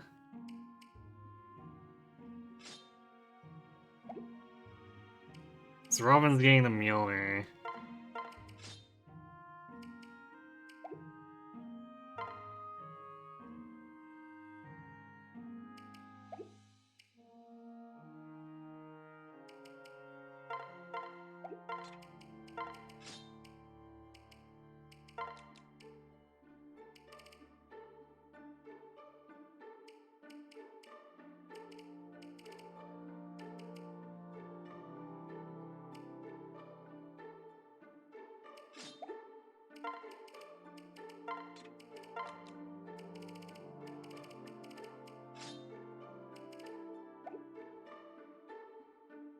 Really not sure what Church and Killam are gonna be doing here, but we'll see.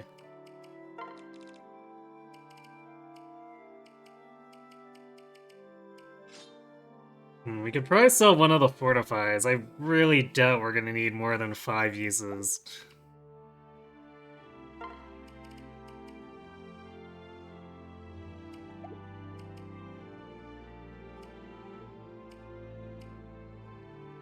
Okay, so we want to buy one more rescue at minimum. What can I fix you with? That's probably all we can really afford to do anyway. Because we want to spend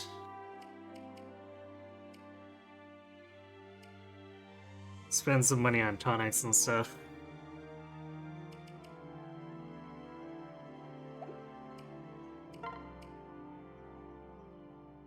So I don't think we're going to be doing anything with Brave Swords.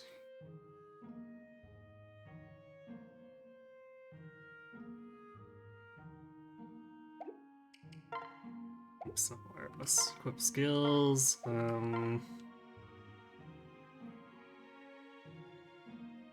Solidarity's not helping us. I guess we...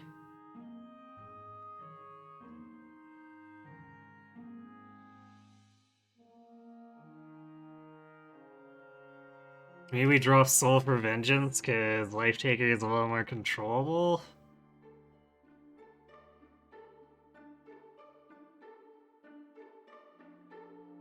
Hmm.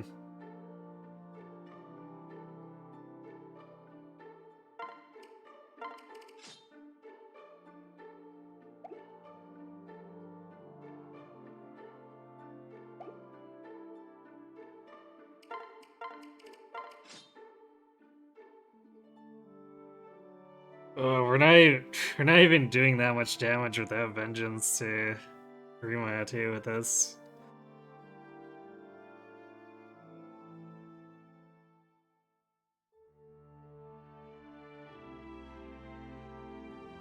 This is gonna be a little iffy.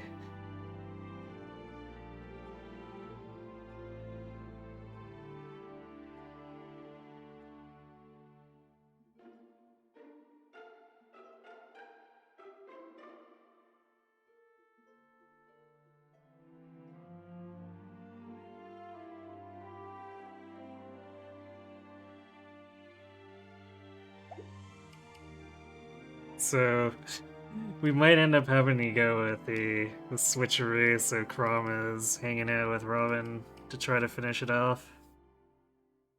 We'll see.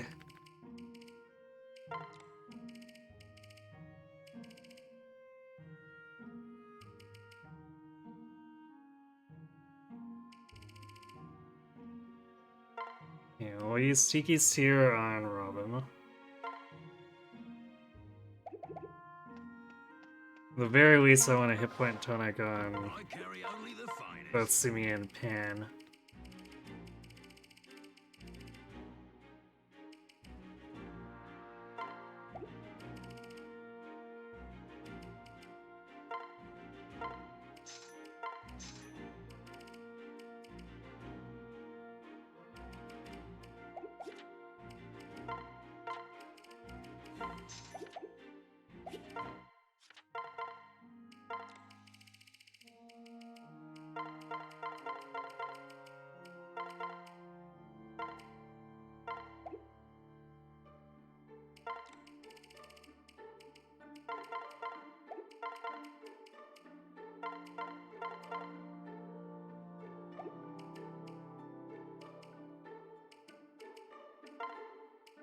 We're giving Tiki a strength tonic.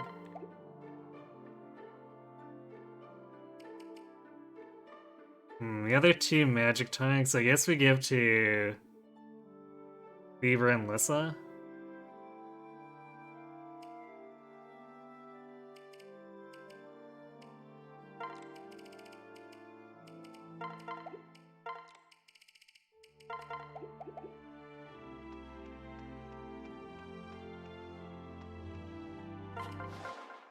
What can I fix you with?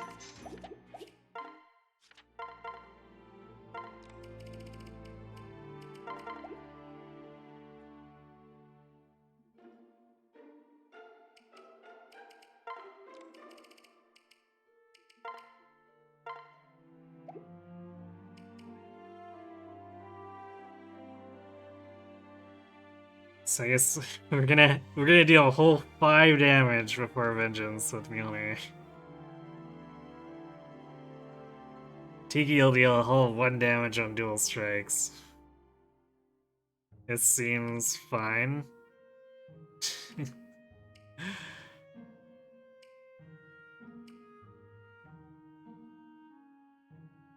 also, we're not even gonna double, too, unless we have a rally from Lissa, so that's gonna make things kinda awkward.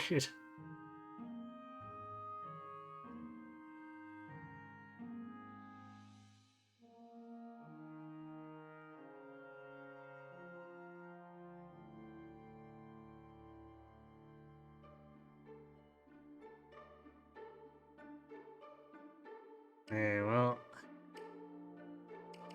that's what we're going with.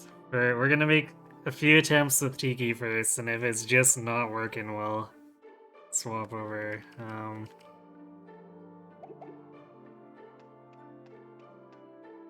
I do want to have that second seal as a backup strategy. Sell the remaining Fortify. And it's also the wrong shop we want to buy. Should do any of these Annas have a discount second seal?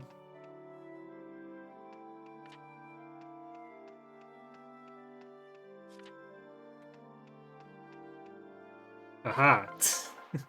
Take your time. Slightly less money. So that if we need to change things up, we can...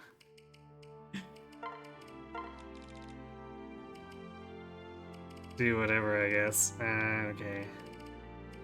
So we're gonna carry that second seal. So if somehow we don't die and run out of... or before we run out of Mjolnir, we can second seal swap and try to do some Ruin Vengeance shenanigans.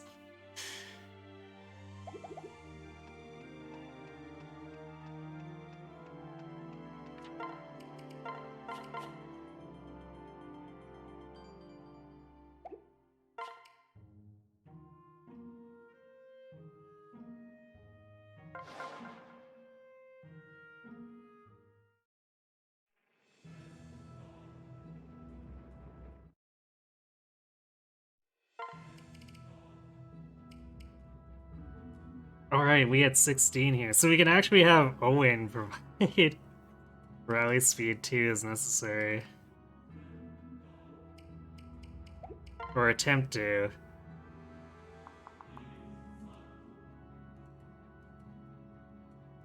Maybe I'd better promote him so that he has better movement. Oh right, these Falcon Knights spawn with Beast Killers too.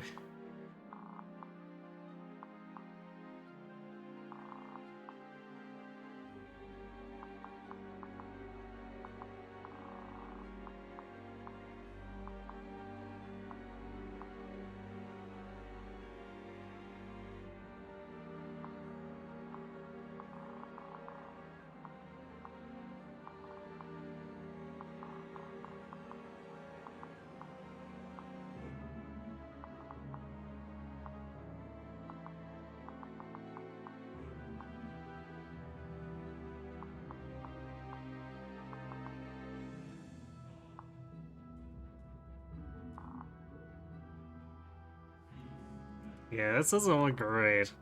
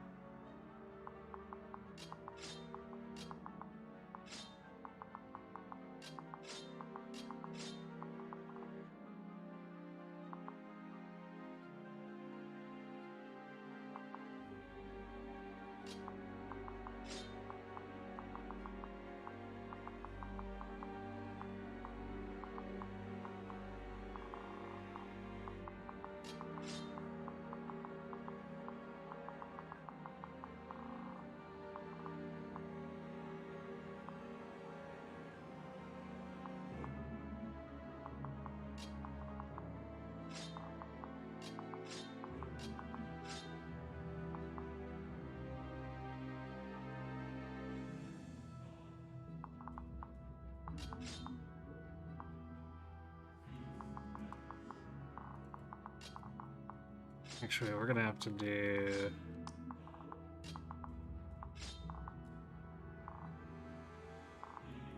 something like that.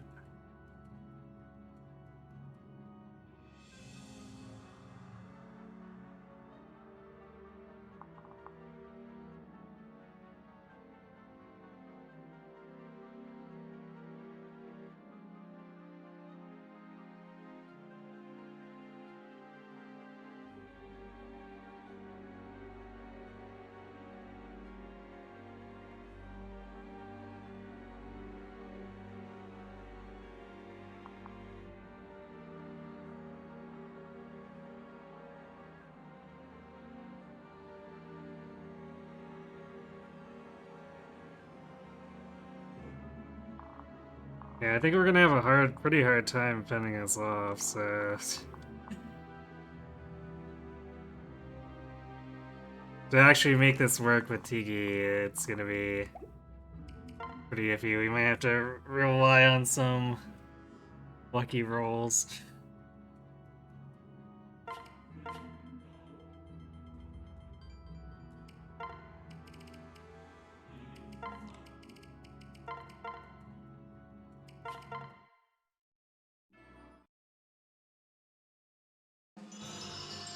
Let's give him that one extra movement. And plus more strength.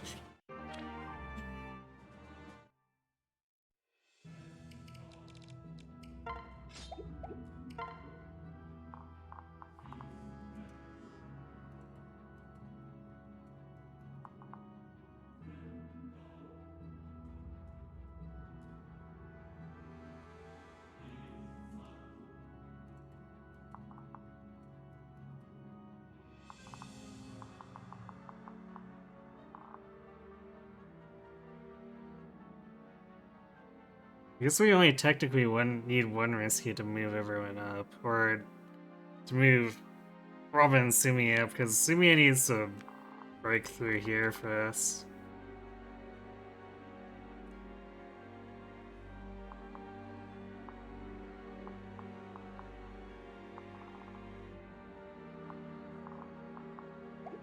Okay, and the first time we do this, I'm also gonna... I'm gonna let the quotes, pre-battle quotes play, so we'll just, like, skip most of the dialogue until we're into the whole rising courage moment of this track. Because I've never deployed Tiki in the final map before.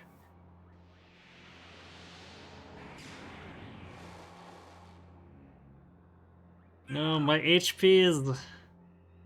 How dare you? No, screw you, Grima. Go away.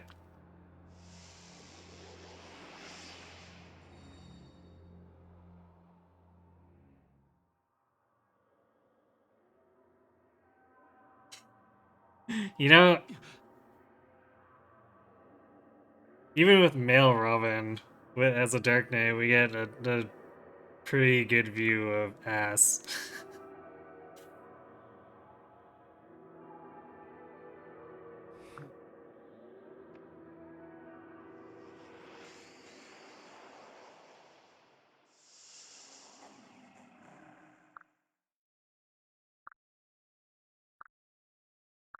Huh? My friends are calling me. Your voice. Fight back!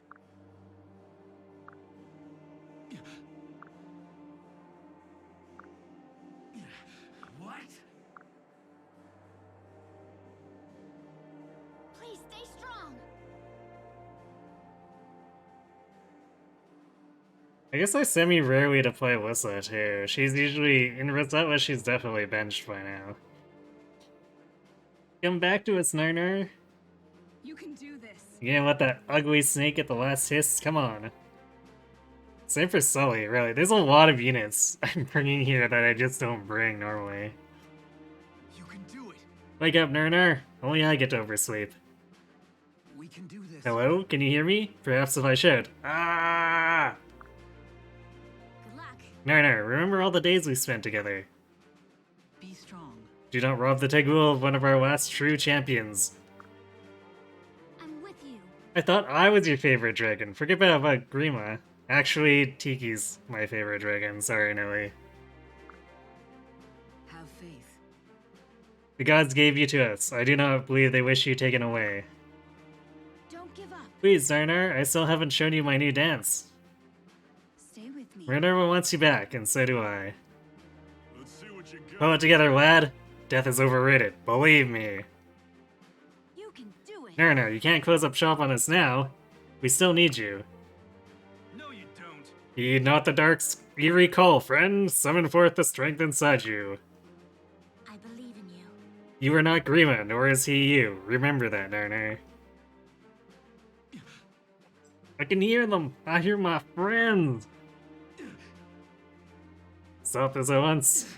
Silence those wretched voices. Damn you! You're all powerless, frail, insignificant. You are nothing. Come on! Return to us, Narnar. Your bond with us is stronger than even the fell dragon's might. Crom! Grom! Let's do it. I'm coming, Grom. Hold on.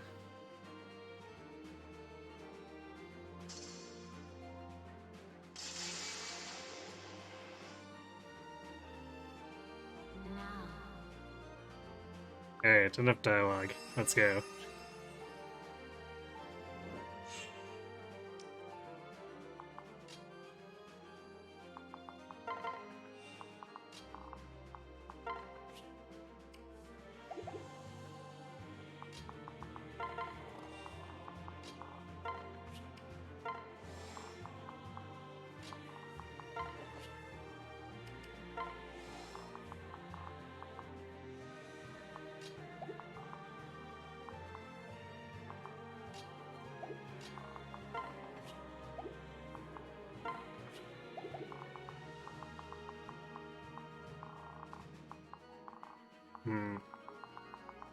Guess we need to actually have Libra do it then.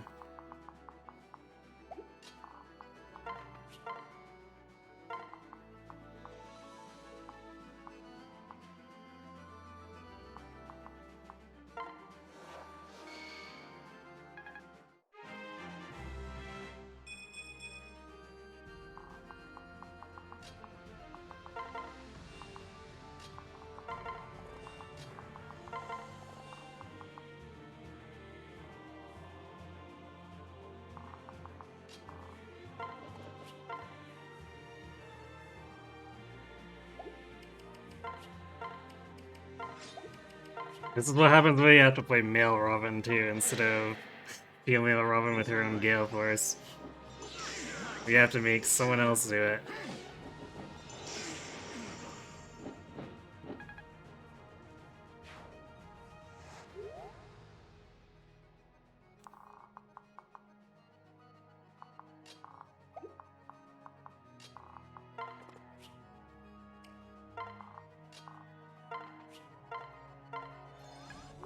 This is literally as many buffs as we can get at this point for our team. Maybe I should have took Hex, because we only... I mean, 89 is still like high 90s, but it's not perfect. Which means Tiki's also not gonna have perfect hit rate. Yeah, she's gonna be like 70-ish. That's maybe not good.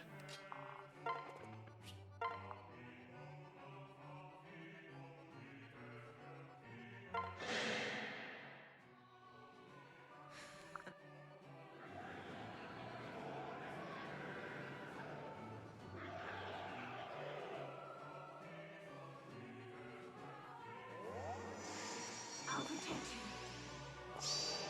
Here's how it's done.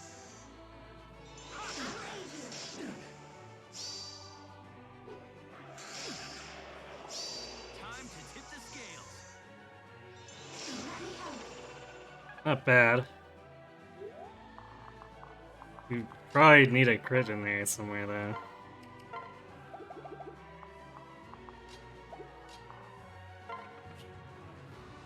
So at our health level, I believe Rima should attack into us.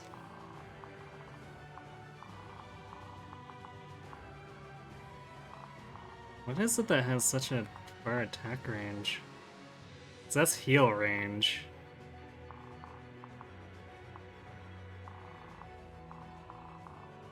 Question mark? Oh, this guy has Mire, that's why. It's like, wait a second, Sorcerer, of course.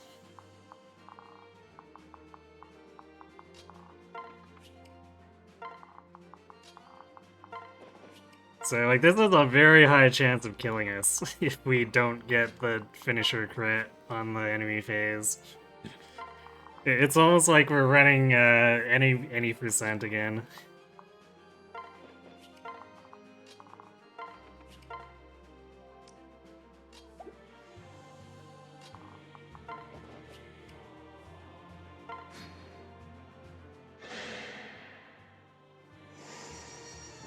Actually, and I want him to hit me with Ignis if he can. No. Here's how it's done. Nice! You're finished. Well, I guess we win. Damn you! Outplayed, Grima.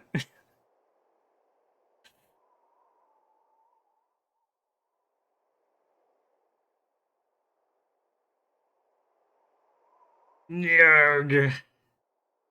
Right. No, it's our chance. Yada yada yada.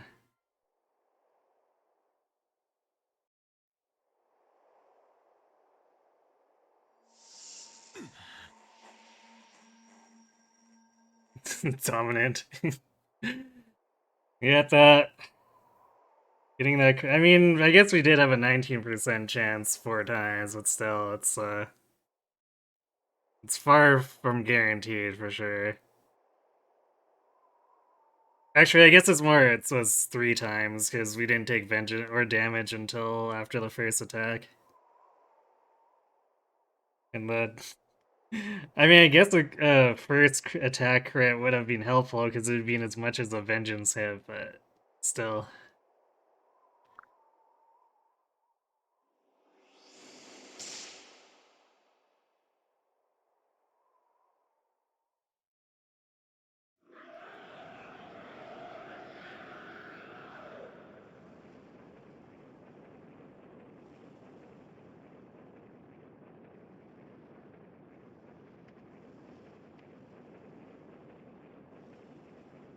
Oh no, Grima has killed himself and he's sending himself to heroes.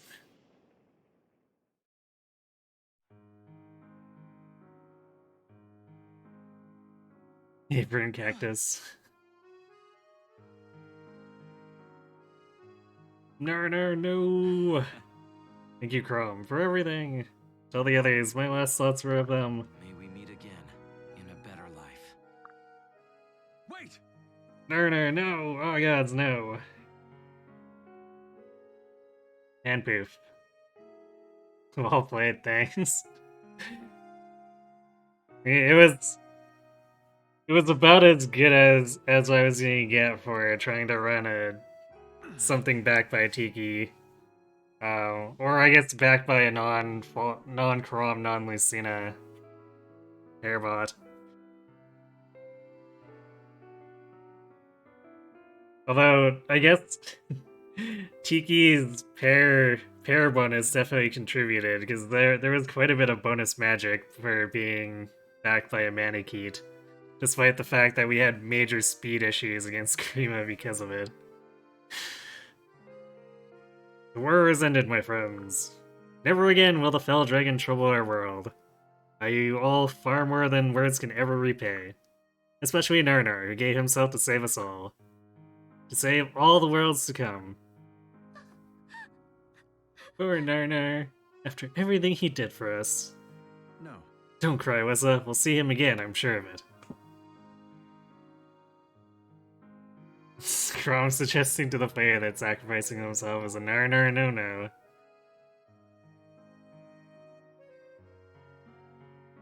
Indeed. Except it's anime, so... It's a no-no, but yes. Remember what Naga said? That Narnar would survive if our ties were strong enough. This isn't over. I believe Narnar is out there, somewhere.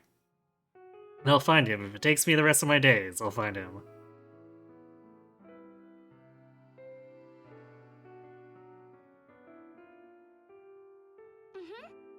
At least he wasn't named Nene. Yes, actually, the one time we ran with Robin married to Noe, we called Robin Yes We. Where Tiki losing Marmar and now Narnar. Yeah, if she keeps going, she's gonna run out of alphabet for people to lose.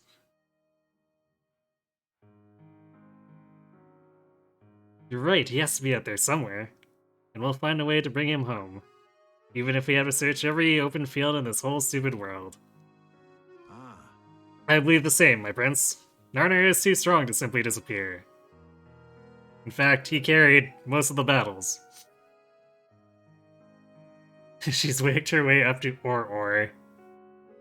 That sounds like some kind of seal Pokemon. or doesn't have the same ring to it. Can we skip to Parpar? Parpar the golfer?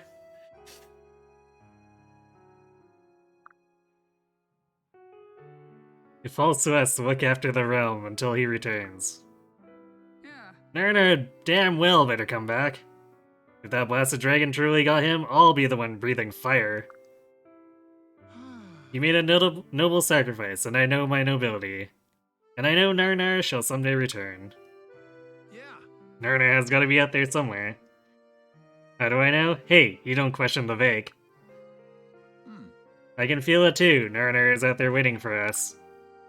Though, I sure we will miss him in the meantime. While statistically unsubstantiated, I have what laymen may call a hunch. This hunch corroborates most of the statements made thus far. Narnar, I know you're out there. I know you're not gone.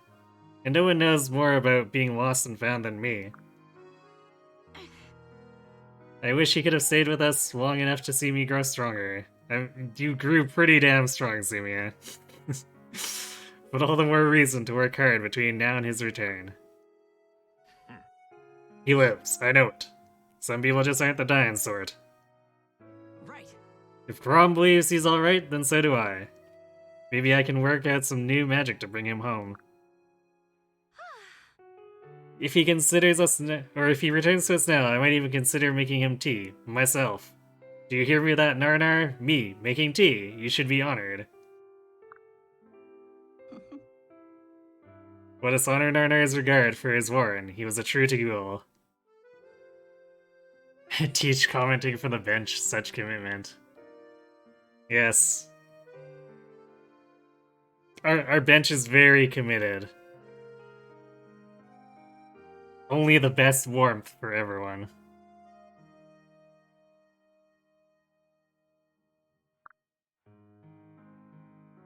And a true Tagua would not leave family behind. I feel he's out there. Huh. If Naranar is anything like me, he won't check out just cause the job's done. Gotta collect on all that sweet rewards, eh? Too many times now have I watched loved ones give their lives for me. I must hold on to faith that this time will be different. Wait, Narnar, you daring to make Gregor celebrate alone? Gregor not rest until he drink you under the table. Har har. Narnar's not gone, he's just misplaced. I'll wait 1,000 years for him if I have to. In Naga's name. Naga has a way of sending a ray of light into even the deepest darkness. May Narnar find that light, just as he became that light for us. You'd better march back here and try again. I only send people off on my terms, or in a casket, she says from the bench. Oh. There will be one less set of eyes on me as I dance. It feels wrong. Please come back, Narnar. Please be out there somewhere. Oh. Minerva says she still feels Narnar is of this world. Also that he smells delicious, but that's neither here nor there. Hey, Narnar, everyone's dying to see you alive. We're sick to death of death. That reminds me of a good one. 2 risen wyvern and a priest walk into a bar. We have won our future, but we are in debt to so many sad memories. I pray at least one of those sadnesses will yet be undone. Right. I swear my life and blade to defend this future you have won, Narnar. If you can hear me, swear that you will help me do so. Right. He did what he had to do. That's the mark of a true warrior. He'll be back. I bet my sweet brown arse on it. Bah, leave it to Narnar to take responsibility for all of us. If he cared for us that much, I hope he knows how we still need him. Thanks to you and the others, I was able to change. And warm a bench. Yeehaw. Never got more change to do. I want you to see it. You've done so much for me and all of my many, many sisters. You're an extra special customer. I hope we meet again. I feel a soul straight and true pulsing in the darkness. The hero will return. Yeah, I normally don't have Owain here, so here we are, actually getting his quote. Same with Inigo. No tears today. I know he'll be back. I'll just have to wait and try to smile. Also Cal. Cal is one that I seem to pass over like every single run for as far as non-resetless runs go.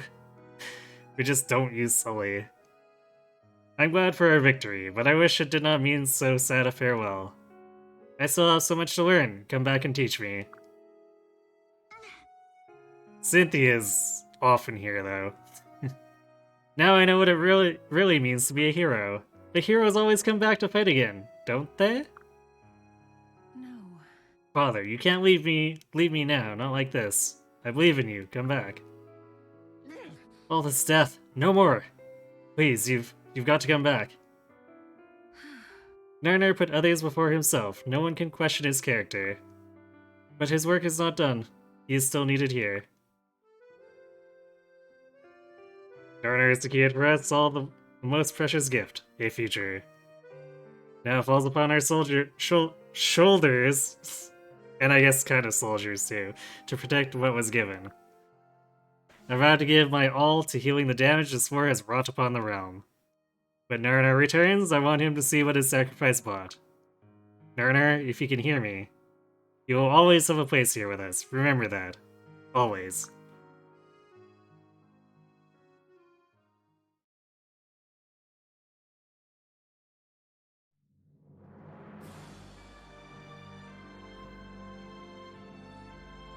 Teach really is that Drake gift, shedding encouragement from the sidelines.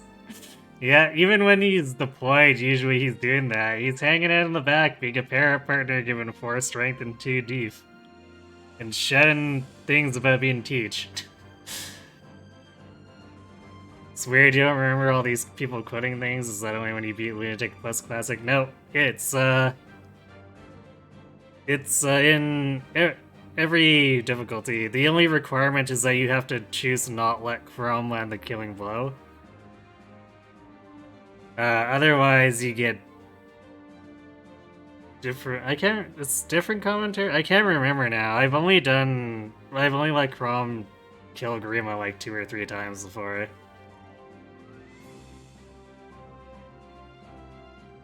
You do that each time? Yeah, so you'd get some different stuff from people. Because I believe it's been a while, but I believe if you don't let... Oh, Robin do the kill, not Chrome. Okay. I don't know then. I guess you're just forgetting. Because yeah, I believe if you let Chrome do it, then you still get quotes from everyone, but it's like about the feature instead of about Robin.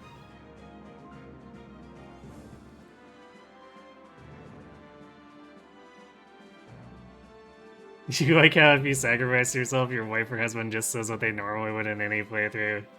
Yeah, it's a little weird. I like the thought of all these idiots just walking single file saying their line and then returning to the back of the line. It's like a really weird impromptu eulogy thing where everyone has to take a turn at the podium.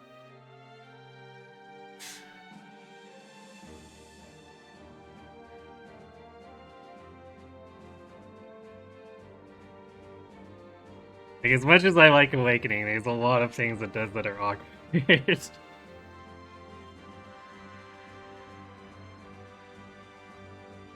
But I suppose that's also part of the charm, right?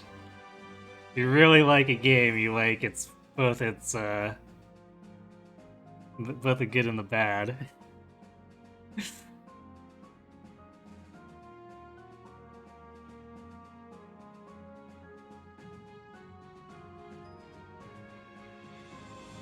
Or rather, I guess you like the good and acknowledge the bad is probably the better way to phrase it.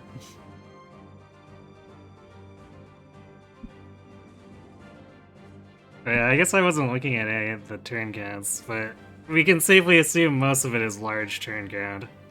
I generally don't play fast, so... These ones that have like 6 turns to finish are pretty unusual.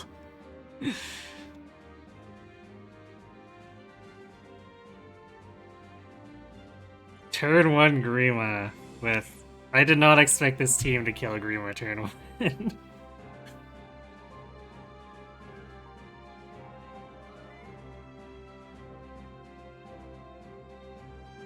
Yeah, we've seen most of these endings before, so I'm going to just read off the ones once we get to the kids that we normally don't recruit.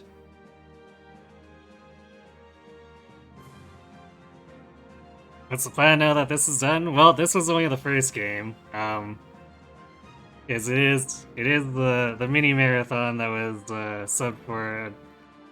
I guess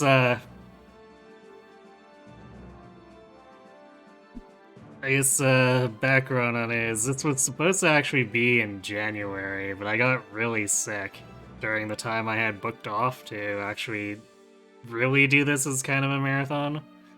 So that's why it's kind of in a weird place right now, but after this we're moving on to Radiant Dawn. We're doing a hard mode run where we have to use the cats, all 3 of them, and they have to come to the tower. So that's it's gonna be interesting. There's gonna be a lot of smoke and grass going on.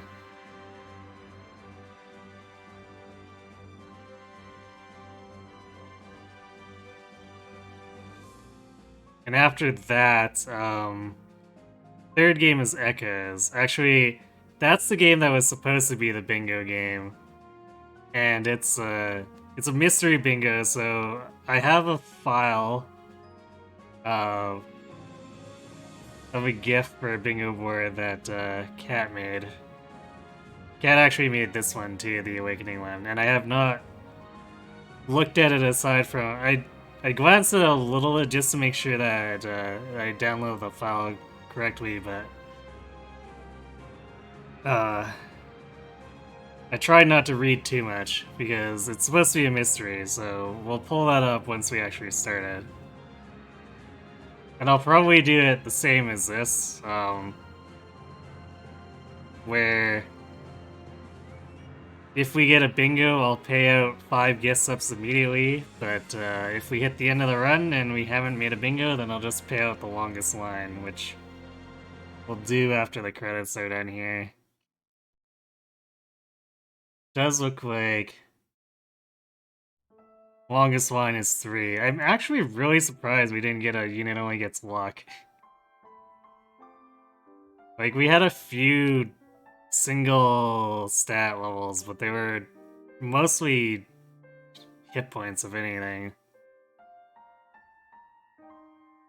And then Robin had a run where it was like 3 single res, but only because he had every other stat capped.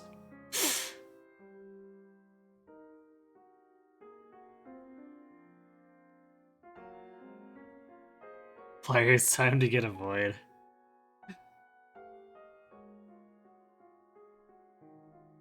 Wire's time to get a lot of things, I guess.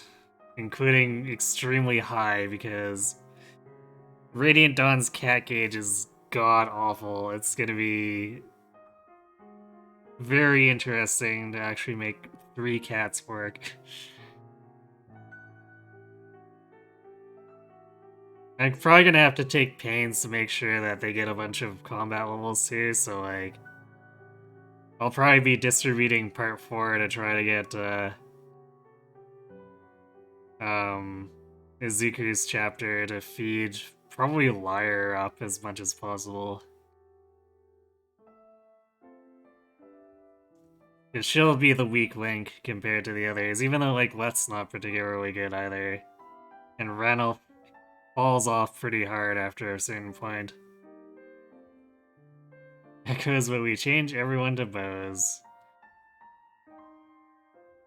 I mean, bows are fairly strong in Echoes. Maybe not spammed, but... generally speaking, still pretty strong. Especially since, like, Bow Knights in that game have all that plus range and then access to, Hunter's Volley.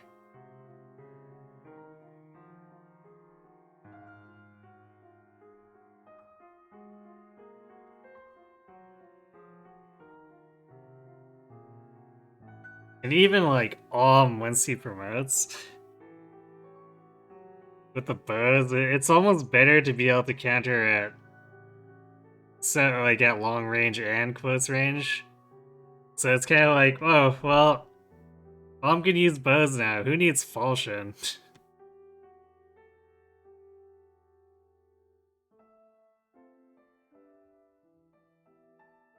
Wish you could get your last Echoes run, where Python got 4 natural res levels and soloed witches.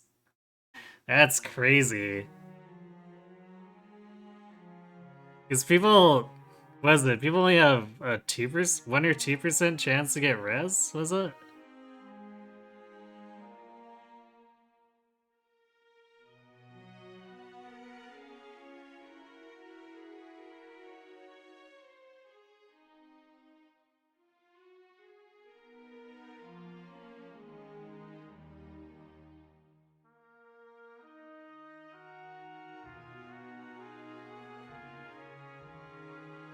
One to 5% for everyone except useless characters and whoever the White Knight guy was. Oh, Conrad?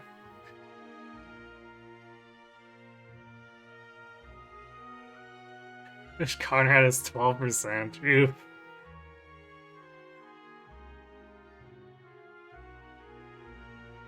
Yeah, that's... I'll never understand why Kaga decided that was a good idea to have... like, to make your characters have percent growths. And then be like, oh, okay, 1% is fine. That's totally balanced.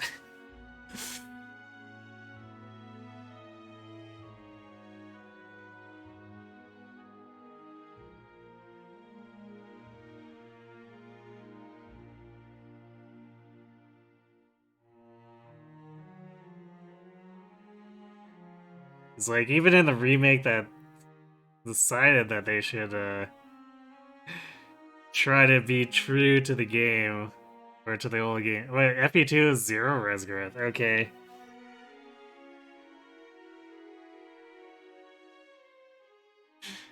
Well, in that case, I guess that's a little more fair. No res at all. Okay, so who on the Echoes team decided to just throw that in? Like, is that just were they playing a prank or something?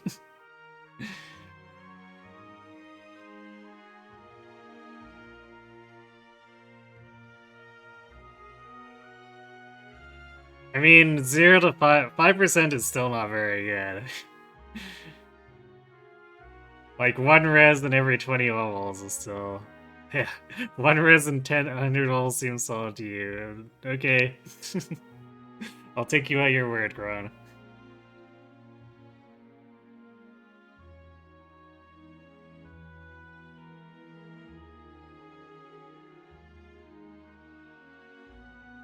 Point of Kaga magic was have everyone be weak to magic, which... Yeah, that's a little bit more fair, I guess.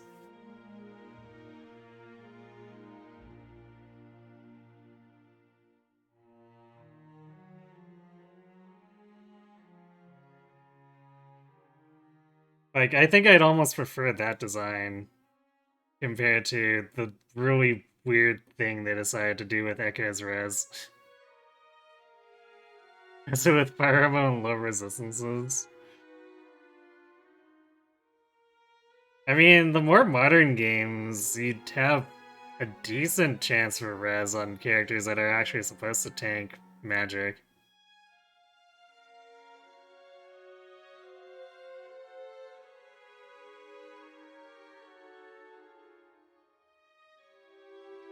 And like even even for some that don't have the best res, like Robin doesn't really have the best base res growth, but Veteran just gets Robin so many levels that it almost doesn't matter.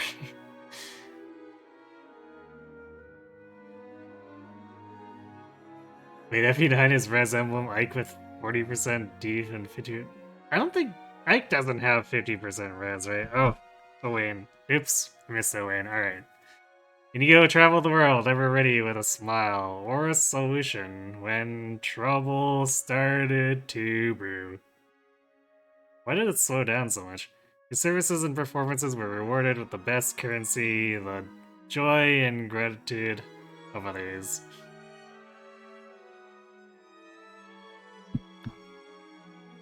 Really? Ike has 40 res? During her battle had not yet ended, Kiel set off on a new quest of self-discovery. Her sincerity led to much heartbreak along the way. But each painful lesson further hardened her as a warrior.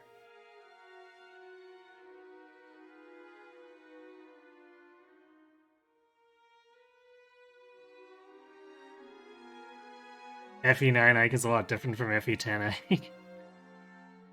Strange. Cynthia never gave up on becoming a hero and traveled the land in the name of justice. While she impacted the world of comedy more than the world of legend, people still loved her for trying. Aw, isn't that precious? Yeah, like Rez is basically Radiant Dawn Ike's only major weakness. I guess his speed can be a little hit and miss too, but it's mostly just the res.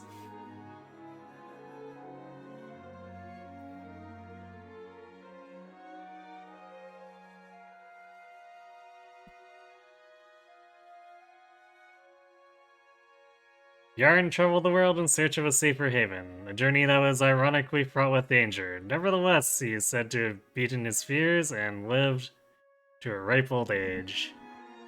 Yay, wrinkly old bunny, or something. I don't know.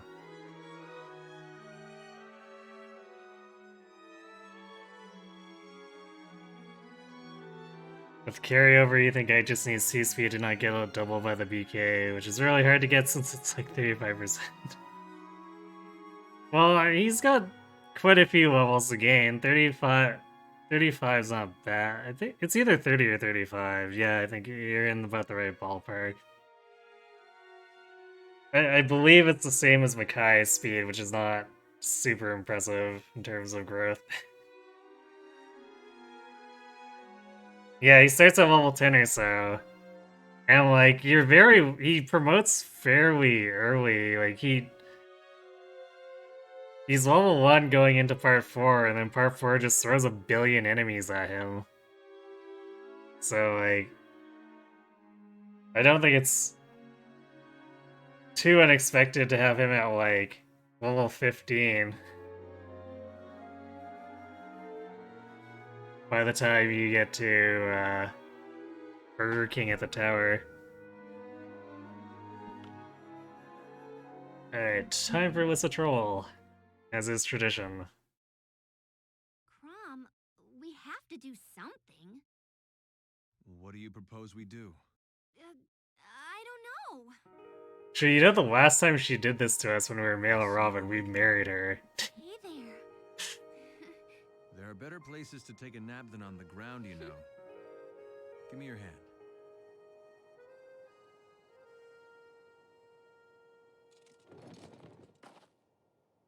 Welcome back. It's over now. Oh, BK at the Wugoose River. Oh, well, at the Wugoose River, just use a magic card.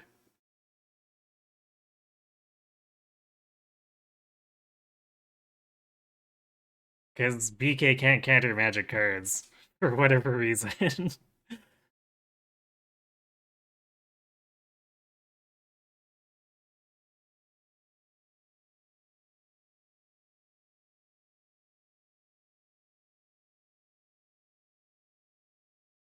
Mini wrote of Narnar's legendary exploits, but the accounts of his origins and character varied. Scholars, poets, and bards agreed on one thing alone: he loved his wife Tiki above all else. The sad thing about the Robin paired endings is usually that the spouse doesn't even get a footnote.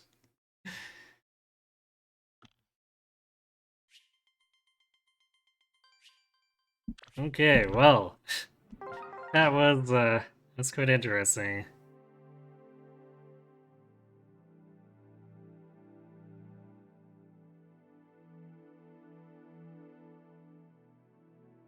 I guess all in all, Pan performed kind of about the usual. The being speed screwed for a bit was kind of bad, but turned out in the end. This Subia was very strange. Like, she had such bad strength for so long. And just, like, gained 4 or 5 magic levels early on for whatever reason. That's why I kept her as a Dark Flyer. Like, she actually had the magic to support it. Otherwise, the plan was to probably go Falcon Knight if she didn't have anything resembling decent magic. But in the end, she was the one waving around Valflame, I guess, so there's that. Kelvin was a new experience for me. I'd only ever used him as a pair partner for people, so like I never used him as a lead unit. He had about the same problems as Noe as I expected, just could not deal with Luna Plus enemies at all. And counter was pretty bad for him too, although not super bad. Like, the fact that he didn't double stuff actually somewhat worked against him, or for him, when it came to counter. Because it made it so if he baited something with counter, like, it was unlikely to kill him. So that was kind of cool.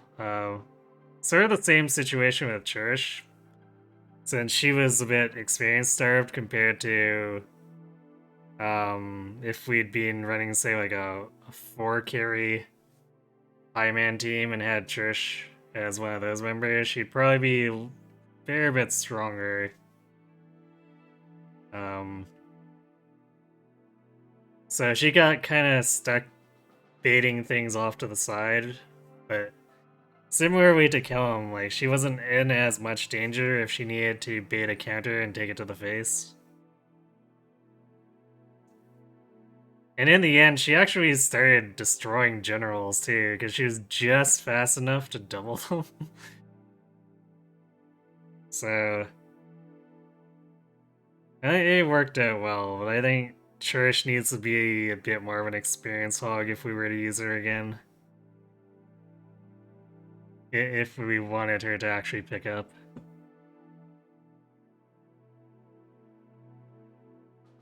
Awakening has such a good story, aside from the whole middle part of the after the boats and before the visit to Walmart.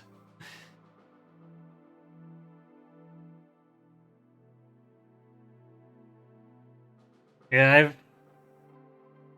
I've commented on it before.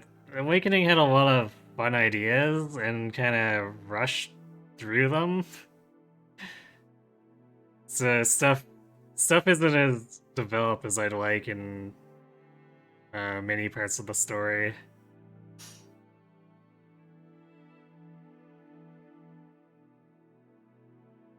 Because, like, really, the Grim Wheel it's enough of an arc to be a story on its own, and Walhart is too few chapters for the kind of story progression that Volm tries to tell. And also, as a result, kind of cuts off the legs of the Grim Wheel arc a little bit, too.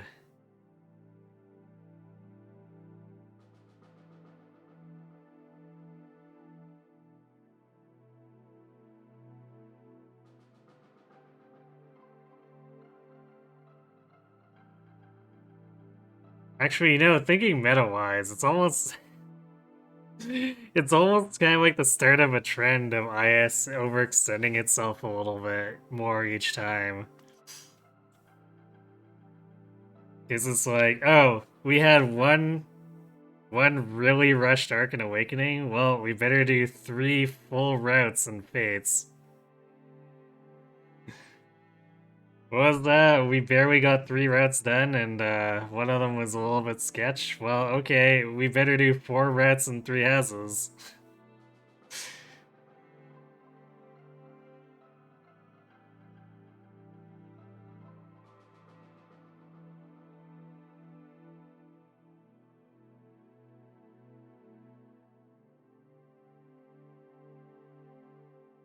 Can't wait for the next one after 3 houses where they do 5 routes, I guess? You will say it's commendable that they established the Grim Wheel early and returned to it. 3 houses would just introduce them at the very end and not even resolve it. Smilers. Oh my.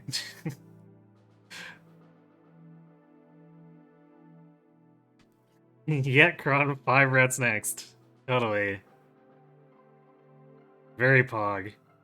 Okay, so I did promise. So it is... We're at 3, not 4, right? 1, 2, 3, 1, 2, 3. Yeah, longest one is 3, so let me...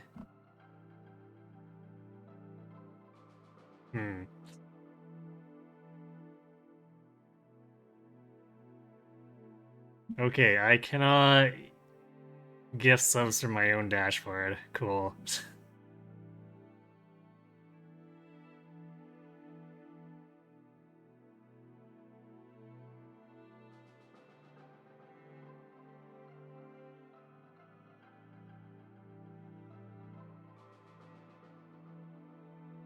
Man, that's so bizarre. It's like, oh, I can't get. I apparently can't guess from my dashboard, so I have to go to my page as though I'm a viewer so that I can gift subs.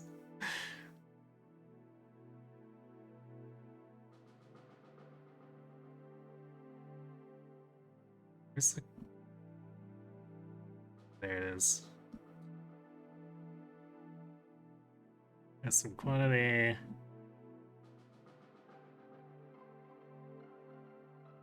Wait, what? Excuse me. Which?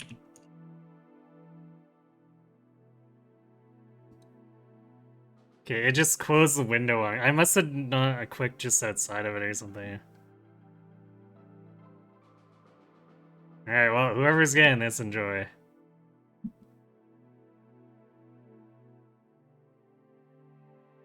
And now, Epoch notices. Yeah, you missed the ending.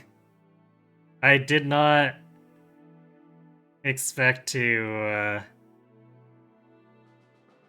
kill Grima on the first go, but it happened.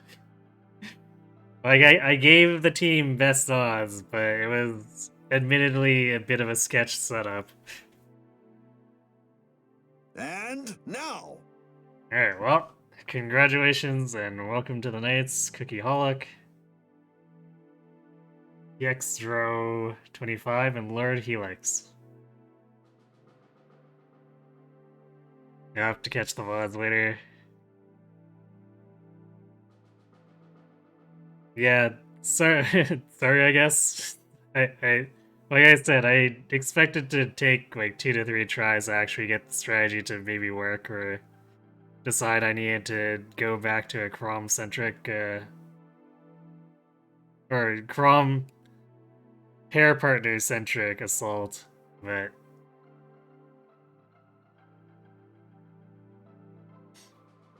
as it turned out, we got to use Mjolnir and lay down the hammer.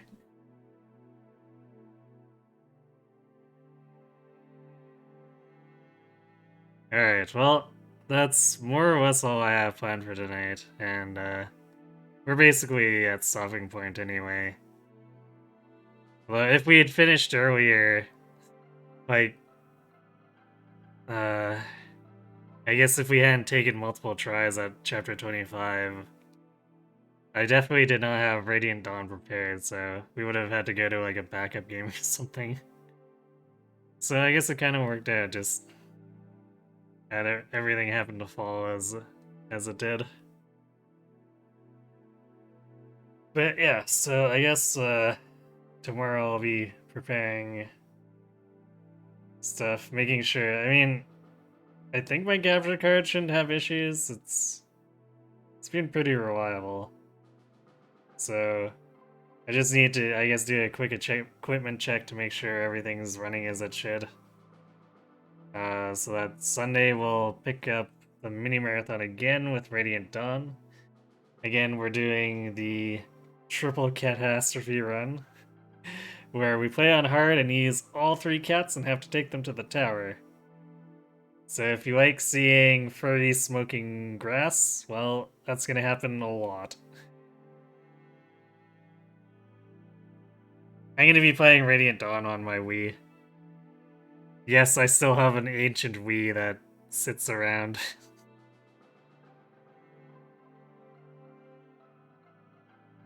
The tower is the bed. We just call it the tower so they don't get anxious. And at the top we have a very angry veterinarian too, which doesn't help things.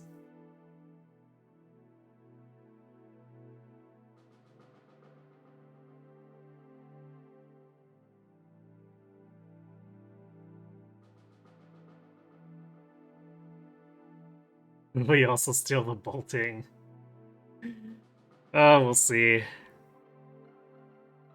I probably won't, but if it looks like we've got an opportunity, we'll maybe take a shot at it.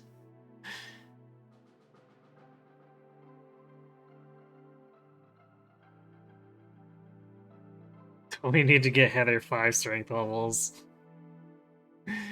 Yeah, about that.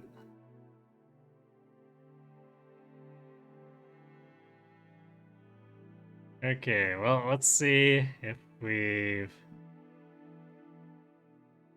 got anyone around to spread the or send this raid love to.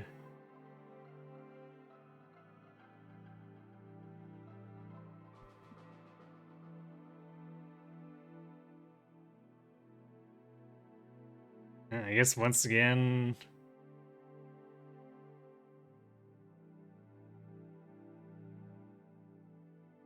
I guess technically there is actually someone else streaming Awakening, but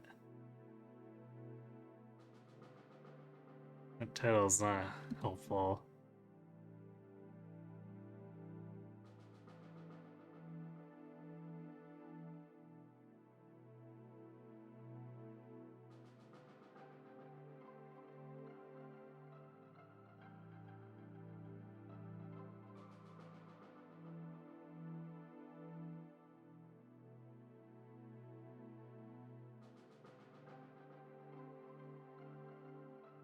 Alright, well, you know, since we like hard difficulties, I'll send you over to Dula. He's Dula's Leahy.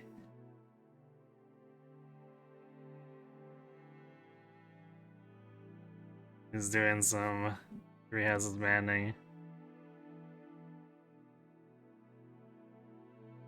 So yeah, we'll pick up Radiant Dawn on Sunday and just continue through like we did with Awakening. Sunday, Wednesday, Friday. So yeah, thanks for watching everyone. Hope to see you Sunday and have yourselves a good night.